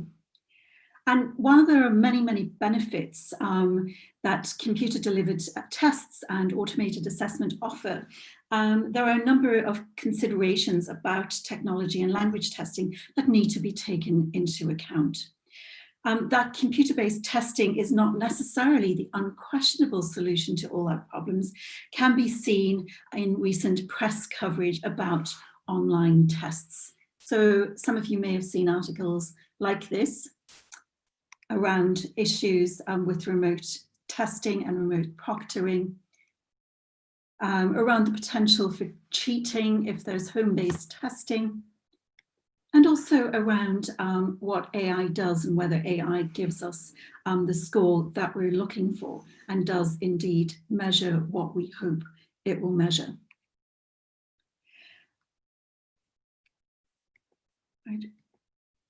In this presentation, we aim to offer a general overview of technology and language assessment that will be of interest to educators, test takers, and other applied linguists. This presentation is not technical, and we will only touch very briefly on the technical aspects of automated assessment. It is also not very comprehensive. There's only so much we can talk about in terms of computer testing and artificial intelligence in 20 minutes, and it's a very complex topic indeed. Instead, we'll be exploring what the current or near future possibilities and capabilities of technology are, and we'll also be looking at what is realistically achievable for most organizations and educational institutions. Because just because it's possible doesn't mean that it's feasible. It may not be economical enough. It may not, there may not be the infrastructure necessary to use technology in language assessment. And we'll also be looking at whether the increased use of technology in language assessment is indeed desirable. Just because it's possible and just because you can do it and afford to do it, is that really what we want, and is it what test takers and other stakeholders need? A key consideration throughout this presentation is around the consequences of incorporating technology in language assessment. I'd like to start by looking at the drivers behind technology and language assessment. So what is pushing us in that direction? And after that, I'll talk briefly about the enablers, what allows us to be using technology and language assessment these days. First of all, drivers are around scale, and here I'm focusing particularly on the assessment of productive skills, so writing and speaking, and especially the assessment of spoken language. So if you want to deliver speaking tests at scale, then certainly technology enables you to do that. It's also around economy. If you introduce automated assessment of spoken skills and you're using computers to do that, at least in the long term, not necessarily in the short term, but certainly in the long term, it's much more economical to be using computers to do that than it is to be using human raters. It's about access as well. Not every test taker may have the ability to travel to a center and do a face-to-face speaking test, for example, and computers certainly help with that, particularly if it can be done from home in many cases. It's certainly around speed. A lot of computer-delivered tests and tests that are rated by computers, they can be very quickly turned around so you can get a test report in a very short period of time. And of course, it's about social distancing. If we cannot do face-to-face testing, then computers do offer us an alternative. What about the enablers? What means that we can actually consider using computers at this stage? Well, it's a lot to do with computer processing power. We are now able to generate a lot or engage in a lot more processing and a lot faster processing using computers. It's also got to do obviously with storage as well, and the ability to store much bigger files, for example, particularly with spoken and audio files as well. Internet development. Many places in the world that didn't have internet or access to the internet before now have it. The internet's getting faster and far more accessible and a lot cheaper as well. One of the key enablers is around big data and machine learning. In order to enable automated assessment where the machine actually gives a score of spoken performance, you need a lot of data, and you need to use that data to teach the machine and for the machine to be able to learn. And certainly Trevor will be saying a little bit more about that later in the presentation. This has really enabled us to be able to consider using automated assessment in language testing. There's also computer literacy. More and more people are now able to use computers. The younger generation certainly feel a lot more comfortable using computers as well. And that is certainly an enabler compared to, say, 20 or 30 years ago. And finally, the strides and the advances that have been made in ASR, or automated speech recognition. So particularly with the testing or the rating of automated rating of spoken language, one of the steps is that spoken language needs to be translated into written text in order for the computer to process it. And so there have been a lot of advances made in ASR. Just think of your own phone. If you're using any speech recognition software to ask questions to your phone, for example, that gives you some indication of how far ASR has come, although it still needs improvement, of course. So in what ways does technology influence language assessment? Well, the first is in terms of delivery.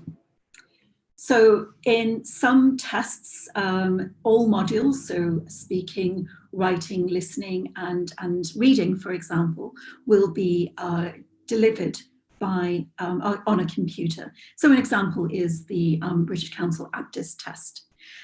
But in some cases, only some modules are delivered via a computer. So while you can do IELTS as a computer-based test, you may do the speaking module as a face-to-face test with a real interlocutor and a real examiner in a real-life situation. But nowadays, IELTS also offers a computer-delivered option in terms of VCS. It could be, so that is with a human interlocutor, whether it's face-to-face or whether it's through the computer. But some tests use computer only. So for example, TOEFL or a PTE will use a computer only, and there isn't a human involved in delivering the actual speaking test. It's just the computer.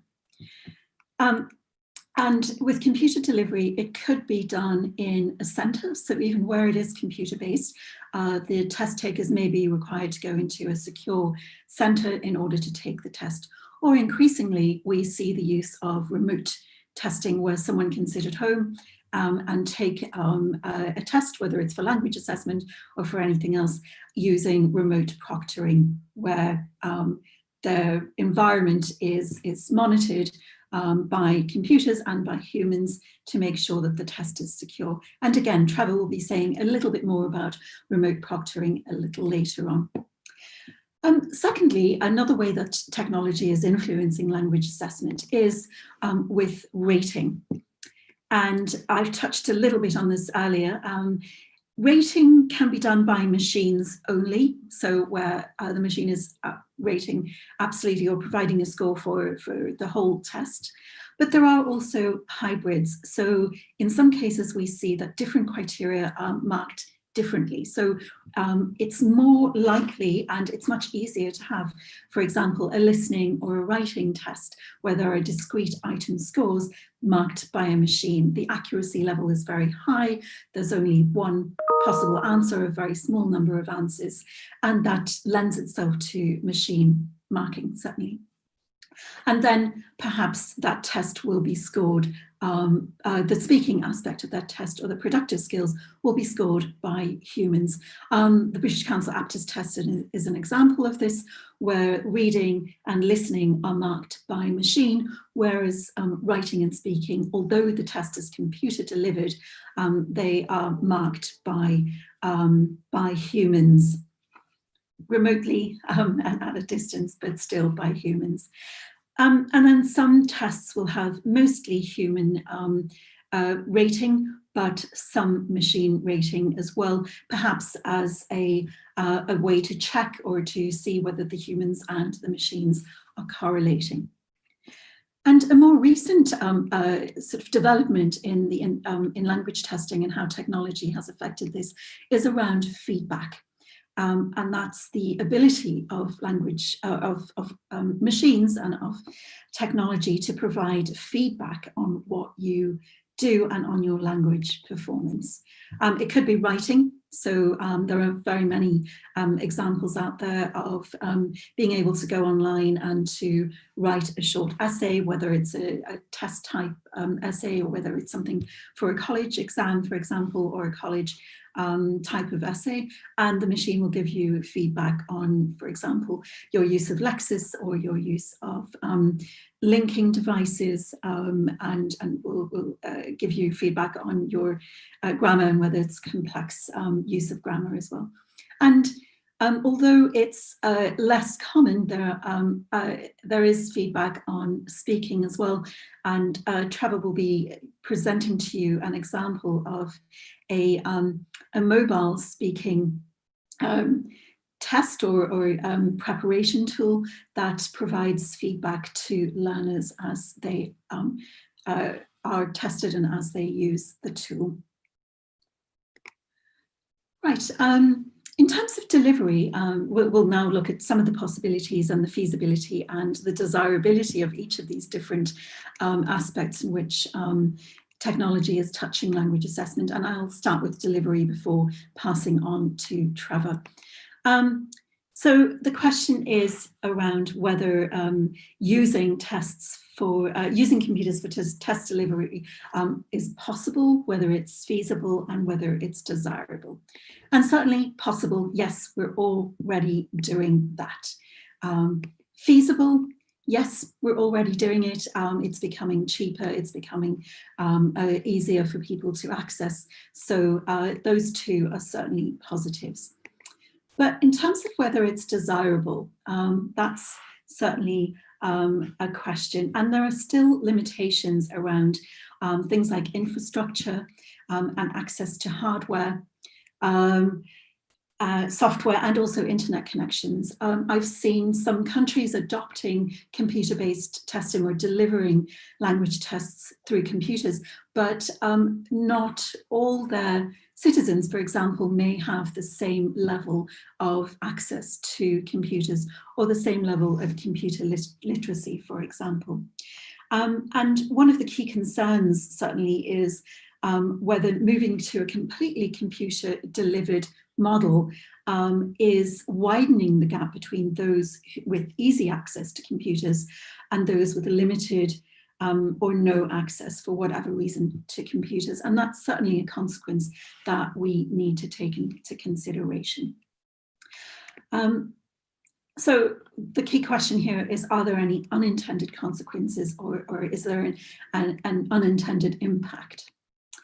Another key question is whether the medium of delivery changes the construct. And by construct here, we mean the ability that is being tested. With other words, does the computer-delivered test still measure the same ability as the paper-based or face-to-face test? This last question is particularly interesting given some changes in our lives over the last decade, and particularly over the last 9 months. So, for example, if you're suddenly changing from having a face-to-face examiner, what are you changing? Is there something to do with how people interact through computers that is different? And are you changing the ability that you're trying to measure? And certainly we're seeing a lot more delivery and a lot more interaction through computers. And as the last speaker mentioned, we're doing a lot more Zoom meetings and conferences. So perhaps computer delivered tests actually reflect our current reality a lot better than a face-to-face test would do. But this is certainly something that we need to consider before we just move to computer delivery. And of course, the last thing to think about is around security, and particularly if computer-delivered tests are being taken from home. How do we ensure security? How do we ensure that the person who's taking the test is the same person who will arrive at a university or wish to emigrate, for example? And that is certainly a key concern going forward. One aspect that we are looking at, certainly when we ask these questions about consequences and impact, is around validation and whether when a test developer makes any change to a test, whether it's to the timing of a test, to the changing of the content of a test, they need to demonstrate that this test still measures the same construct or underlying ability.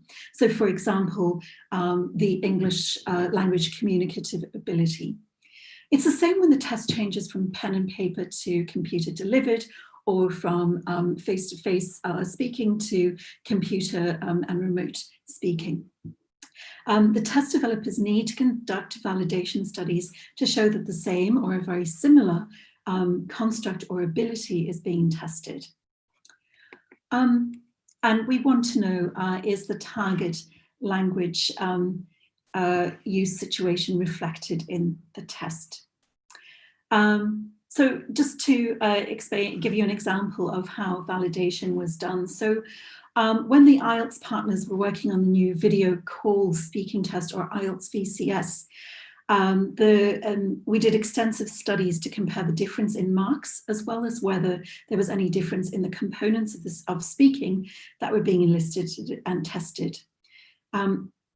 Importantly, IELTS VCS still uses humans to conduct the test, so there is still human interaction, which is such a key part of the IELTS speaking test.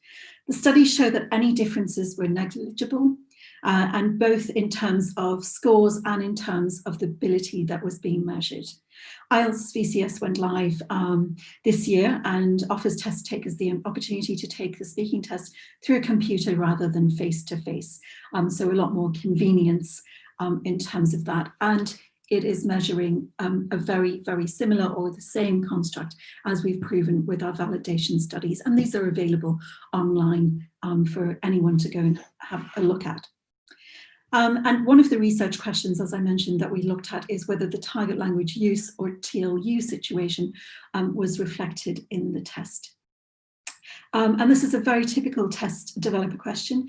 Does the test reflect the situation in terms of tasks, content area, linguistic demands in which the test taker will be expected to use the language in the future?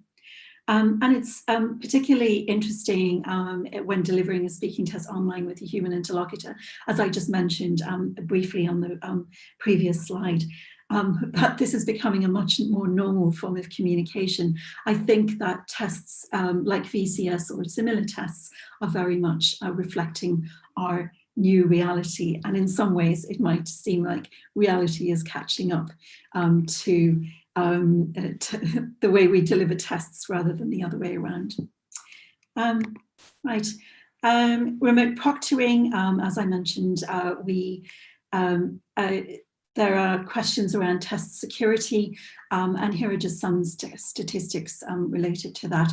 So there is a real question around whether people can game the situation, and it is more difficult to authenticate identity as well, and to monitor behaviour. A lot of improvements being made, and certainly that seems like it will be the future, but we do need to question those. Here are some solutions. image recognition systems, voice and sound recognition systems, AI trained systems which will flag up issues that human monitors and invigilators will then pick up on. So definitely the future, but certainly questions need to be asked around that. And I'm going to pass on to my colleague Trevor now, who might wish to say a little bit more about this, and we'll talk about both AI rating and the feedback. Trevor? Thank you very much, Cheryl. Can we move to the next slide? So yes, as Cheryl was saying, there are opportunities and there are also some serious issues that we need to consider when we look at rating.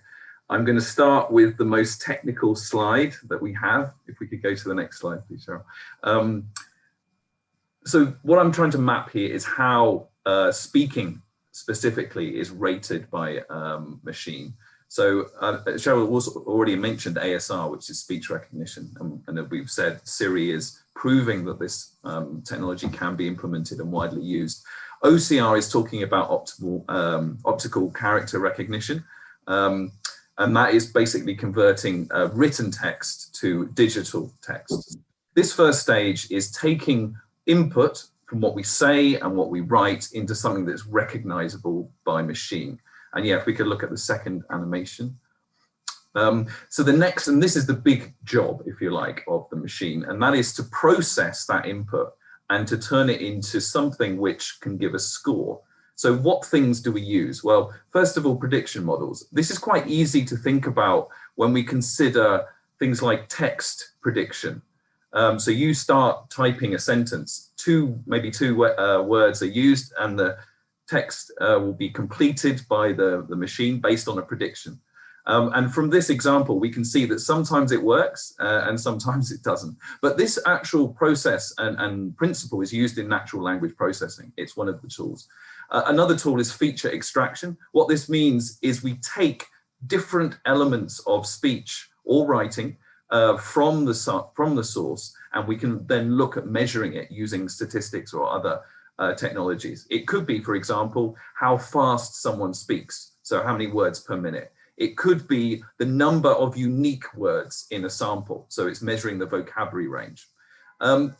Deep learning, this is a technology which is used once we've got the features, then how do we start processing them so that they can be in a state that can be marked and a score can be given. So it's easier to think about this in terms of optical deep learning, which is basically means when you look at an image, a machine can look, for example, a license plate and immediately say what the numbers are, things like this. So we can use that technology to do the same with text as well. And for the final animation, here we're taking the output of the natural language processing, which basically is the features and a weighting of features, and we combine it with human ratings. And this is really important. So the whole system is dictated and predicated on the fact that human scores are correct. So we put the human scores in and we use the processing, the natural language processing output to predict what the human scores will be. And that will form the scoring model. Again, that's a very, very brief and not particularly comprehensive overview, but you can see some of the elements that are important there. If we could move on, please. So the question is it possible? Well, the answer is yes, it is. It is being used in a number of different stakes. It's used in the classroom. It's being used in high stakes contexts. However, there are limitations. And what are those limitations? Well, machines are good at counting. So we can count spelling errors. We can count how fast you speak. We can count the number of words you use. But if you ask a machine to evaluate your logic and to decide whether an example you use is relevant to the test question, maybe that's a limitation. Is it feasible? Yes, it is. I mean, the technologies are becoming much more what we call plug and play. You can use, technologies like Siri, for example, can be used by other companies and we can build technologies together. However, there are limitations here as well. The problem that we often face is the cost of data. To make a system really effective for rating speaking and writing. You need lots of data that's related to the task. And sometimes you need that data for each different question you train. That's a lot of data, it's a lot of cost. So is it desirable? Well, Cheryl talked about the reasons why it might be. For example, scale, the fact that we don't need examiners in a particular place, it can save money. And also examiners potentially are sources of bias. If you have a machine, it rates the same, in the same way, the same logic every time. So that sounds all desirable. However, there are some problems. Next slide. When we look at this technology, often what we say as a measure of quality is the correlation between a machine score and a human score. And if that correlation is 100%, so the machine score will predict the human score 100% of the time, then that sounds perfect. It isn't. The problem is that that validation is only as good as the data that we put into the system. So we're saying within a certain data set, yes, the human and machine score is the same. However, is that data representative of every type of spoken response to a question or every type of written response? And the answer inevitably is no. So therefore, we cannot say that correlation equals validation. And when we look at the other, if we can move on to some more animation, sorry, Cheryl. When we look at things like reliability and validity, yes, a machine will give you that same score the same time in every situation. But are we able to test the things that we want to test in this? Well, the answer is it depends on our purpose. If our purpose is to test, for example, task completion, how much of the task are you responding to? Are you on topic? Perhaps, although we're reliably scoring the same every time, the machine is less able to discuss relevance. So even though it's reliable, is it targeting what we want? And for a valid test, we need reliability and validity. And that links really to narrowing of the construct. As I said, if we are only measuring things we can count, and we're not measuring things that are less easy to count, like logic, then we inevitably are ending up with tasks that are not so broad reaching. For example, creative writing, that would be very difficult to measure by machine. If you're just reading aloud for pronunciation, that would be much easier. And bias. I originally said that machines are great because there's no bias. However, there's a problem. A machine is based on human rating, and a human rater has bias. What that means is that we are capturing the bias of a human rater within the machine. So we need to make sure as much as possible that the human data used to train the machine is without bias. But to make that perfect is a very, very difficult task, as all test developers will know. If we can move to the next slide. I'd like to talk a bit about feedback, as Cheryl mentioned. The difference here is this is not a score. This is talking to you about qualitative aspects of performance. So this could be a recommendation. You need to look at this. You need to look at this aspect of your grammar. You're making too many mistakes with articles. This would be examples of feedback. Is it possible? Yes, it is. It's less developed technology. We haven't been using machines to give feedback as long as we have to give scores.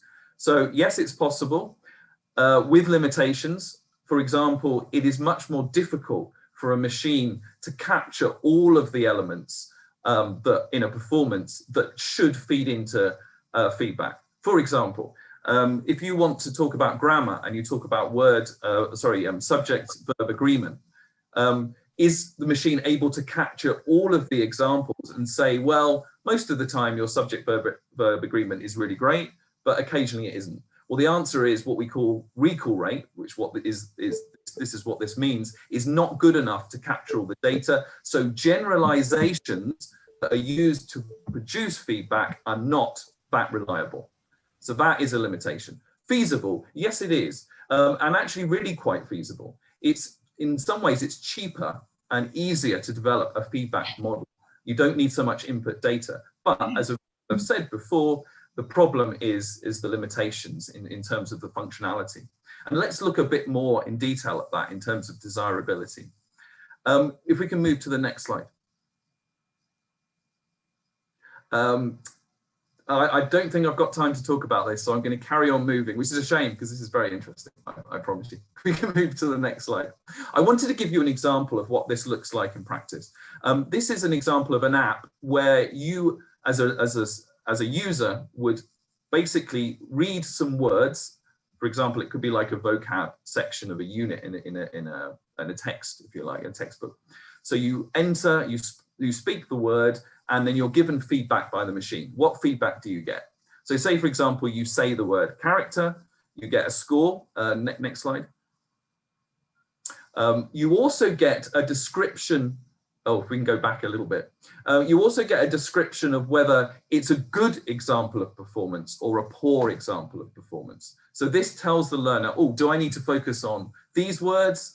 Is my pronunciation here a little bit problematic? Or if it's a highlight, that's great. Okay, I don't need to work on this. So that's the first example of feedback. The next one is the type of error. If there is a problem, is it a phonemic problem or is it a word stress problem? So the machine gives this feedback. And finally, we give a model answer and the learner answer they can compare. If we can go to the next slide. What you're looking at here is an example where we have compared the feedback from a machine with feedback from people, our teachers, and we're seeing what the differences are. Here is an example of the word visit. And if we look at the rate of fair average, we see the teacher gives a high mark, the machine gives a very low mark. There's a problem. What's the problem? We asked the teacher to give a description, and it looks like the UK accent is being discriminated against. So when we're talking about bias, here is an example of bias. If we can go to the next one, please. Another word, character. In this example, the human rater gives 3.4 out of 5, so a low score. The machine gives a very high score, 4.96 out of 5. However, there's an issue. And when we look at the description, the teacher says, actually, the speaker made a mistake with the word stress. Maybe they said character instead of character. Okay, but the machine did not incorporate this into the score. So here's an example where the machine is not measuring what it says it measures and is not incorporating that part of the feedback into the score. So these are two problems. I think that's the end of my section. And I leave the last slide with Cheryl. Thank you very much, Ms. Cheryl Cook and Mr. Trevor Breakspear from British Council. Sorry, I was just going to finish with this last slide, if that's okay.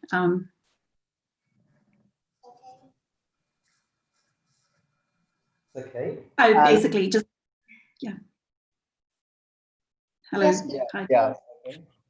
Okay. The last question really is, where does this leave us with technology? Essentially, what somebody called Tim McNamara, who I'm sure anybody who's involved in language assessment will know quite well, a researcher based in Australia, says that language testing is at the moment of crisis because of technology coming together with sociolinguistic changes like English as a lingua franca, for example. And it's really, really important that while we embrace and while we take on everything that technology has to offer us as educators, as language testers, that we need to have very, very careful evaluation of the consequences of what we do. So yes, by all means, technology, brilliant way for us to make things better and more efficient, but we need to consider the consequences before we take anything on.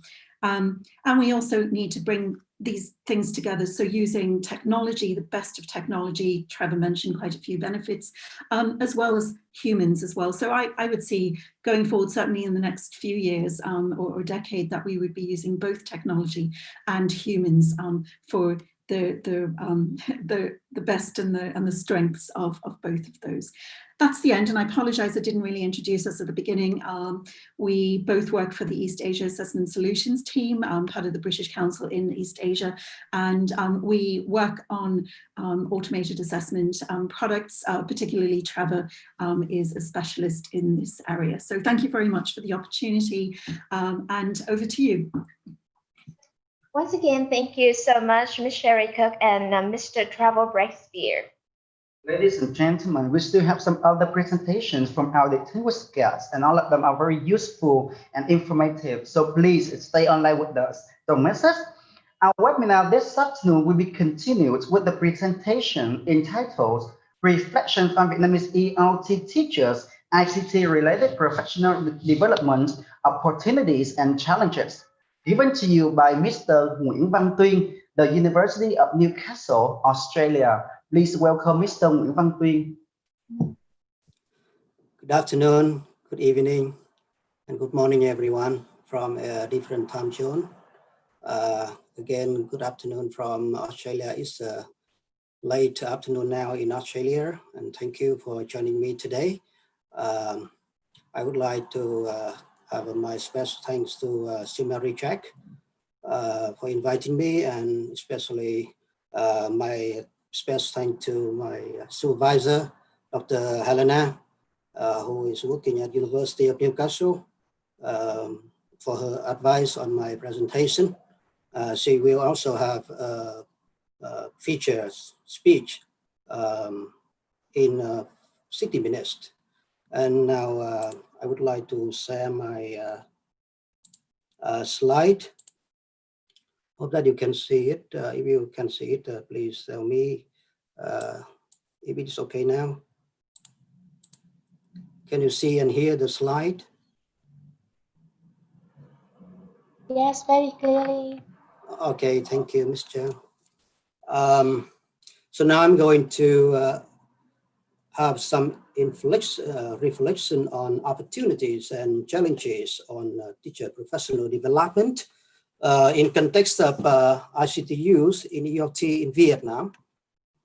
And before I start, I would like you to have a look at the current trend of ICT in ELT. In the last 10 years, I mean from 2010, you will see the growth of this phenomena. And in terms of talking about the opportunities and the challenges, I would mention the opportunities first at 3 levels, as you can see from the screen. The macro, the meso, and the micro levels. In terms of opportunities, at macro levels, I would like to mention policies.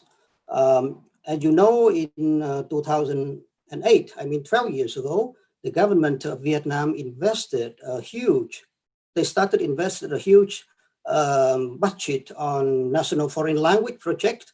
We call it the 2020 NFLP. And this still in effect now, and know that it has great impact on language teaching as well as language professional development of teachers, not including ICT as I'm mentioning later here.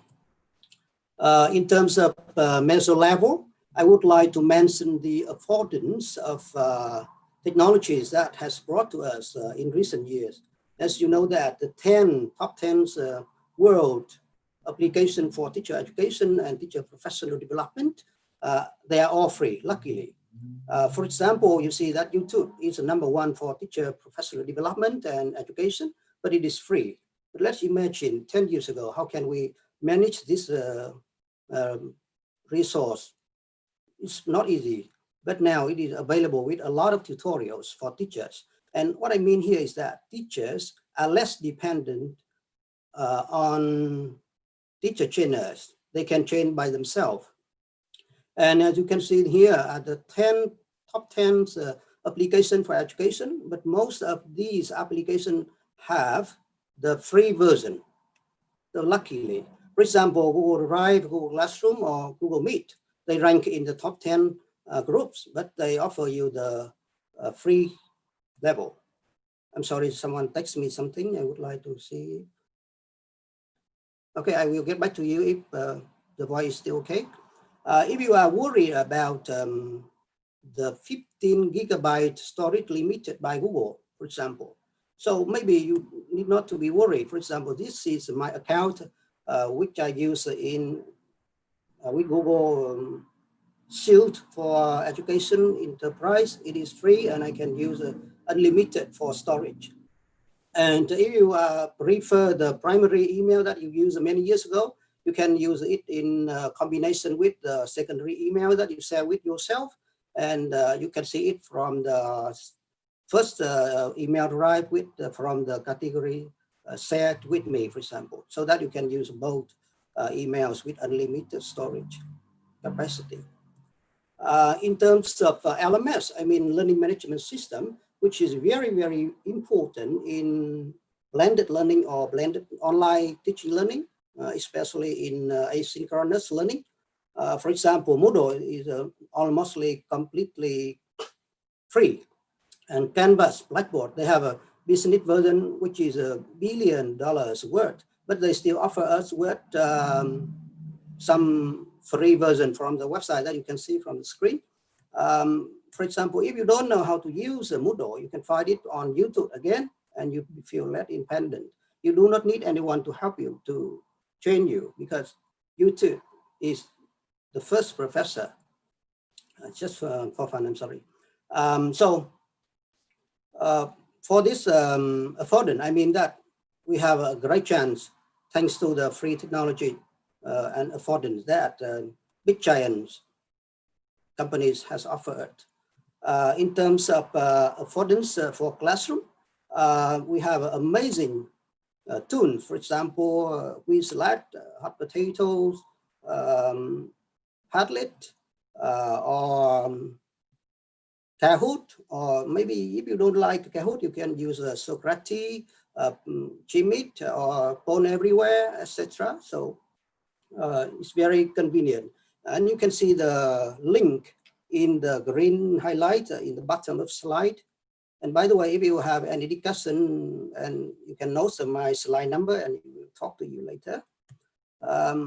In terms of copyright, it is worth discussing. If we can see that we have many websites that help us with free use for education, especially the one with only buy. It means that we only need to acknowledge the authors, and we can copy, distribute, etc. But you have to acknowledge them. So we have a different kind of license here. For example, from MCT tutorials here, you can download their studios and record your lesson professionally from this free website. They offer it as long as we do not business on that. But I would mention a little about the challenges. You know that just 3 weeks ago, YouTube still the #1 world video clip platform, but sometimes it has a problem. Just imagine you are representing a very important event, and we use YouTube intentionally, but unfortunately that time we have some problem with the YouTube like this at the moment. Some weeks ago, nearly 300,000 people reported the problems, and all over the world. You can see in the highlighted map. And another challenge is that with the same affordance, but we do not expect the same result from our teaching, because the teachers can use a different method, different perspective, different beliefs, and a lot of extra variables, so that the result cannot be the same. And thanks to technologies, you can see this is a list of 40 top world great student who was enlisted in Global Teacher Prize. And last year we are lucky enough to have one teacher from Vietnam English language teaching communities to in the list. And without technologies, I don't think that many of us, even my colleagues here, have a chance to be in the list like this. And even more, in 2012, we have one teachers enlisted to the top 10 world teachers. And I hope that she will be awarded with the $1 million for the final prize this year. So again, thanks to the opportunities brought by technology, especially the giants companies like Google and Microsoft ecosystem. And in terms of research, you know that today we have a very good resource of high quality journals for our classroom-based evidence before we apply something. For example, I searched on SEAMEO and I find that even hundreds of journals for education that is free to readers. And we can see that they are still in first quantile, I mean Q1. And it's luckily, if we like Vietnam or Asian country, or I do not mention the name, but I mean the developing country as well, they do not have a chance to buy a lot of expensive journal. But luckily we have the free access like this with high quality. In terms of macro, I would like to mention the actual training. Thanks to technologies in 2013 and thanks to the policy from the government, we founded the association entitled VietCorp with the help of experts from America.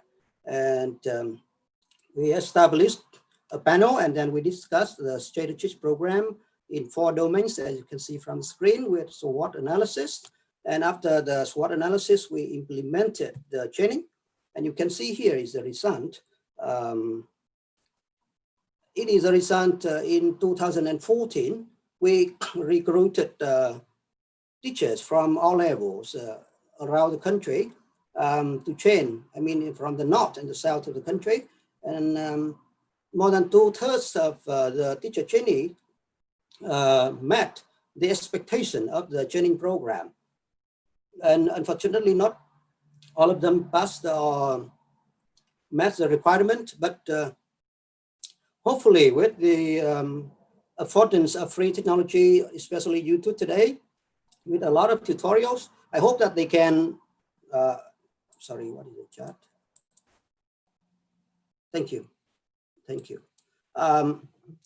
I hope that someone who didn't meet the requirement of the program, the first training program, could manage to train themselves with the help of free ICT on YouTube or every other website and in the community. So after the training, there are several reports or studies made on our program. For example, these 2 authors said, I verbatim their word.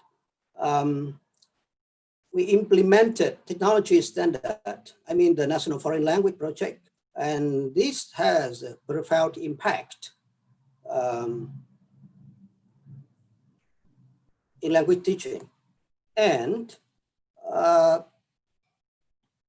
they said that VietCorp had a major role in establishment of the standard and implementation as well. I'm sorry. Now I would like to mention the challenges and the factors that affected the training. I mean, I'm going to show a report about my literature review in meta-synthesis. Before, why I do this, because as you know, at times we mention content knowledge, pedagogical knowledge, and we also mention technological knowledge. But in fact, technological knowledge is downgraded by beliefs, as I can find from literature. But if teacher need to have all of these qualities, they need to be trained, especially with technologies that the one that they didn't pay much attention when they was at their university before they become in-service teachers.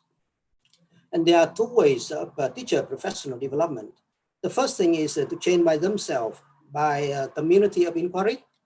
The second method is to train, official train by the government or authorities, or I mean the government in general. So I will going to discuss the, some factors that affect the quality of teacher trainings and the challenge as well. Here is my questions. And the data was collected from Web of Science by Claire Rivate Analytics. Web of Science formerly, and now it is a Web of Knowledge. The instrumental is a EndNote and Vivo. And the second question, as you can see from the screen. And here is my procedures, as many of you may have done the same. And here is what I screening after establishing the criteria. My criteria is to find paper is the teacher professional development. I find more than 5,000 papers. And then I refined by educational discipline. And the topic is narrowed down to ICT, core, and technologies. And the time span is only in the past 10 years recently. And it all indexes in SCI, expanded, and SSI, SCI. And after I found 155 journals in the first screening, I excluded another 29 journal because of the duplication, thanks to the help of NVivo and EndNote. And here is the result that I found. As you can see, in the last 5 years, from 2016, we have more paper than in the past, especially in 2010. I collect data, the last time I collect data was the 30th of October, but we also find 25 journals in this year. So that the trend of publication is increased. That offer teachers a chance of professional knowledge. Sorry. And here is my finding from the meta-synthesis. What the factor affect the quality of teacher training, So the major finding is the model is important. The design, the beliefs, pedagogical support, instructional knowledge, technology, but technology is not the decisive one, but it contributes to the success of the training.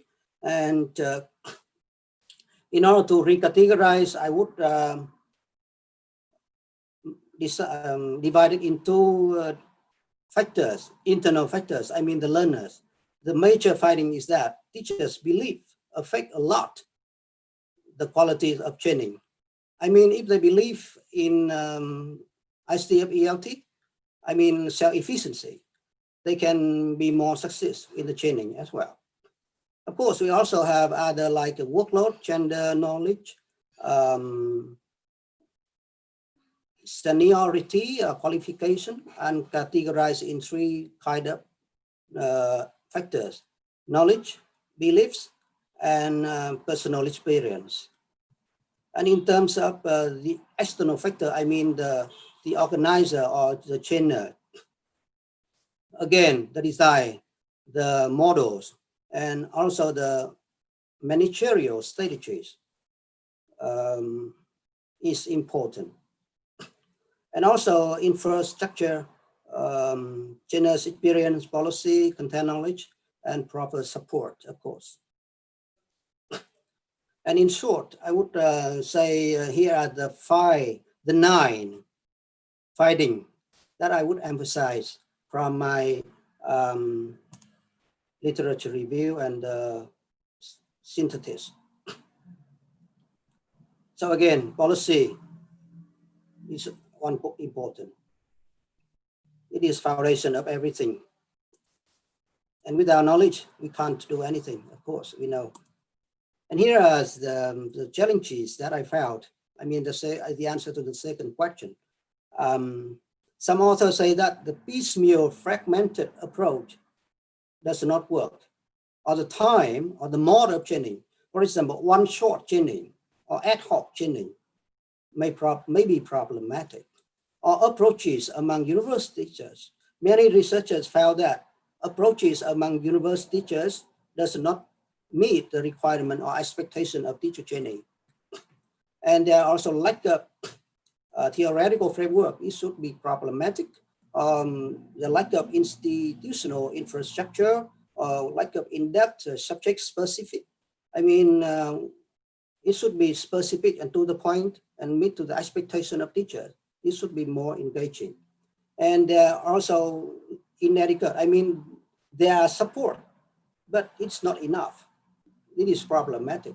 And sometimes they lack the strategies. And now I would like to show some experience from my actual training. Here is a course that I have done recently. I mean, last September up to November this year. And I mean that the engagement, maintenance of engagement is not easy. Teacher trainees feel engaged at the first stage and they gradually maybe feel frustrated or something. They do not pay much interested in the course. But our thought is how to maintain that. I'm sorry, I see the chat. Your interest, sorry. And here is a message I would like to share with you. As you can see that it is the actual training result. What I mean here is the learning by doing is important. Because when I ask teachers to do something, they respond to our task properly and enthusiastically.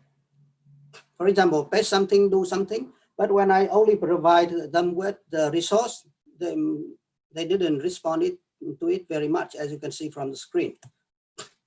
And here again, their needs are diverse. For example, some teachers have a problem with projector. I can't connect the projector, this problem. And some people say that I forget. So you see the diverse. And here again, people need to be trained with audio, some with game, other with times. So it's not easy to meet all the requirement of crowded classroom at the same time if we do not have the kind of universal design method. And here is my conclusion. As you can see, we have the same efforts and resources, but the result is not the same. Some people feel happy, some people don't. Even they have the same tune. So my message is that I would like to call for a better community of inquiry. I mean, teachers can learn from their partner, from YouTube and other people in the world, rather than just only based on the one-shot training. And the second message is the cognitive engagement, learning by doing. As you can see from the screen, they like doing than talking. As I am talking too much, that you may feel less interest gradually, I know. Thank you. The third message is the need for technology. What I mean is technology and pedagogy. It is a new term coined newly. I'm sorry, it is in quotation, but I do not find the exact author. And the nine message, the nine qualities or issues that we have to pay attention to, not only before, but also during and after the implementation of the training, and in both terms of the external factor and internal factors. And the fifth, maybe the final message is some possible challenges to be countermeasured. For example, the piecemeal model may affect the quality. The lack of managerial strategy, support, expertise, workload, worksite, and content relevancy. They are all factors that may affect the quality of training. And here is the overall recommendation. As you can see, action is everything. Without action, we fall from the start. And in order to be succeed in most of the work that or industry, not only in teacher training and teacher professional development, what we need is maybe the vision, the skill, the mission, the incentives, resources, and action. If we, for example, if teachers feel lack of incentive, they do not make a good change, or they can feel fluctuated to do maybe reluctant to do. They may refuse or reluctant to do the task. So we need a lot of factors, and hopefully ICT is not a fad due to the pandemic, but I hope that it is a new norm, or it is a norm without the incidents of the 2020 pandemic. People often mention the pandemic as a result of ICT use, but I hope that it is not the case, because if we just use it as a redeeming of face-to-face teaching, maybe we need to have a second thought. Thank you.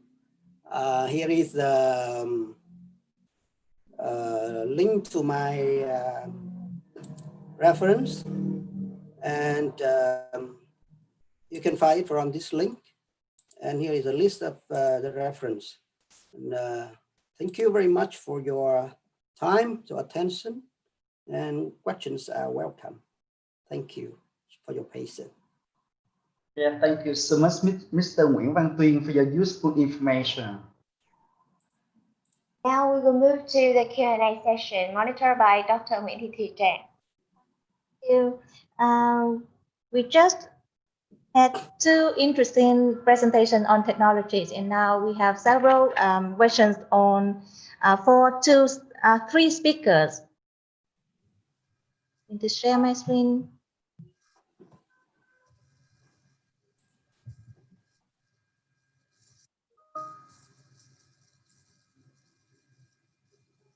So the first question comes to Sharon and Trevor. How do we ensure the validity and the reliability of the test, and also the score with the implementation of technology? Sharon and Trevor, are you there? Yeah. Trevor, do you want to start? Sure. What should I? Yeah, please go ahead, Trevor. I mean, this is a massive question, and thank you for it. And it is the biggest challenge, I think, that sort of we are facing as a sector. Where to begin? I think actually probably the best way, really, and I'm thinking about this in terms of how we get involved as teachers, as test developers, is that we engage with this technology.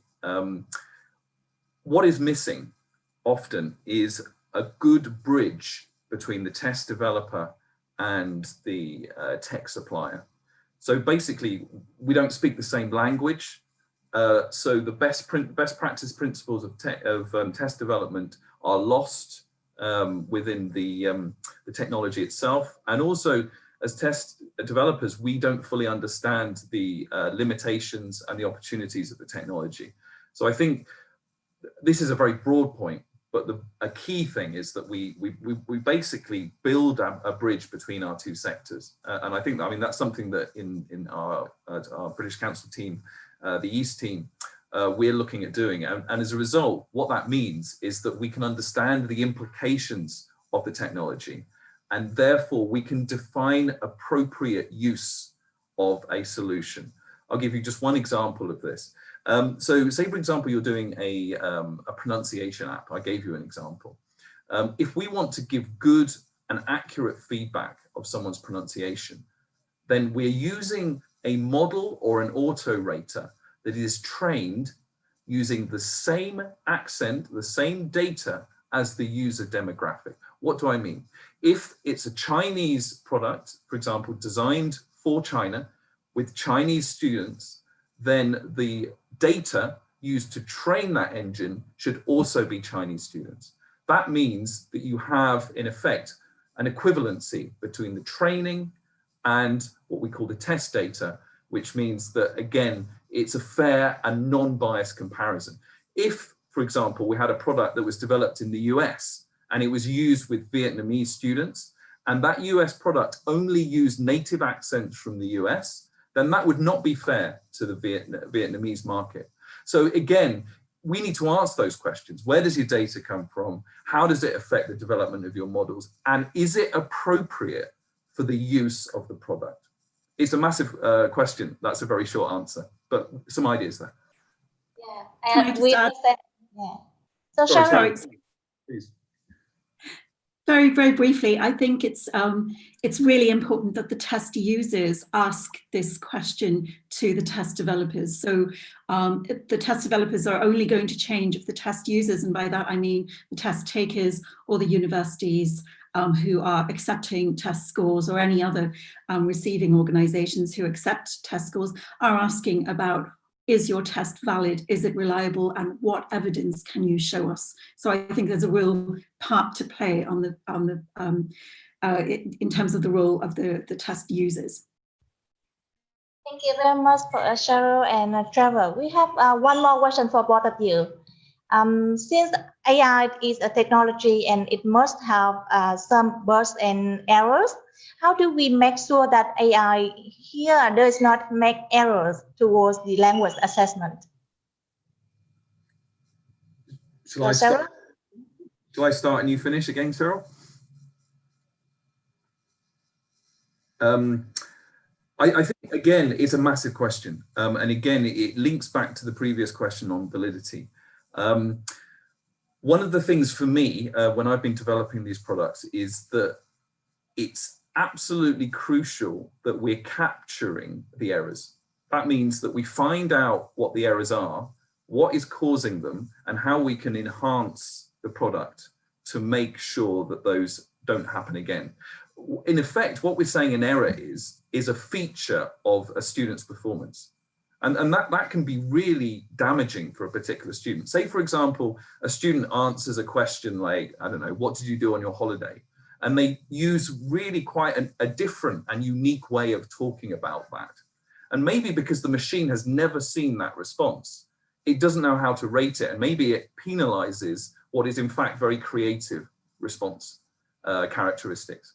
That is a really crucial error. So what we need to do is ensure that these, what we call outliers or unusual responses, are captured and analyzed, and the output of that goes back into the training so that we continually validate, we continually look at data and improve the system. So I think that's absolutely key to what we should be doing going forwards. Cheryl, did you have anything to add? Just very briefly, I concluded by saying that we need to use machines for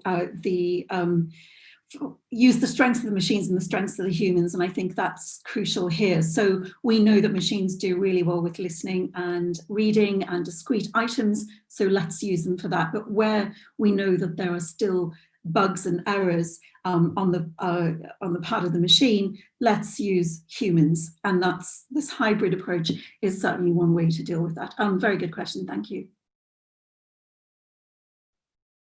Cheryl and Trevor, we come next to Mr. Tuyên. We have one question for you. Technologies is a significant factor in today's teaching and learning. What can you say about plagiarism that flourished recently? Are you there, Mr. Tuyên? Hello again, thank you. Thank you for someone's question. It's a nice question, and it is a hot topic nowadays. You can see from the boom of online using. And of course, it is important. And what we need is not only technical issue, but also the ethics that students need to be aware of, and they need to be taught, especially in countries where the culture of plagiarism is not very highly attended. And I just recommend that at the orientation, like in my university, all students need to pass the oriented test that we do online with ethics and integrity. And by reading this, they will see how important of acknowledgement and to avoid plagiarism. Especially, I remember when I was a student, I first was introduced with APA, and it's oriented me how to cite properly. And I do think that teachers need to recommend APA or something to their student, because we cannot ask them that they can. We cannot use technology to prevent everything. But more importantly is their their ethics. It is important because they have to control themselves. And of course, we have to make the combination with technology. Like in University of Newcastle, we have Turnitin, and also student or myself have premium account of Grammarly.com. It will help me a lot with checking students. But I say again, the most important is that the attitudes and the awareness of the learners, because we cannot control everything. Again, if we have time, we'll mention it in a later time. Thank you for your question, Dr. Chang. And thank you very much. Thank you, three speakers. Ladies and gentlemen, let's welcome our next speaker who come from Đà Lạt University, Vietnam, Ms. Nguyễn Thị Thùy Dung and Mr. Ngô Công Lam. In their presentation, Vietnamese English Major Perception and Intention to use a web-based tool for data-driven learning purpose. Please welcome.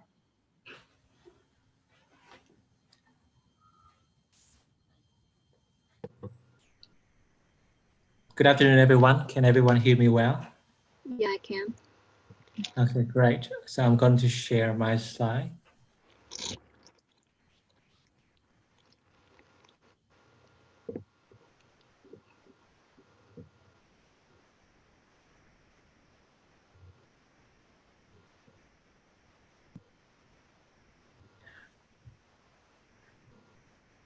Okay, so good afternoon, everyone. Again, my name is Ngô Công Lam, and I'm currently a PhD student at Monash University, Australia.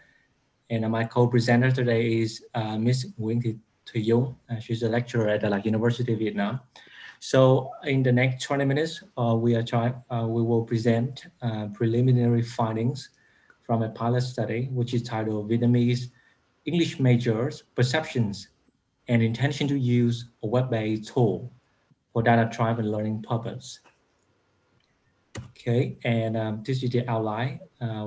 In our presentation, we like to address several sections. The first is introduction, where we provide some of the reasons why we conduct the study. And then in the second part, literature, we'll discuss some of the previous findings in the previous literature. And then we talk about the gaps and the purposes of the current study. Then I will continue with the methodology and then present findings that we found after carrying out this research. And finally, conclusions.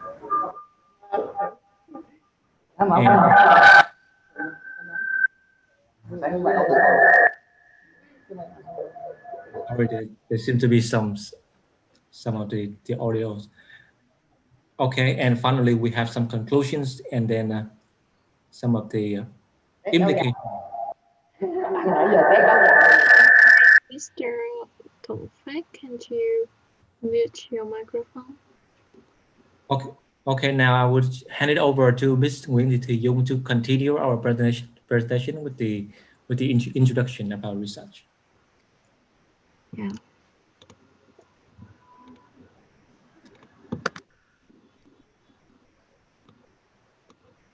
Yeah, can anyone hear my voice? Yes. Yeah, thank you. Thank you, Mr. Công Lam.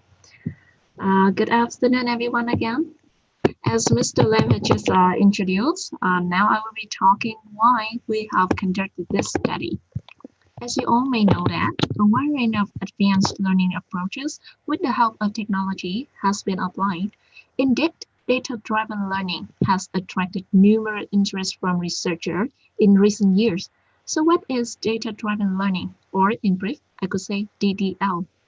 As according to Hadley et al. In 2017, as you can see on the screen, DDL is a student-centered interactive method of language learning, in which learners explore words in their real-life contextual usage. So why has DDL become so popular? First and foremost, a core value in DDL approach is real, authentic tests and a collection of tests. Secondly, students can study anytime, anywhere, without space and time constraints. As thirdly, students explore tests by themselves.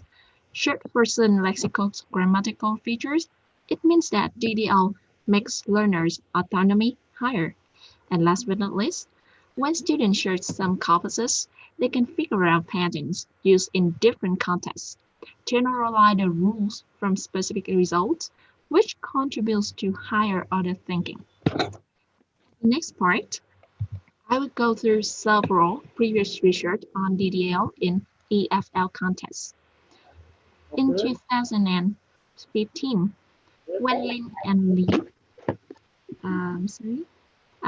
and Lee, examined 6 EFL's teacher experiences of DDL approach, they reported that the teacher got technical difficulties in applying DDL, in finding appropriate materials, and also it increased their workload. Moreover, in the research of Lure in 2016, as well as of Su et al. In 2019, they stated that DDL improved writing accuracy, reading capacity, and supported learning needs for learners. However, learning English or other languages is a long-term process. Why previous studies stopped at the case that learners only used DDL in just a short period of time when they were required or when the research work conducted. Meanwhile, it is relatively unknown users' intention to keep using DDL afterwards.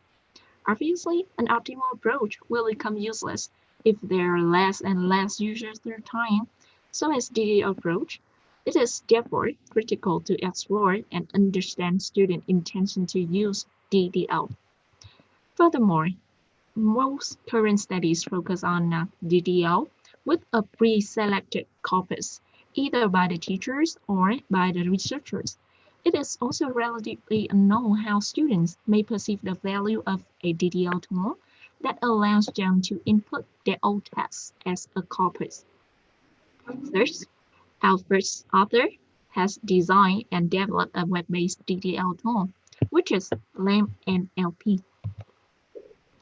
The outstanding features of LAM-NLP are, as you can see clearly on the screen. First, students can add corpus by themselves. Second, there's no need to install nor to pay any subscription fee. And last, LAM-NLP got multiple functions such as searching word, phrase, topic, as well as text readability. Those are reasons why we've conducted this pilot study. And our purposes are, first, we examine student perception of LAM-NLP to learn English. Second, we explore the intention to use LAM-NLP later on. Accordingly, the research questions to be examined in this study are, to what extent do the participants perceive LAM-NLP to be useful and easy to use in their English learning purpose? Second question is, how do participants' perception of an attitude toward LAM-NLP interplay with their continued intention to use? In order to answer these two questions, we based on a framework of David et al. In 1989, which is the technology acceptance model. The model contains two basic components, perceived usefulness and perceived ease of use. Perceived usefulness means that the users consider a tool is useful or not, and perceived ease of use means that whether the user feels it easy to use or not. Those components contribute to predict whether the user will use that tool in the future. Additionally, as suggested by previous researchers, attitude is also a very important predictor in the intention to use. And that's the reason why we combine attitude to increase the efficiency and predictable power of the intention to use. Now I will hand over back to Mr. Kong Lam to clarify the procedures and our finding in the pilot study. Now, Mr. Lam, please. Thank you. Now I'm going to continue the presentation with the methodology check section.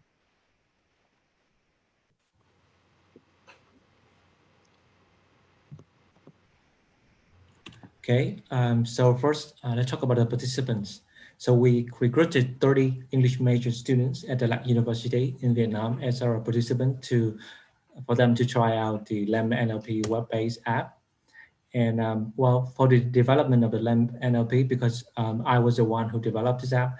So, but in this presentation, I'm not going to elaborate too much about, the technical aspects of it, which I have already presented at another conference.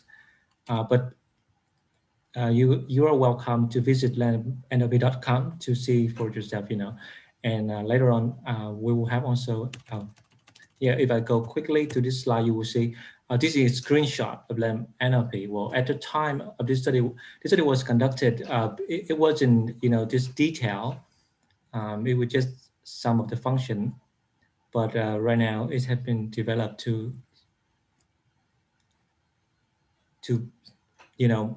have more functions. But overall, the student can just enter the text here, and they can have the keyword extracted from the website. Like, again, enter a text, and it will extract popular keywords based on the frequency. And then they can also extract phrases like collocations and stuff from the text. Also, they can find out the topic of the main topics based on the text. And finally, they will know the readability of the text. But these are only the 4 functions at the time of the pilot study. But after that, like major transformation, all the functions have been added. But not going to talk too much about them in this presentation because we have other things to share. Okay, let's come back with our methodology. So after the development phase of the LAM NLP web app, we then provided tutorials to participants and let them try out the web app for various language learning purposes. After that, we utilize an adaptive instrument based on Wu and Chan 2005, which involve 4 components: perceived usefulness, perceived ease of use, attitude, and continued intention to use. These are all have already been mentioned by Mrs. Nguyễn Thị Thùy Dung in her presentation of the framework for this study. So the statement or the question in the questionnaire are phrased as Likert scale statement, and the participants are asked to indicate their agreement from totally disagree to totally agree, and the score for each statement. For example, if they select totally disagree, they will have one point, and if they totally agree, they will have 7 points. And for the procedure, first the questionnaire are made available online, and then the participants are allowed to complete the questionnaire within 1 week. And after that, we carry out data analysis with descriptive statistics and then bivariate correlations at the 2 main statistical analysis that we utilize in this study. So here are some examples of the questionnaire items. For example, the perceived usefulness, we will ask them statement like, I find the LAM NLP to be useful in for language learning, or the items belong to the component perceived ease of use. We will ask them, it is easy to use the LAM NLP. And of course, they will indicate their agreement, as I mentioned earlier, from points 1 to 7, like totally disagree to totally agree. So let's come to the findings. So first, we have the descriptive statistics results for the perception variable. This is to answer the first research question, that is, what is the English major students' perception of LAM NLP for their language learning? So as you can see, here, the participants indicates a positive perception of using LAM NLP for their language learning.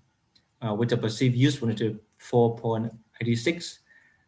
Also, the attitude is 4.75, and then continued intention to use 4.75.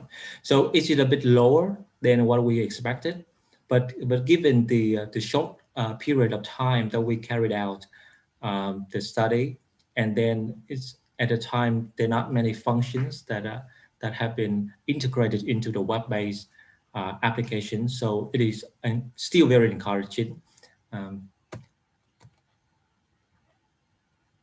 The second question, we want to explore the interplay between the perception and intention to use. In other words, what are the factors that affect the users, in this case, the English major students, intention to continue to use LAM-NLP or DDL approach in their future language learning.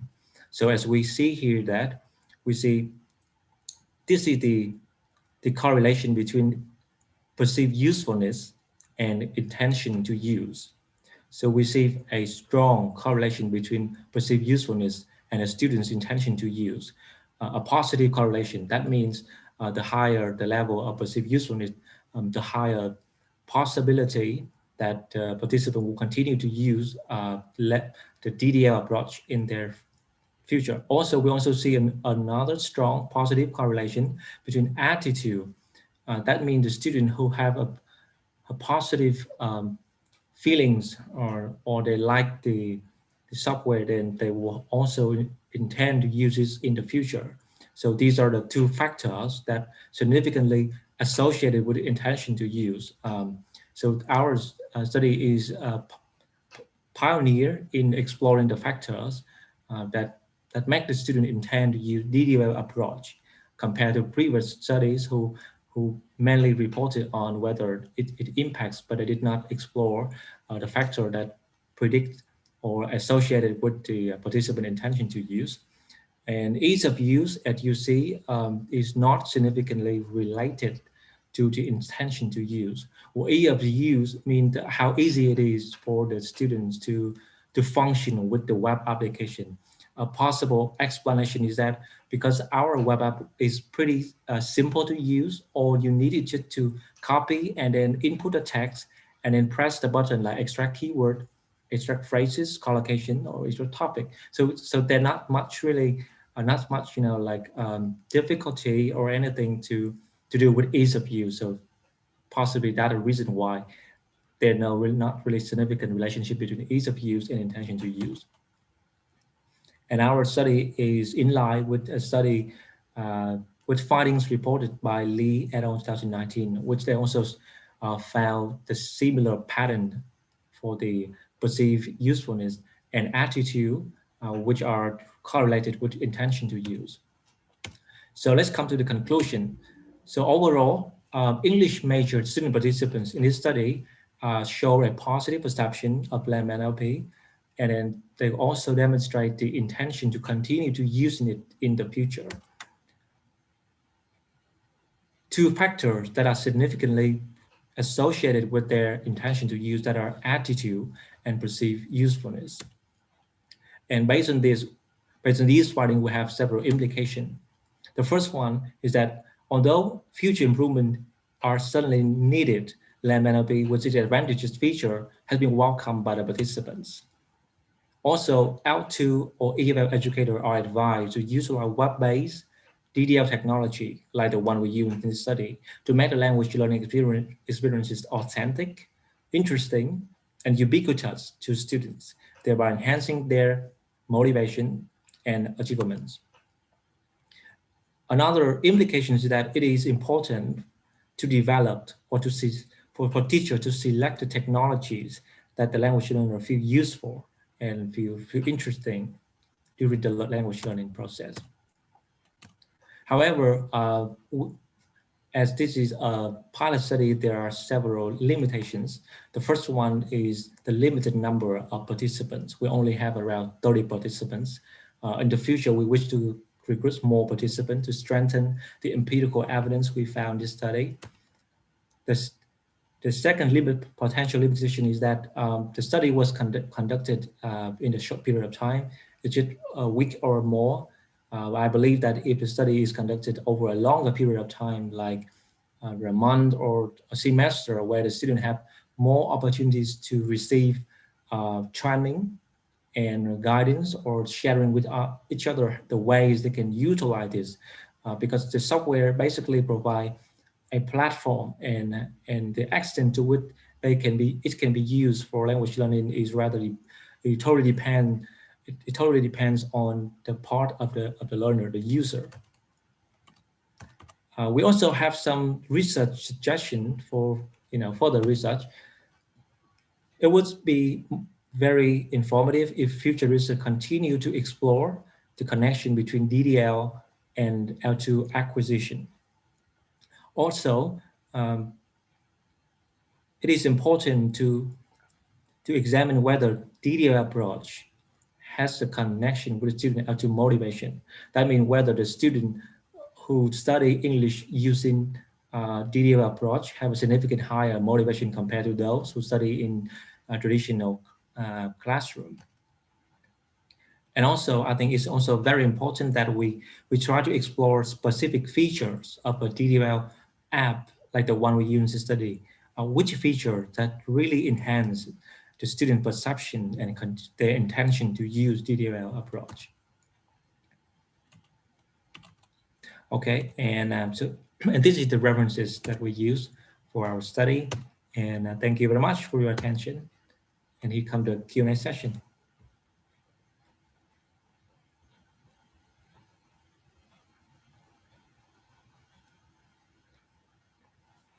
Thank you so much, Mr. Yung and Mr. Komlem. Another interesting features presentation will be now given to you from University of Newcastle, Australia. Please welcome Dr. Helena Sitt with the topic Language and Technologies, Pedagogical Integration Today for Language Teachers of Tomorrow. Please welcome. Thank you so much for the conference committee and the panelists. I'm now just sharing my screen.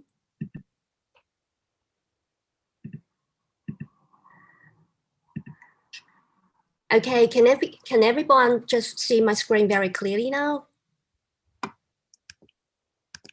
Okay, so thank you so much for joining this session. Good afternoon in Vietnam and good evening in Australia. It's very kind of the conference committee and especially for Dr. Tran to kindly invite me and also organizing the wonderful research event. And definitely I think the previous research and topics and also the wonderful speeches cover the emerging technologies, global pedagogies and literacies. And also I feel privileged to have been given this wonderful opportunity to make the webinar and also connect with you. I'm Helena Sitt, as the panelist just introduced. I'm currently a senior lecturer and course coordinator for language education from School of Education, Faculty of Education and Arts, the University of Newcastle. And tonight I'll be talking about one of the postgraduate course and also the reason why I think pedagogical integration today for language teachers for tomorrow would be very important. Okay, so next, let's just take a look at the overview of tonight's presentation, the last presentation for me. Okay, so I will begin with the language education context at UON generally. Then I describe the why multimodality is encouraged in the 21st century classroom, rationales for involving multimodal literacy instruction in Tesol, teaching English to speakers of other languages or second language programs here at UON. And also I will just continue with a discussion of pedagogical integration and strategies to scaffold learner engagement and some of the benefits, challenges according to the feedback from my students that have arisen so far. Lastly, I concluded with a view of the future directions. So here is the language education context in general. So we have been offering the language education program in UON, which is called Postgraduate Program, Master of Education, TESOL.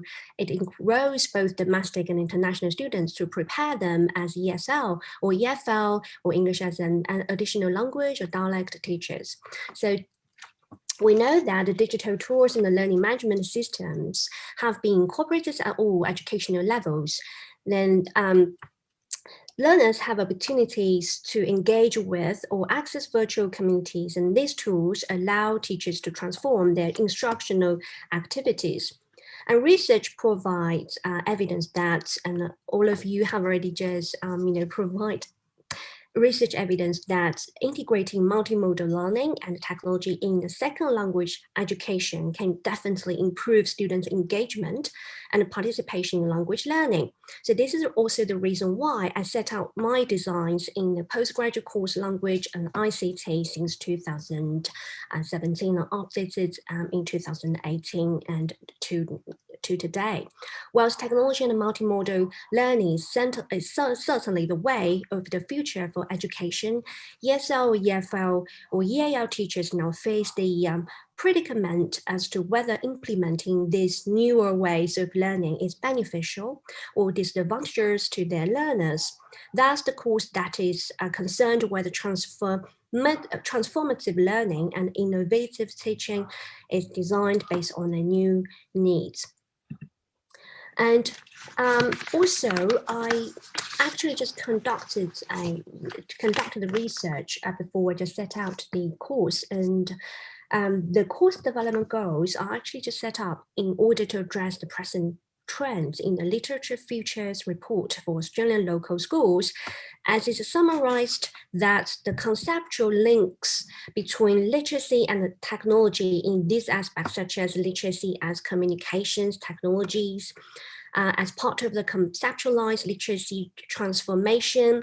For example, writing, the alphabet, typographic, print, and the book are actual communications technologies, dominant and with long traditions and practices. Literacy education itself is actual monitoring in Vygotskian terms in social practices with technologies of writing. And the second strand is literacy teaching via new communications technology.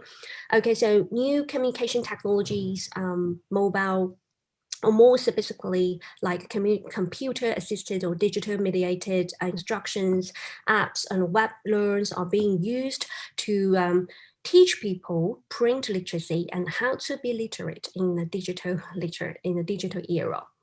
And the last strand is concerned about the multiliteracies with new communications technologies. So multiliteracy with new communication technology will be around the life and work in contemporary culture, require students or one's ability to utilize a range of multimodal texts that engage simultaneous and blended uses of traditional print literacies and other kinds of representations. So the course is to help students to understand the foundations and the key concepts of computer-assisted learning, language learning, or we call ICT, language and technology, or ICT-related practices, multiliteracies, and multimodal learning, and also help them to develop and evaluate core relevant applications, including multimedia materials and internet tools. And also they are able to design language courses after they finish the course by integrating ICT related and curriculum materials to meet their needs. Okay, so as you can see here, this is the basic course outline and also the course syllabus that we have already just embedded into the whole program design, implementation, and evaluation. And there are three main themes here to cover, such as introduction to multiliteracy, the core ICT, the new trends and pressing issues. The second one will be the technologies, new literacies and skills. The third will be implementation, application, and evaluation.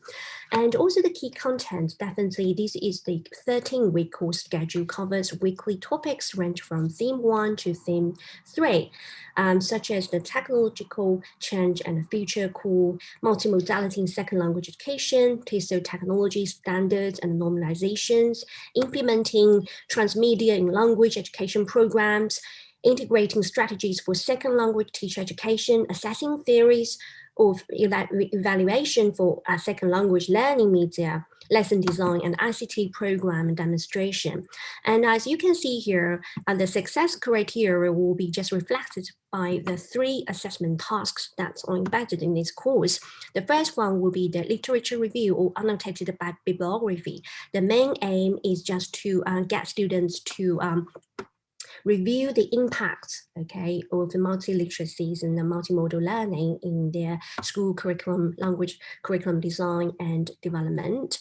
And the second one will be around the case study, so such as it analyzes a given scenario and also plays, and the students will be encouraged to make a proposal on how to promote ICT or core program in language program design in a local school or local institution or in a home country, home institutions. And the third one will be around the ICT program demonstration of they just evaluated the set of the resource portfolios about their own research. And that will be the another link with the first 2 assessment tasks. And also this is based on the Tesol International Association in 2008, because the 2008 Tesol standards serve the purposes for the teachers to follow, such as lead teachers to learn to use digital technology appropriately and efficiently for language learning and ensure that students can do likewise. Okay, so this is one of the aims that I would like to achieve as a part of the course outcome.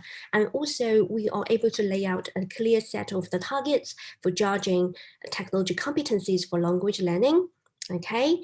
And the motivate teacher educators and teacher education programs to integrate technology training and use into their curricula. So this is the reason why they are encouraged to design their own lessons in regards to the ICT related practices incorporated into their language education programs.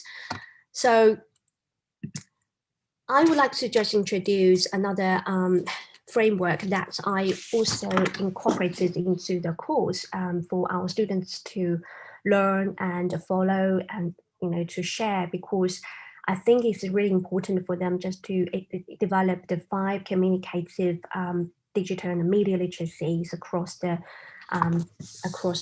language education programs that they have encountered or they will encounter in a future teaching and learning contexts. And what is multimodality? A lot of the students, when they just enroll the course, they also just ask me the question, why? Okay, so we actually just, introduced to that. Our students will know from literacy to multi-literacies. We understand literacies no longer are simply associated with how well a person reads and writes. Messages are now carried through multiple modes, and that might just combine 2 or more forms of meaning making. And also it has been defined that the multimodal learning as a social practice of making meaning by combining multiple semiotic resources. And what are they? According to New London Group, firstly in 1996 and later in the updated literature, and I just quoted here in 2000, then there are different types of the semiotics, symbolic resources for both teachers and students to share. The first one is a linguistic one. Okay, so the linguistic that will be related to vocabulary, sentence structure, grammar, oral, written language, visual, that could be color, viewpoint, still and moving images, audio, volume, pitch, and rhyme of music, okay, sound effects basically, and gestures such as your body languages and movements, and spatial. Okay, when you just surf from this web page to next and also navigate around, then that could be the spatial one, because this is about the proximity, or if you just locate or position or just tell the different positions of an apple, put in a picture right in the middle, or maybe up to the front, up to the right front, and then that could indicate the different meanings of the picture for the audiences. and direction, position of the layout and organization of objects in spaces. So the multimodal means meaning making through different modes. Okay, so it might just combine two or more of that. And also multimodal is defined in the Australian curriculum as the strategic use of two or more communication modes to make meaning. And with the development of multimodal literacy, that is strongly associated with the growth of digital communication technologies. Multimodal is not synonyms with the digital. The choice of media for multimodal text creation is therefore always an important consideration for us. Okay, and also another rationale for us is that why is multimodal encouraged in the 21st century classrooms? Definitely the technology expansion and innovation. Well, I used to do my research project with students who were new to the digital and media literacy, and especially when we just transited ourselves from Blackboard to iLearn, and they just asked me one question: do we really have to iLearn? And finally, you learn, I learn, and we learn. Okay, so changing social practices of the literacy, definitely, and I think about your social practices and the literacies every day. And also it is about the syllabus request, and due to the rapid and continuing advances in ICT and changing the ways people share, use, develop, and process information technology, the syllabus requests that in this digital age, young people need to be highly skilled in the use of ICT. While schools already employ these technologies in learning, there is a need to increase their effectiveness significantly over the next decade. Okay, so it's also required by the curriculum and the syllabus from the education authorities here in Australia. And also another interesting thing that I will just show you a video in a second, because this rationale is supported by a group of scholars such as Maxine Green. Okay, so they argue that the arts in education enable person to become different and look through the lenses of various ways of knowing, seeing, and feeling in a conscious endeavor to change one's perspective on the world. Okay, so let's just check with McGurk effects. And perhaps for this one, you can just follow instruction and see if you are in the grand majority. Watch this experiment. It's called the McGurk effect. Ba, ba, ba, ba, ba, ba, ba. What do you think he's saying? Okay, what do you think he's saying by sound? Check if you're in a grand majority. It could be tricky. If you think he's saying da, da, da, you are in the grand majority. But now, close your eyes and listen instead of watching. Ba, ba, ba, ba, ba, ba, ba. The voice is saying ba, ba, ba. Are you right? Okay, or you can just leave your message via the chat box. Now, let's replay it without the sound.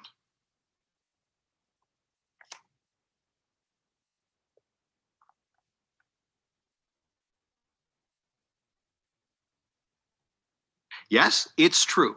His lips are saying ga, ga, ga. So how is it that when the lips are saying ga, ga, ga, and the sound says ba, ba, ba, that our brains read da, da, da? The McGurk effect. It's an example of an auditory illusion. It's a great way to show that the accurate perception of information can involve the participation of more than one sensory system. In this case, vision with sound. We call it multimodal perception. The McGurk effect, it's a terrific example of the fact that the senses did not evolve in isolation from each other, but actually work together to help us perceive our world. When multiple senses are stimulated simultaneously, the brain begins to experience an information-rich learning experience and laps it up like ice cream. It encodes more information per unit time, and it remembers that information better too. Okay, so this is the McGurk effect, and thinking about the philosophical orientation about the multimodal learning. Okay, and also this also shows a good evidence that children and adults definitely need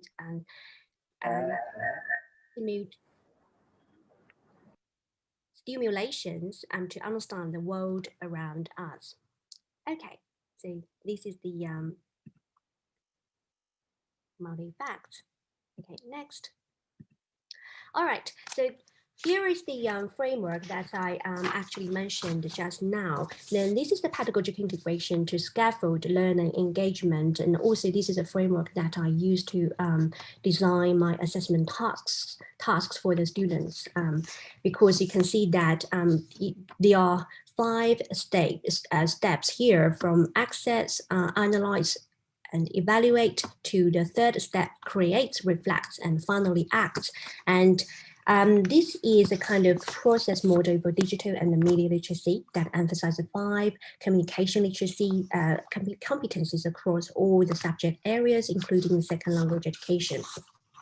So the first step is just to access dimension of literacy. Here, students learn how to find, comprehend, and use symbolic resources. And we might just want to ask ourselves as, do you model effective strategies for finding information from diverse resources? And also the second step is analyze and evaluate here, because they're together. This is an important dimension of the literacy universities, the capacity to analyze messages, considering the purpose and understand why and how they are effective. Okay, they are effective for use.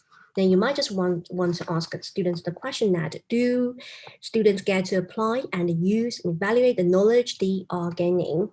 Okay, and the third one is the create. Create, we can also literally just talking like communicate. So this is the communicate and the create dimension of literacy. It's all about how to express or communicate in multiple modes.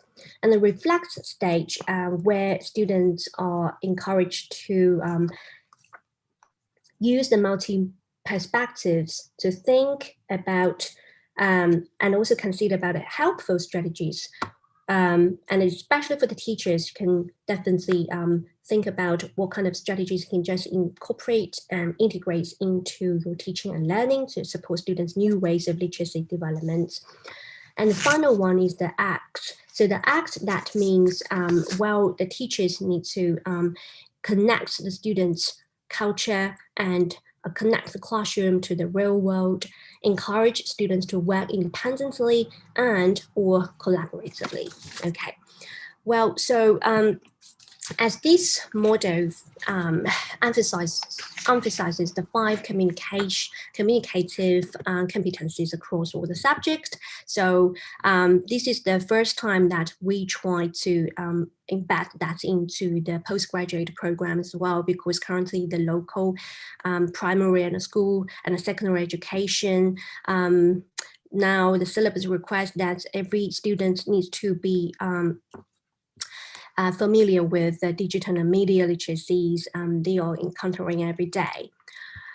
Then these communicative competencies should be just worked as the fundamental literacy practices, and now it's part of the learning across all key learning areas, including second language education. And now I'd like to just move to the next part to just show you that how the assessment task and what are the real samples that I can demonstrate to you that what kind of integrating strategies that I just used to scaffold learner engagement. So for the first phase here, actually these first 2 phases, access, analyze, and evaluate it here. I will just encourage the students to engage with the multimodal texts. And here is an example the example is just to discover how the Behind the News website work with the text to create meaning for the viewer.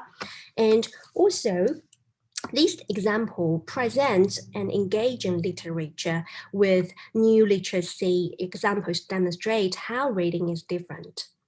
And this is also a clickable interactive example of a digital test for students to analyze some basic features of the website. And as you can see that this is the decoding of the website, including the website address and information on how to contact the website and the use of symbols and the colors and the graphics and the written language here, the image of the reporter. So students will just know that maybe they can just use use some of the literature as the full resource model, like the code breaker, the test participant, the text user, or the text analyzer to decode the image that they can just get from the digital text from that.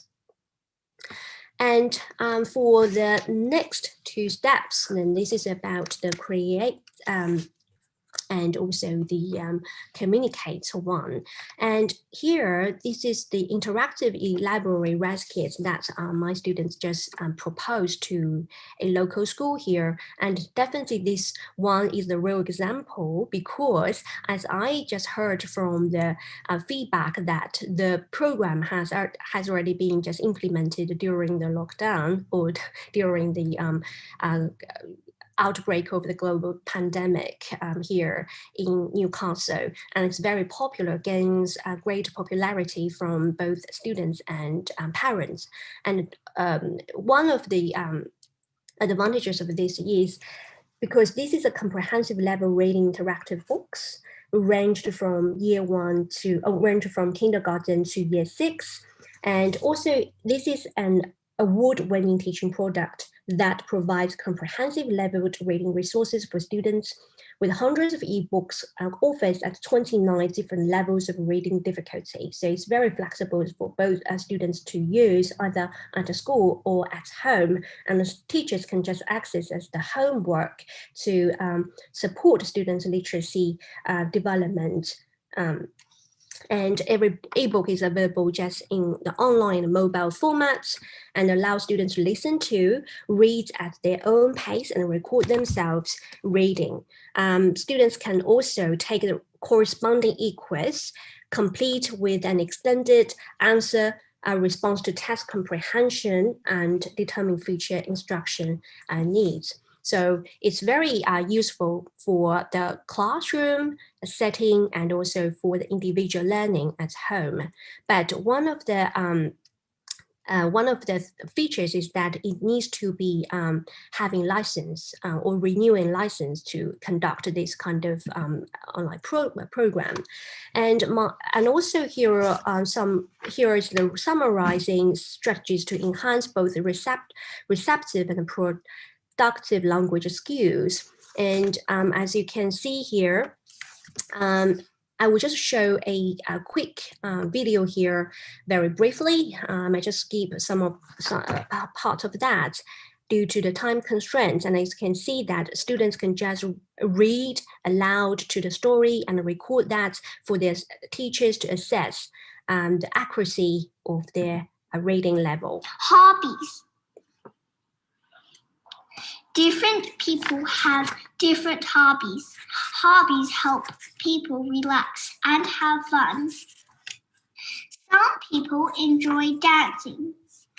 They like to move their bodies. Some people enjoy collecting. They like to collect different things. Some people enjoy gardening. They like to grow plants.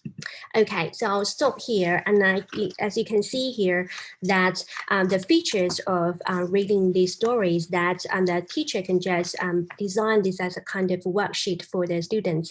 And the strategies to enhance both receptive, that is including the listening, reading, and also the productive language skills, speaking and writing, will be just in this way. So, for example, students will just listen to a favorite write-leveled ebook as assigned by the teacher, and they read aloud a story online, record themselves reading a book online or in the classroom, from the electronic devices that they can access.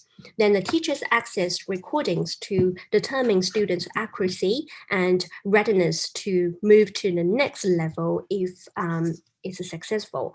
And the last step is that students complete the corresponding e-quizzes, as I just showed you the picture on the right-hand navigation, or challenge task that will be the students are encouraged to write or dictate the high frequency words. And as you can see here, the sentence pattern is very similar. So they have got a kind of sentence pattern for the students to drill for practices.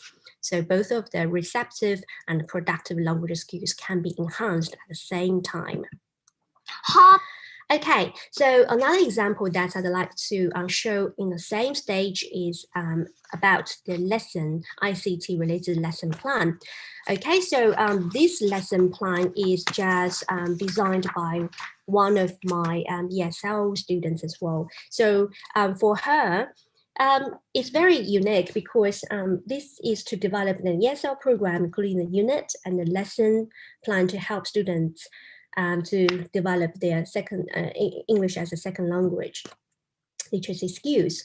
And the current student is an experienced lecturer in the broadcast radio industry on air and doing voice over work. Then she loves traveling languages and experiencing different cultures. So she's doing this program just to enable her to diversify her ESL teaching skills into the future. And I was really glad that she could just use all of the features that she had already had and just to create the ICT units and the lesson design. And she also just interviewed one of the very well-known news reader and songwriter in Australia, Mr. Sean Fraser, okay, at Australian Old Radio Network, and just to make a kind of unique radio session for the ESL students in year 12, and about some of the verbs are missing, like listening to the headlines, and also this is the example for that. So I will just demonstrate very quickly here. Sydney's 101.7 WSFM. Good day, good afternoon. I'm Sean Fraser. A zookeeper has been attacked by a lion at Shoalhaven Zoo. The 35-year-old woman suffering severe facial and neck injuries just over an hour ago. 4 ambulance crews rushed to the scene and the woman is now being airlifted to a Sydney hospital in a critical condition. Letters between the Queen and Governor-General John Kerr, who dismissed Gough Whitlam, might be released. Historian Jenny Hocking has won a legal battle to access the letters after...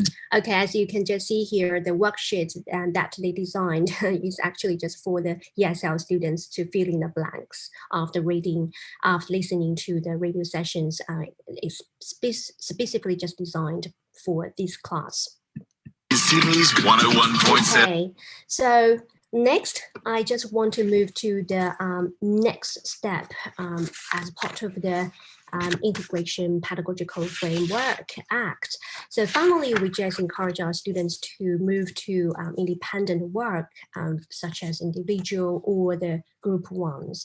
So here is an example that I just demonstrated to my students, because first of all, as the last part of their assessment task, the first part is that they need to just provide kind of a resource portfolio about the ICT or any apps or websites or any online language education programs. Maybe in the future, we will just include the previous presentation session about the LAM NLP, okay, by the 2 presenters before. I think this is really useful resource for them just to learn to as well.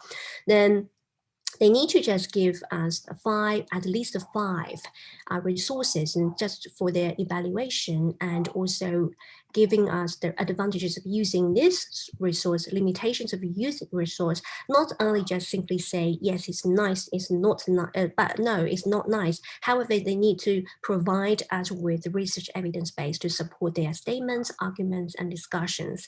And one of the important aspects is that they need to just elaborate or explain why the resource works to support their students' literacy development and competencies. And the second part is about the ICT program demonstration. So I use Kahoot, and Mr. Tu Yan just now used Kahoot and also just listed as the top 10 very popular digital websites and the mobile apps for the students and the teachers to use. And Kahoot is very popular to use in Australian context as well across all educational levels. So I just use this one as a kind of demonstration for them and to inspire them just to do their ICT program demonstration. And if time allows, I will just show you one more video, or otherwise I will just simply just direct that link to the chat box, so you can just take a look at how my students actually just took this assessment task to design a kind of website by their own, just to incorporate their taught ESL students to volunteer to the video filming as well, just to design ESL classes. So very interesting, very inspiring as well. And after the course and that module evaluation is very important, because as part of the curriculum development. So first of all, we'll have curriculum planning, curriculum implementation, curriculum evaluation. Finally, we can just have curriculum innovation. So I think it's really important just to collect the feedback of the students.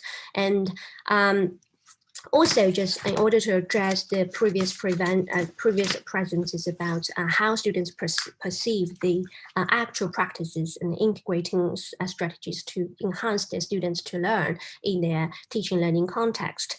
So they just show us some benefits and also some limitations of that, and what kind of difficulties or challenges they have encountered or they could just foresee.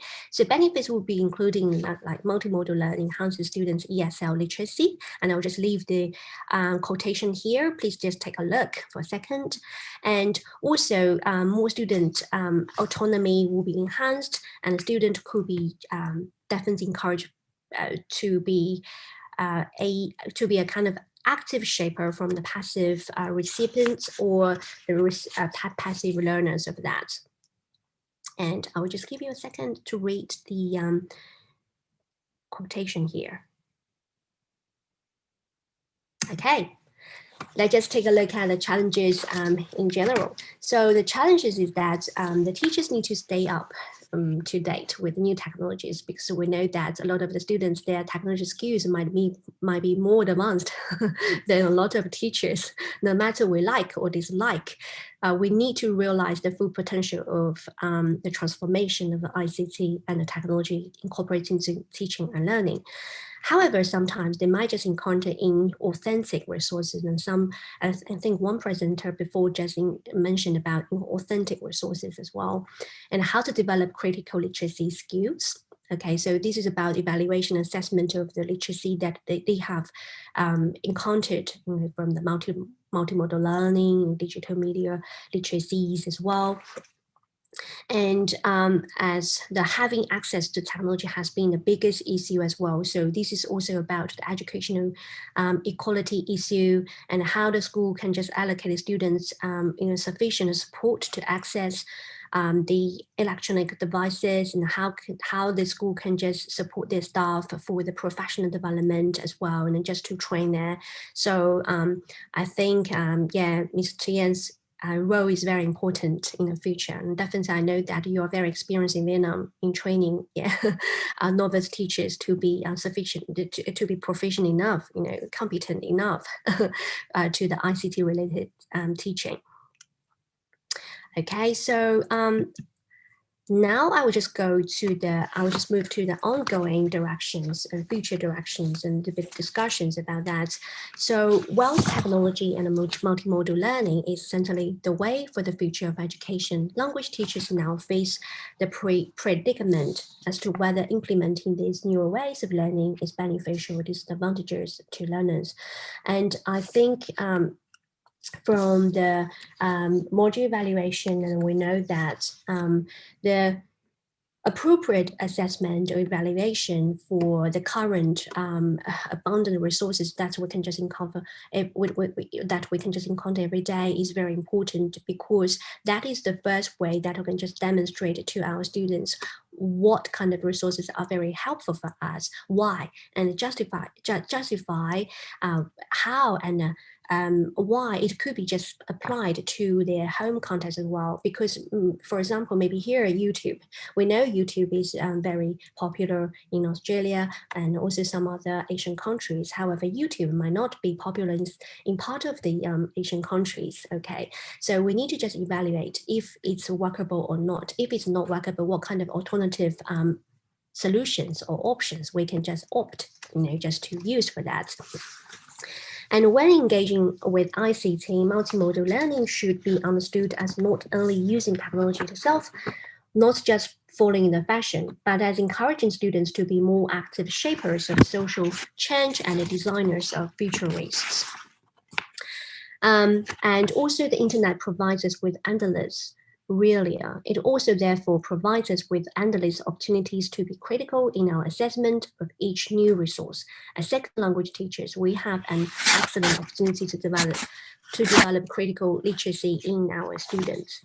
And I think, being as the language teachers, we also still need to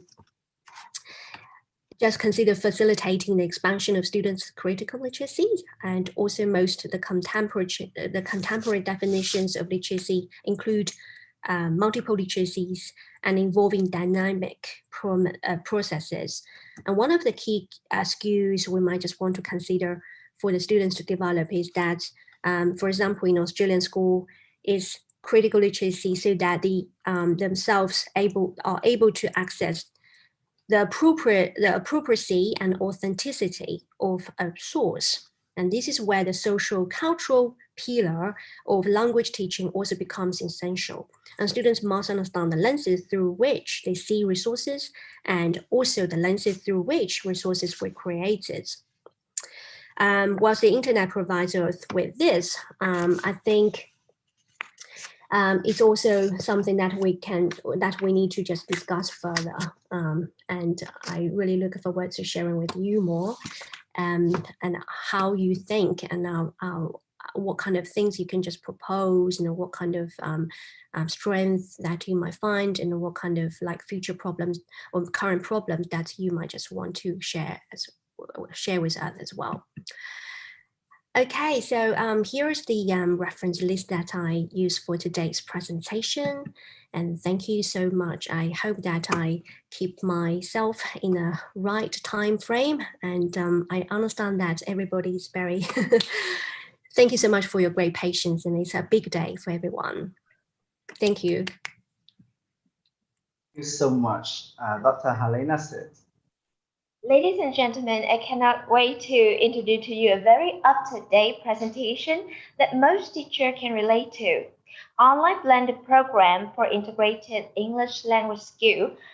And this presentation will be given to you by Miss Arena Hunt from University of Otago, New Zealand. However, we have just been informed by Miss Arena Hunt that her flight is delayed and she cannot be with us today. Therefore, we'll play her pre-recorded video instead. Please enjoy.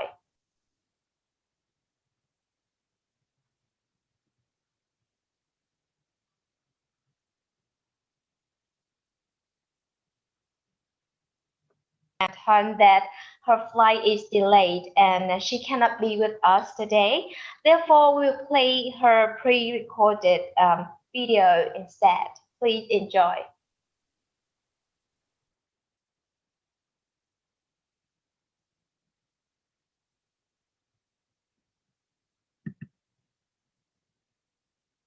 Hunt that her flight is delayed and she cannot be with us today. Therefore, we'll play her pre-recorded video instead. Please enjoy.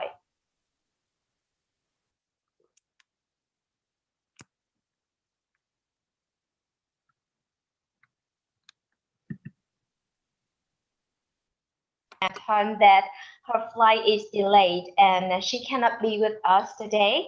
Therefore, we'll play her pre-recorded video instead. Please enjoy.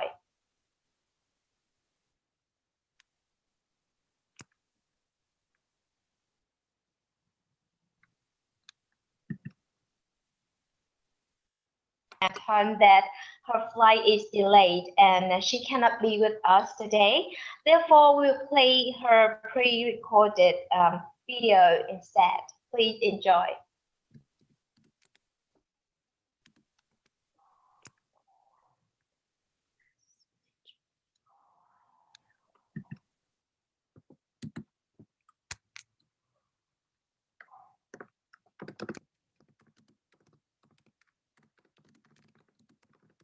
Ladies and gentlemen, while we're waiting for the speech from Ms. Irina Hunt, I kindly inform that the biographies of all speakers and presenters has been already uploaded and available on our website.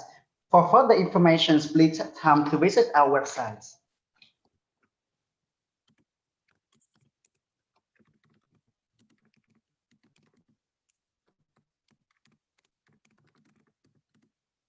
Irina Hunt, I kindly inform that the biographies of all speakers and presenters has been already uploaded and available on our website. For further information, please take time to visit our website.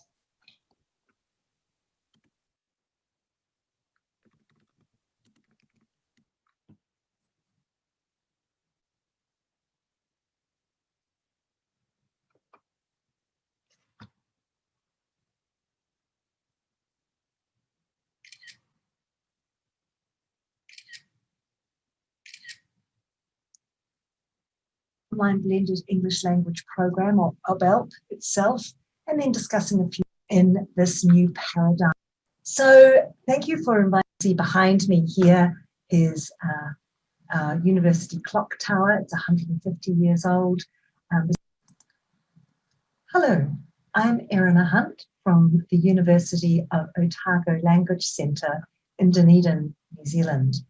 And you can see behind me here is University Clock Tower. It's 150 years old. This is the oldest university in our country. The picture on this first screen is of the Otago Language Centre, where we focus on teaching English to students of all ages, stages, and levels. So thank you for inviting me to share an online blended program for the integrated English language skills, bearing in mind English language teaching in the era of globalization for embracing the challenges and innovations. What I'm going to talk about is how the Otago Language Centre developed a program to technologically enhance our teaching and learning in this new paradigm. And this began pre-COVID, and I'm afraid I will be referring to pre and post-COVID, pre-COVID, and held us strong during our period of lockdown in this country, and still has proven successful now. So I would like to talk about not only the challenges and innovations, but the background, the teaching experience that we have had, and how we designed the new paradigm around technologically enhanced ELT. I'll be focusing on the online blended English language program, or OBELP itself, and then discussing a few practical perspectives. So first of all, just as this is the title of this conference, this virtual conference, what is the era of globalization for? Well, you can see what Klaus Schwab has to say about that. He said, we are vastly underprepared and it really has only just begun. But for myself, I see this as staying with an outdated mindset and existing processes will no longer do. We need to redesign our previous thinking, our previous modes of delivery. So traditionally, what would happen in our situation was we would have international students visit New Zealand in order to study, to study English, to go on and study at university, for various small, short study period programs and what have you. They would generally come from all over the world, not just where these arrows are showing, to New Zealand. And of course, that's the traditional way. But times have now changed, and we have a new paradigm where we are now delivering from our central location in our country to the world. So the challenges, we're thinking about the old way, the traditional, and the new way, or the new paradigm. Some of those challenges are talking about what defines an English language speaker. Now, 1/4 of the world's population use English, some form of English. And there is no longer that perception that there is a monochrome or a single form of English, be it British English or American English. There are so many different Englishes. So we have to bear that in mind when we're thinking about teaching English online. So how to become an effective teacher in this new paradigm? Well, we need to adapt to the changing technical environment and do this through distance teaching. It's still a relatively new thing for many, and we're still trying to work out how best to achieve those learning outcomes using this methodology that we once had, but a huge shift in that methodology. And we need a lot of transition in order to learn how best to manage that delivery. Staying student focused through the distance education system is indeed a challenge. So a third challenge that I have identified here is how to equip second language users with the knowledge, skills and confidence required for their present day sociolinguistics realities of English as an international language. Now, in the current globalized world, the sociolinguistic realities of English has become so complex as English is being acculturated throughout the globe. So this is a very big question that I won't be addressing today, but is definitely a challenge. And the fourth challenge, how can teachers innovate to make English language more accessible in this new paradigm? Well, we have to adopt multiple new practices. But what I'm going to do now is focus on what we have done at the University of Otago Language Centre to address these four challenges. So we overcame these challenges, or are still seeking to overcome these challenges, by designing a program, the online blended English language program, with contemporary pedagogy and methodology at the core. It's been designed for customized flexibility, so it can be adapted to different cohorts of learners. It can be adapted to different nationalities of learners, time frames, all manner of things. It's also designed to blend all skills, so that's English speaking, listening, reading, writing, grammar, vocabulary, and critical thinking in an interactive and engaging blended environment. The blended aspect of this comes from the fact that we are delivering through a technical platform, an online platform, but also there is a high percentage of face-to-face interaction, and I'll explain that a little bit soon. It has also been designed to be delivered globally, so 24/7, which has great appeal with our time zones across the world.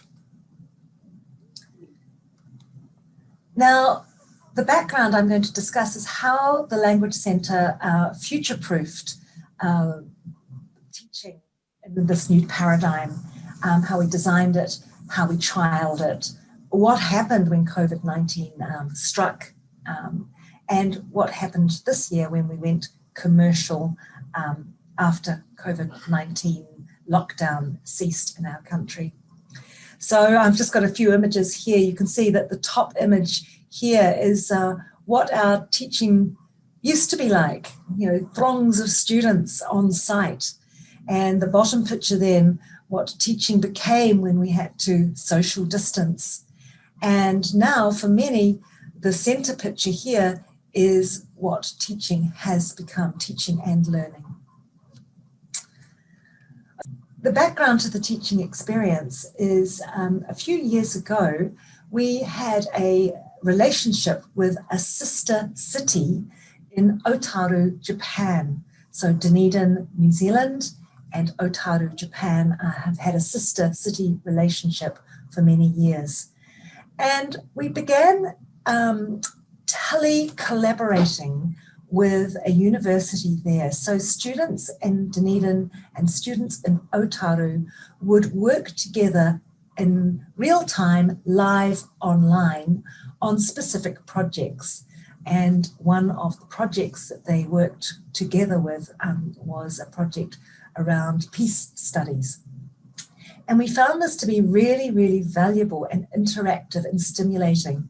It wasn't so much teaching online as learning online, because the teacher facilitated a project and the students just worked together in real time.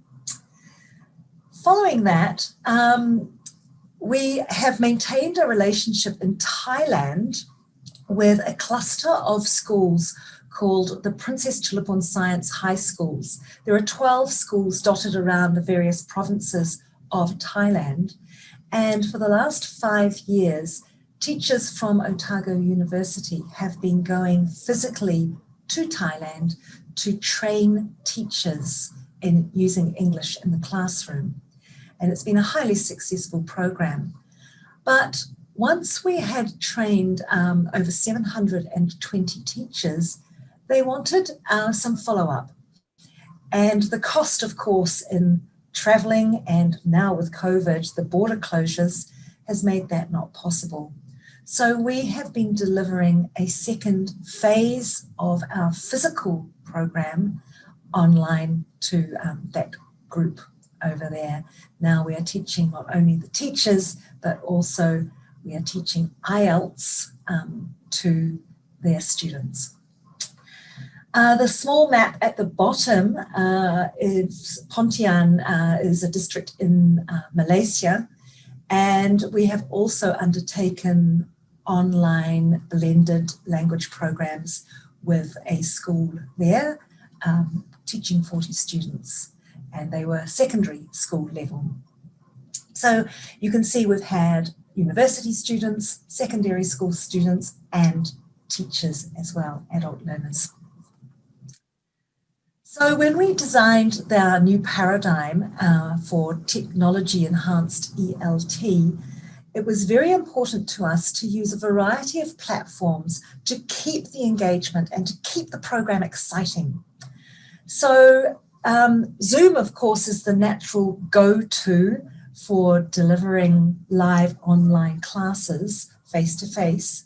It has that wonderful facility for putting students into breakout groups so they can collaborate. It's very much teacher-led and supported, but Zoom was a platform that we wanted to use. Supporting the Zoom was or is a fantastic, easy, user-friendly authoring system program called Kura Cloud. Now, in New Zealand's traditional language, Te Reo Māori, Kura means school. So this is school in the cloud. And this is a wonderful platform where we have developed 5 different English language levels of study with 4 modules of content. And each module is of 3 weeks duration. So there are 12 weeks of materials at one level, but of course students can move up and down between the levels as well. The little orange areas here in the in the chart talk about reading, writing, speaking, listening, vocabulary, and grammar. Those are the letters, the acronyms. But critical thinking is also very much part of our program. Now, the Kura Cloud is autonomous. Some of the materials are self-graded, so the students can work on these 24/7 if they want to. But it is very, very strongly teacher supported. There is regular feedback by way of writing and speaking. This is done individually, it is done through email, it is done through video and various other forms. Connected to the Kura Cloud, we needed to find a platform where students could use as a discussion board. They could upload audio recordings of themselves, and we found Padlet to be the simplest, most user-friendly way to do that. So again, it's offering another interactive way of collaborating, communicating, and engaging with a program. So those were the systems and the skills that we have chosen to combine and are working extremely successfully and with really positive feedback, which we're thrilled about. So my little images on the side show how we have grown our program over the last years from a few participants to many, many more. So in 2017, 2018, that was the tele-collaboration I talked about with the sister city.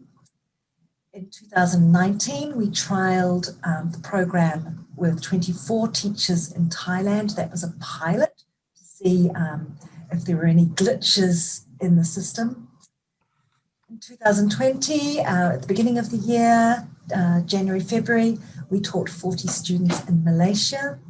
That was our first secondary school learners. And then we went commercial. So far in 2020, we have taught 91 teachers in Thailand. They did an 8-week program, and we have taught 120 students in Thailand on a 16-week program. So the entire program is extremely flexible to suit everyone's needs. Now, it's important to mention the constructive alignment model, which was really the foundation or the core of designing this program. I'm just going to read to you from Biggs and Tang about constructive alignment in case you're not familiar with it. It's a principle used for devising teaching and learning activities and assessment tasks that directly address the intended learning outcomes. Now, that is something that we all do when we teach and we learn, but the constructive alignment model does it in a way that is not typically achieved in traditional lectures, tutorial classes, and examinations. So I've designed just this little graphic here. Because we're teaching online, we call all of the participatory activities e-tivities. So we're linking e-tivities and assessment and making sure those equal compatibility. They have to be compatible. And this comes from using electronic means through the technology platform itself, our main platform being the Kura Cloud, with the addition of Zoom and Padlet. And by using reflective and collaborative outcomes to align assessment with the teaching and learning characteristics of those e-tivities. So everything is fully blended. Just going back to that systems and skills map again, so you can see where everything interlinks. And Kura Cloud being the basis of our program, you can just read there what it is, okay? And I'd like to be able to show you a little bit of Kura Cloud. So I'm just going to go into here. So I'm just going to quickly show you the a very small part of the Kura Cloud platform. You can see on this panel here there are a lot of different study levels to be chosen from. I'm going to choose the intermediate level, and to make it simple, week 1 course material. Now the topic of this particular week 1 course material is humankind. So I'll just click on that, and you can see there's a variety of activities here, and the student will just slowly work their way through at their own pace, at their own time. They can go backwards and forwards and backwards and forwards and so on. But there's a lot of interactive information in amongst all of this. For example, you can click on these blue words and it will give you a glossary. Okay, neutral. You can click on this little information here and get additional study materials. And there are little interactive things to do, such as upload a picture and write about it. This all comes through into the report page that gets sent to the teacher. And the collaborative discussion activity, where this is where the link goes through to Padlet. But unfortunately, as I'm videoing, I can't link that through. Oh yes, I can, that's good. Okay, so we can see here how some students have uploaded information about human emotions. They had to choose a human emotion and they've written and responded to each other. And so there's this lovely interactive discussion board where students are working with and alongside each other and getting to know one another a little bit better too. Okay, further on here, it's some written typed answers to do, some sound bites, for example, the difference between the verb and the noun here. Here is the verb. Breathe. Okay, to breathe, and here is the noun. Breath. Breath, okay. Little pop-up notebooks here for keeping information. And this is just 1 week's course material, and as I said, this is really just focusing on reading, some multi-choice questions here, and then these are drag and drop activities where you have to drag and put the information into the correct columns and so forth. So that gives you a little idea of the Kura Cloud platform and the Padlet as well. So this is vast. I mean, I'm looking at all the intermediate information here. Elementary, the lowest level class, you can see different topics again. And let's go to the pre-intermediate. Again, you can see lots of different topics here: music, food, and what have you. Survival is another topic. So it's multifaceted and very user-friendly, and the teacher is involved every step of the way. With each of these levels, there's also a pre-test and a post-test. So over the 3-week period of each module, you can see development and you can see improvement. This is a little information about Kura Cloud. I have a link below. Now I'm happy to share this PowerPoint and those links so you can see what that e-learning technology looks like. Padlet, likewise, I have a couple of links there that you can see examples of students that we have had and their speaking responses and their writing responses. Zoom, I think everybody is obviously familiar with these days. But more importantly, I want to get on to the practical perspectives, because this is the one thing that we are all finding challenging in this new globalized era. And I haven't put these in 2 columns of positive and negative. I've just kind of mixed them up, and I just want you to think as we go through whether you think this is a positive thing or a negative thing. time consuming, okay? Teaching by distance, teaching online is a time consuming thing. Immediacy expectation, and by that I mean that because the platform is available 24/7, there is this kind of confused expectation that you as a teacher are also available 24/7. Technological barriers, of course, a lot of this can happen unexpectedly. There are technical problems that occur for both teachers and learners. Yeah, I think you'll all be familiar with that too. Engagement. How do you engage students online in the same way that you can engage them in a classroom, in a physical space? It's a big question, positive or negative. Nurture needs variables, and I'm going to explain that a little bit more in a minute. Content delivery. Delivering content is a very different beast online than it is face-to-face in a traditional classroom situation. And fatigue.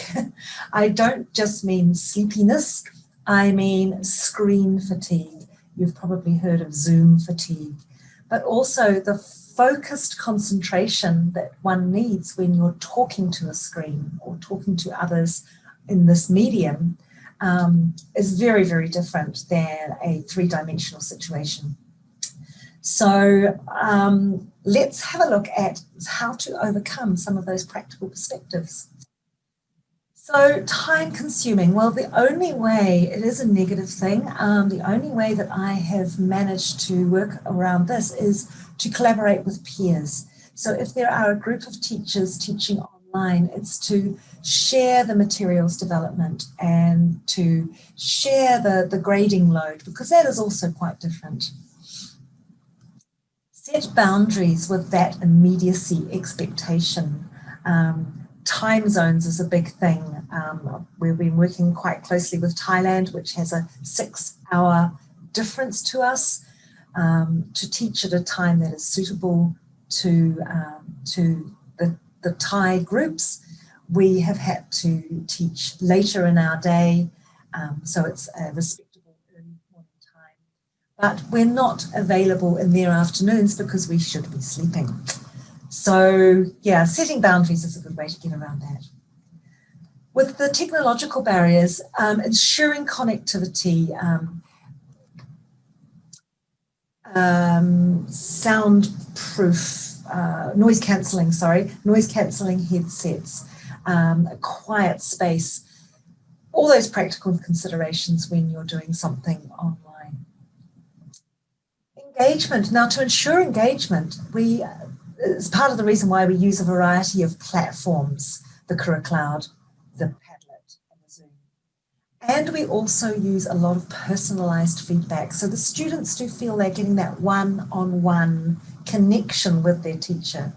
And this comes in various forms. It can be written, it can be video, or audio bites, small little audio files, just saying, well done, congratulations, you've got through this task, and you'll be receiving your assessment soon, just to keep those little links. We find that ensures engagement. Nurture needs variables. Now, what I mean by that is everybody is going through this new paradigm shift and responding in a different way. So regular check-ins to see how psychologically and intellectually and practically your group are getting on with the program is really, really important. Not just the workload and the workflows, but actually their own health and well-being is really important. Content delivery, well, when you're sitting and talking to a screen, as I am now, I'm reading through my PowerPoint and I'm having no feedback from anybody, it's very hard to maintain that enthusiasm. So it's important to try and speak with enthusiasm, vary your pace, and use active learning techniques. Use a lot of questioning, a lot of mirroring, a lot of reporting back. putting students into small groups, setting a small task. And fatigue. Okay, we talked about that. Again, pacing is really key. Don't deliver too much information. Be careful of that cognitive load. It's much harder to absorb information in an online way than it is when you're face-to-face and students can regularly ask questions, or you can support them in a one-to-one way more easily. Use segmenting. So segmenting means small parts of information, small pieces of delivery. A segment and then a task activity, a segment and then a task activity, just to consolidate what you're doing rather than information overload. I am delivering this in a very different way than I would if I was seeing you all face to face, and I would get you standing up and moving around the room and perhaps negotiating and communicating with your peers, asking you questions, getting feedback. That doesn't happen so readily on screen. And weeding. Weeding means to take out all that extraneous, non-essential information. Just stick with the key information so you're not giving too much or too much overload. So this really culminates what we have done and what we are doing here at the University of Otago Language Centre in order to teach English across the globe. I really do invite you to have a look at those Padlet links. CurriCloud is a fantastic platform, and if you have any interest in that, please get in touch with me, either through my personal email address at Otago or through our online blended learning email address, which is the second one down. And I will get back in touch with you, and I'm happy to Zoom you personally at any stage and show you the CurriCloud platform itself. So thank you very much for listening, and it is now about 10:30 p.m. in New Zealand. So I wish you all the best with the remaining of the conference, and I hope to hear from some of you in the future. Thank you very much. Hello.